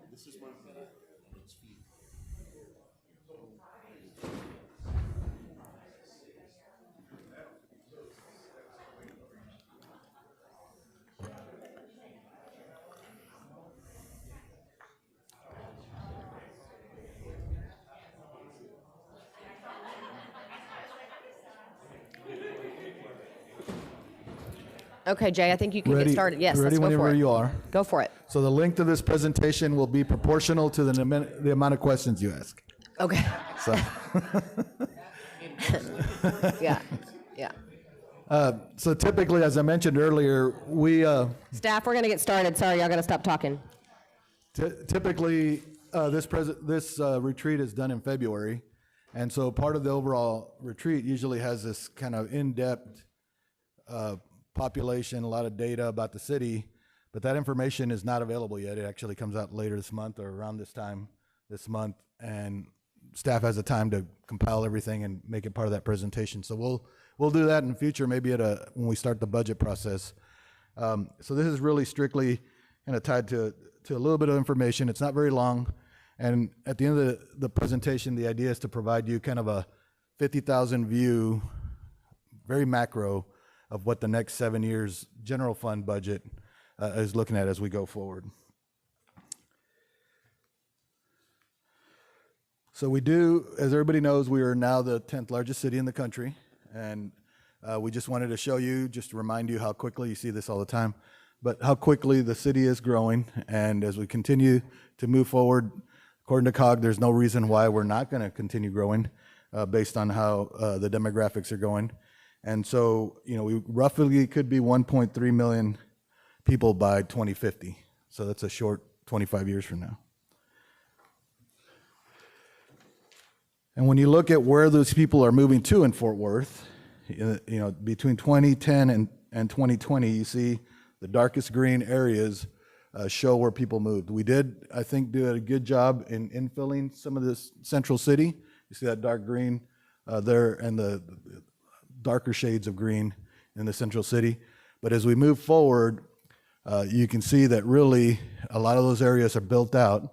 Every time I talk to developers when they have significant issues in the inner city, it's because those are the hardest places to actually build things out, because there's either the already built conditions or because nobody built there before because of the slope or the drainage or whatever the issues are.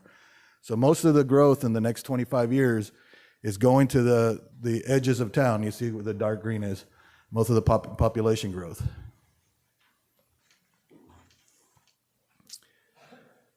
We've also done a pretty good job, I think. I mean, the percentage-wise, we've done a great job on the job side, but really, we're still not swinging the size of bucket we should for the size of the city, of the number of jobs in Fort Worth.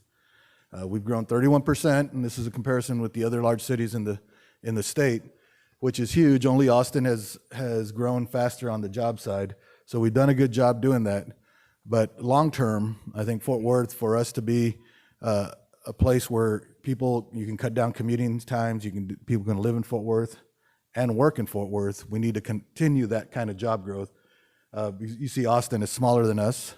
They have almost, not quite twice as many, but about 80% more jobs than we do overall in Austin. And if you look at, San Antonio. So San Antonio is a lot larger than us, and Austin has more than them. So Austin's, because of UT and because of all the tech jobs that have shown up there, they've really grown. But we should be closer to the numbers associated with San Antonio and Dallas in the long term. And so that's going to be a goal as we go forward.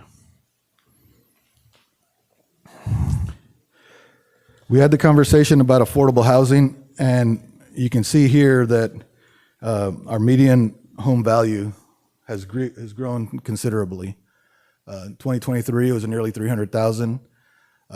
And as was mentioned, a lot of the new housing that's coming online is $400,000 plus. It's hard to find new housing that's less than that on the single family side.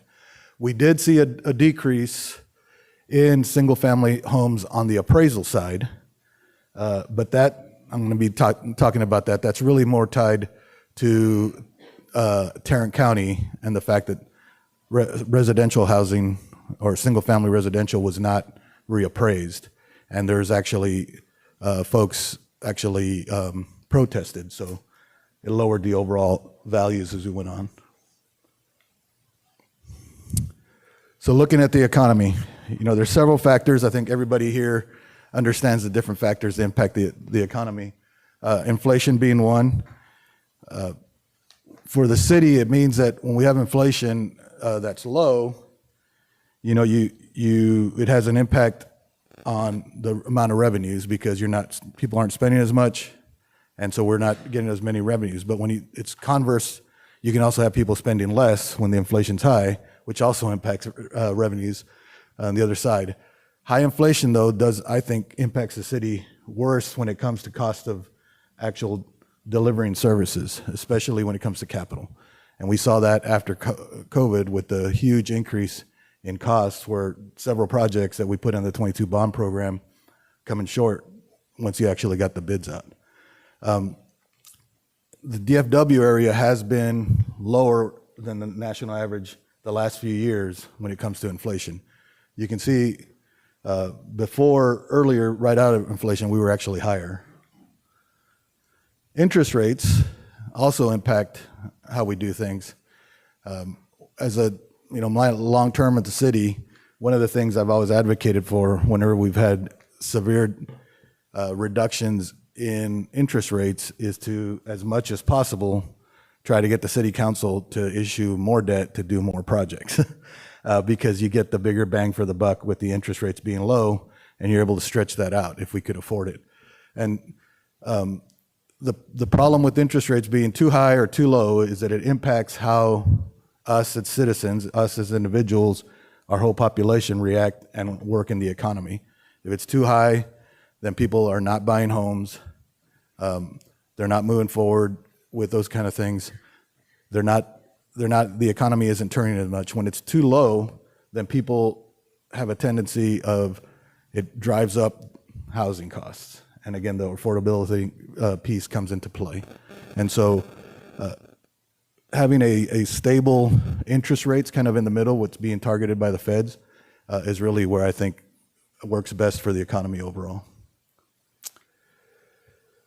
So when we look at our general fund budget as we go forward, the general fund budget is really driven by the property tax side and sales tax. And if you look at our property tax, this is the traditional, for the last several years, David Cook would show that we needed to do better of closing the gap between commercial and residential. There's too much value up on the residential side, not enough coming from the commercial side. And this is what you've always seen. The last couple of years, you've seen the residential come down and commercial come up. I think it's a combination of the city's work for economic development to bring in commercial on the one hand, but it's also an impact of the TAD values going down this last year on the residential side. So this combination of those two have shown a little bit of movement. And I always have this conversation with my predecessor in that I always thought multifamily residential is more commercial than it is residential. And so I had staff pull out the multifamily side. And you can see when you take the multifamily side, that's 10% of the values of the, and there's also, since I've been here in the mid-90s, and folks, citizens and sometimes council members don't want additional multifamily, you can see, at least in the last 7 years, but this goes back to the 90s, we've never been more than about 10% multifamily across the whole city. And so even though it seems like there's a lot more, there is a lot more, but there's a lot more residential. So proportionately, there's never really been a separation or a growth of that number. But yeah, I know that's what I was just about to say. Just caveat, if we could work with our engagement team to really push that, because I know one thing that we all hear incessantly is, we're building too many apartments. We're building too many. We're not building anything else. And I'm actually really shocked by this graph, and I think our residents would be too. Well, and so what people don't realize, especially people, depending on what part of town they live in, they don't go to the other side of the city and see the just acres and acres of rooftops, single family, that have been built at the same time. So that combination, it's really kept us at that level around 10%. I'm going to have staff to take this back to the 90s, because I remember actually being a budget analyst and presenting that like in the mid-90s, and it was Chuck Silcox at the time, if you know Chuck Silcox, didn't want any more apartments, and we were at about 9% is what I recall. Yeah, interesting. Alan, did you have a question? So really, when you look at the numbers, if you were to say, to me, apartments are a business, right? And so if you would say that's commercial more than residential, then we're really closer to a 50-50 on the commercial versus residential. But I think separating it this way really provides a cleaner picture of the type of values that we have overall. Any questions on that?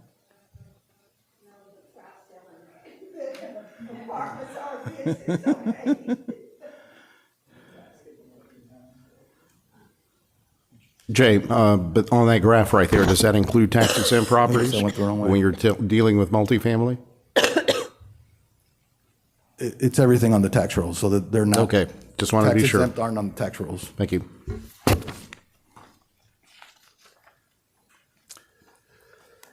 So looking at property tax overall, which is the biggest revenue source for the city, as I mentioned, TAD did not reappraise residential properties this past year.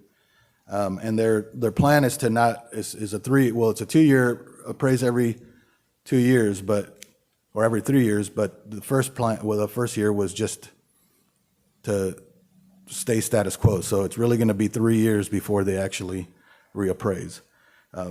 And so the idea was to provide relief to the homeowners, and so there was, because people could still protest, and so the values went down.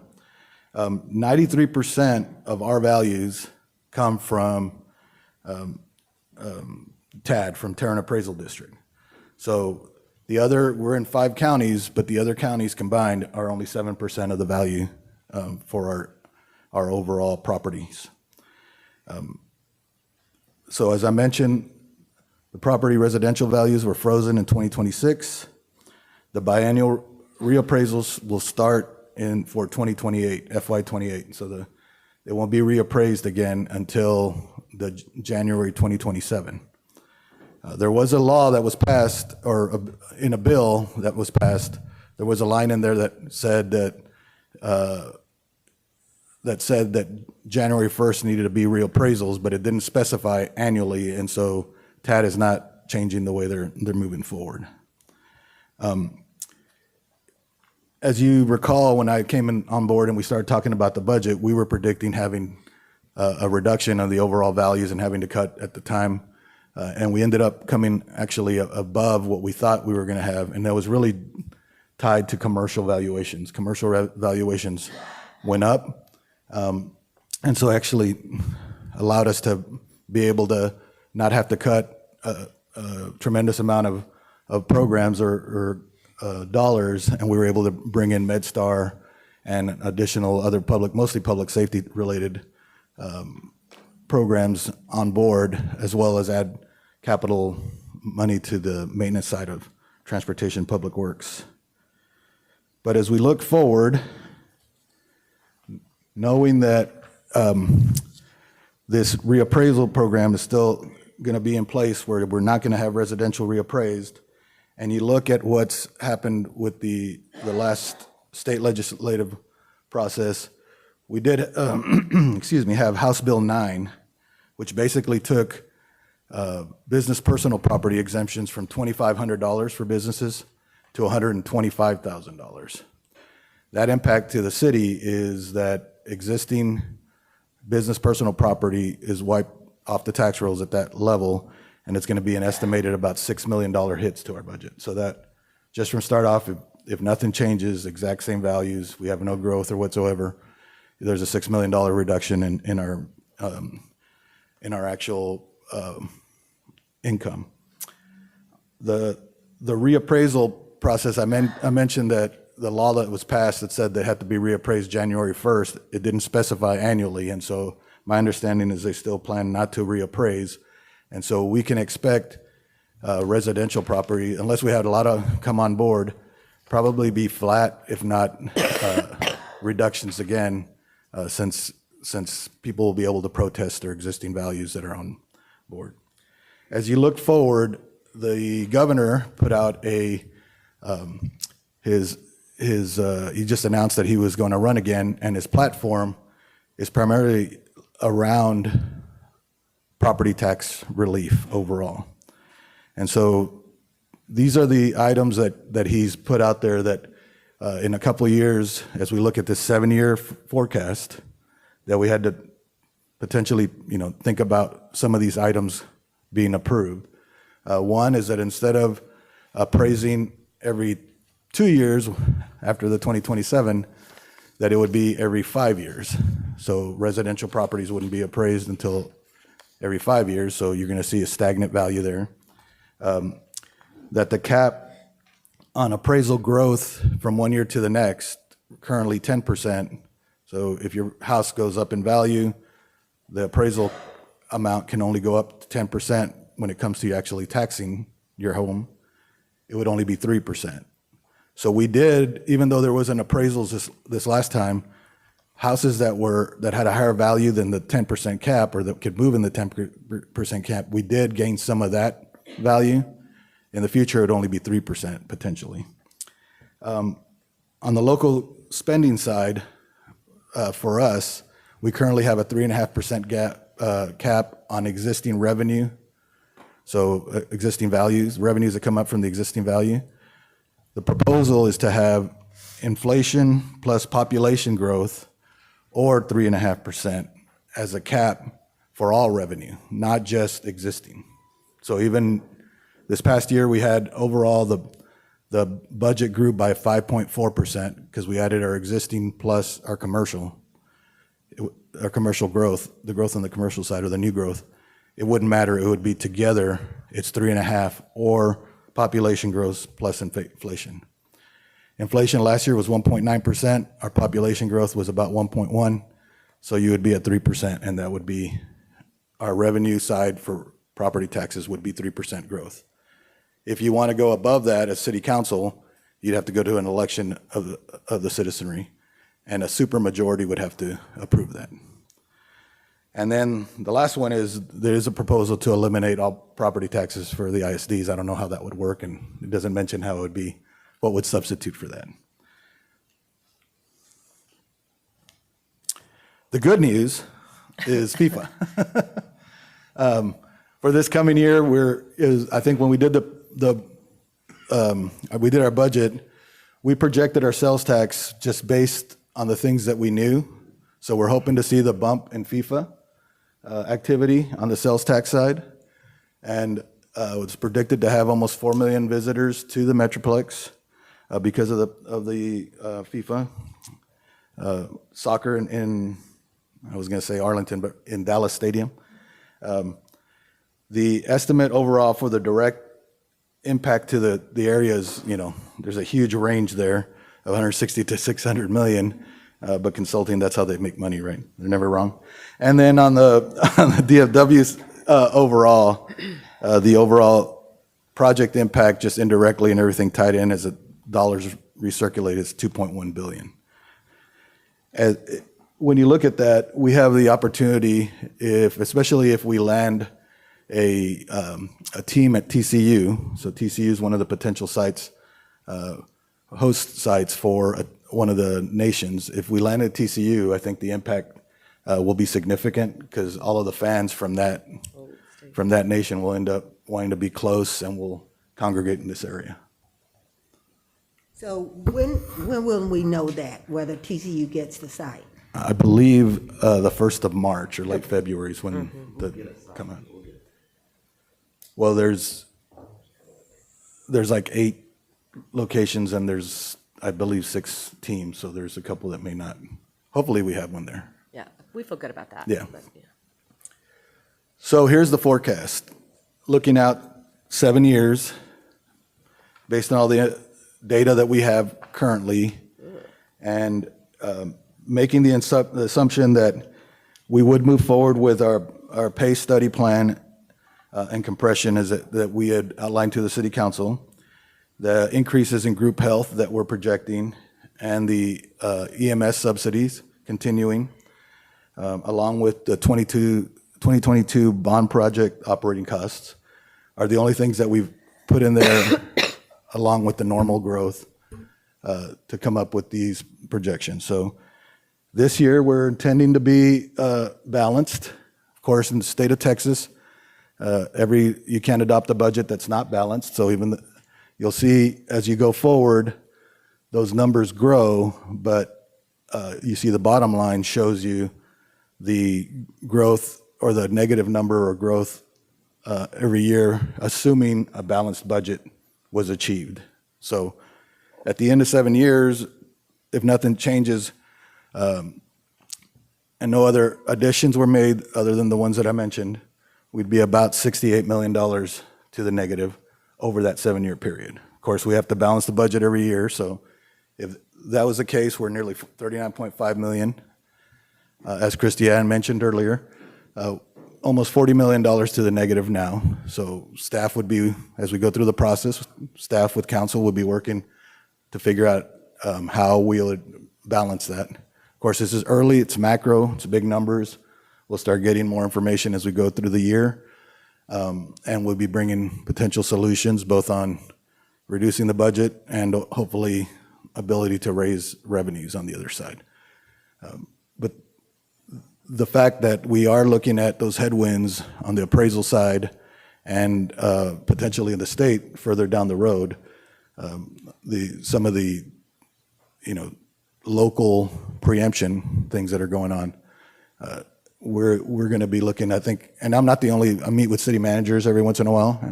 In fact, Ron puts a group of us from the Metroplex together every quarter, and everybody's facing the same thing. So this is not a Fort Worth specific issue, it's a statewide issue for local governments as we move forward. So with that said, I think, the mayor and I, it was just eerie or odd. We had a conversation about looking out, and she we were talking about potential shortfalls, and we talked about the $40 million number. That was about a month ago without having any data. Staff puts together this overall projection, and it's right at $40 million. If you recall, last year we added basically $40 million. That was the $20 million or so for EMS, an additional about $16 million for police and fire pay, and then the about $4 million that was tied to PayGo Capital. So it's ironic that the number's so close to that number that we did add to the overall budget overall. But with that, I'd take any questions or concerns or thoughts or Comments or questions from council? ideas for bake sales. Councilmember Blaylock. So, Jay, could you explain, I understand how the net position is calculated. How does the shortfall to balanced budget, how is that calculated? It's just assuming that going from 2027, that we would come up with a way, if the total revenue and total expense numbers are correct, then assuming that we got that down to zero, right? We would have the shortfall the next year of about $8 million. It does correlate to the numbers above, but it's how much less you're going to have every year as you go forward with the same assumptions down here. Anyone else? Of course, we know that we just started the process with the 440 on the renegotiation of the fire contract. So, we know there's some things that are not going to be static. But again, this is a 50,000-foot view just to give us the overall perspective. Thank you, Jay. Thank you. Thank you. Okay, it says closing remarks. Is Ron closing us out? Is that the plan? Or no? He's looking at me like he's surprised, so I don't think that's the case. I think he was just going to say Miller time or something. Miller time. All I'll say is don't screw up and miss how good you really have it. It always feels worse in the middle of it. When you come from our perspective of dealing with folks all over the nation, y'all actually are in a great situation. You have the right foundation in place. Don't miss that. Because we focused on the challenges because that's the only way you get better. But y'all really are in a great situation. Have a wonderful Christmas. Well said, yeah. Merry Christmas, Happy Holidays to everybody here. Thank you very much. Thank you.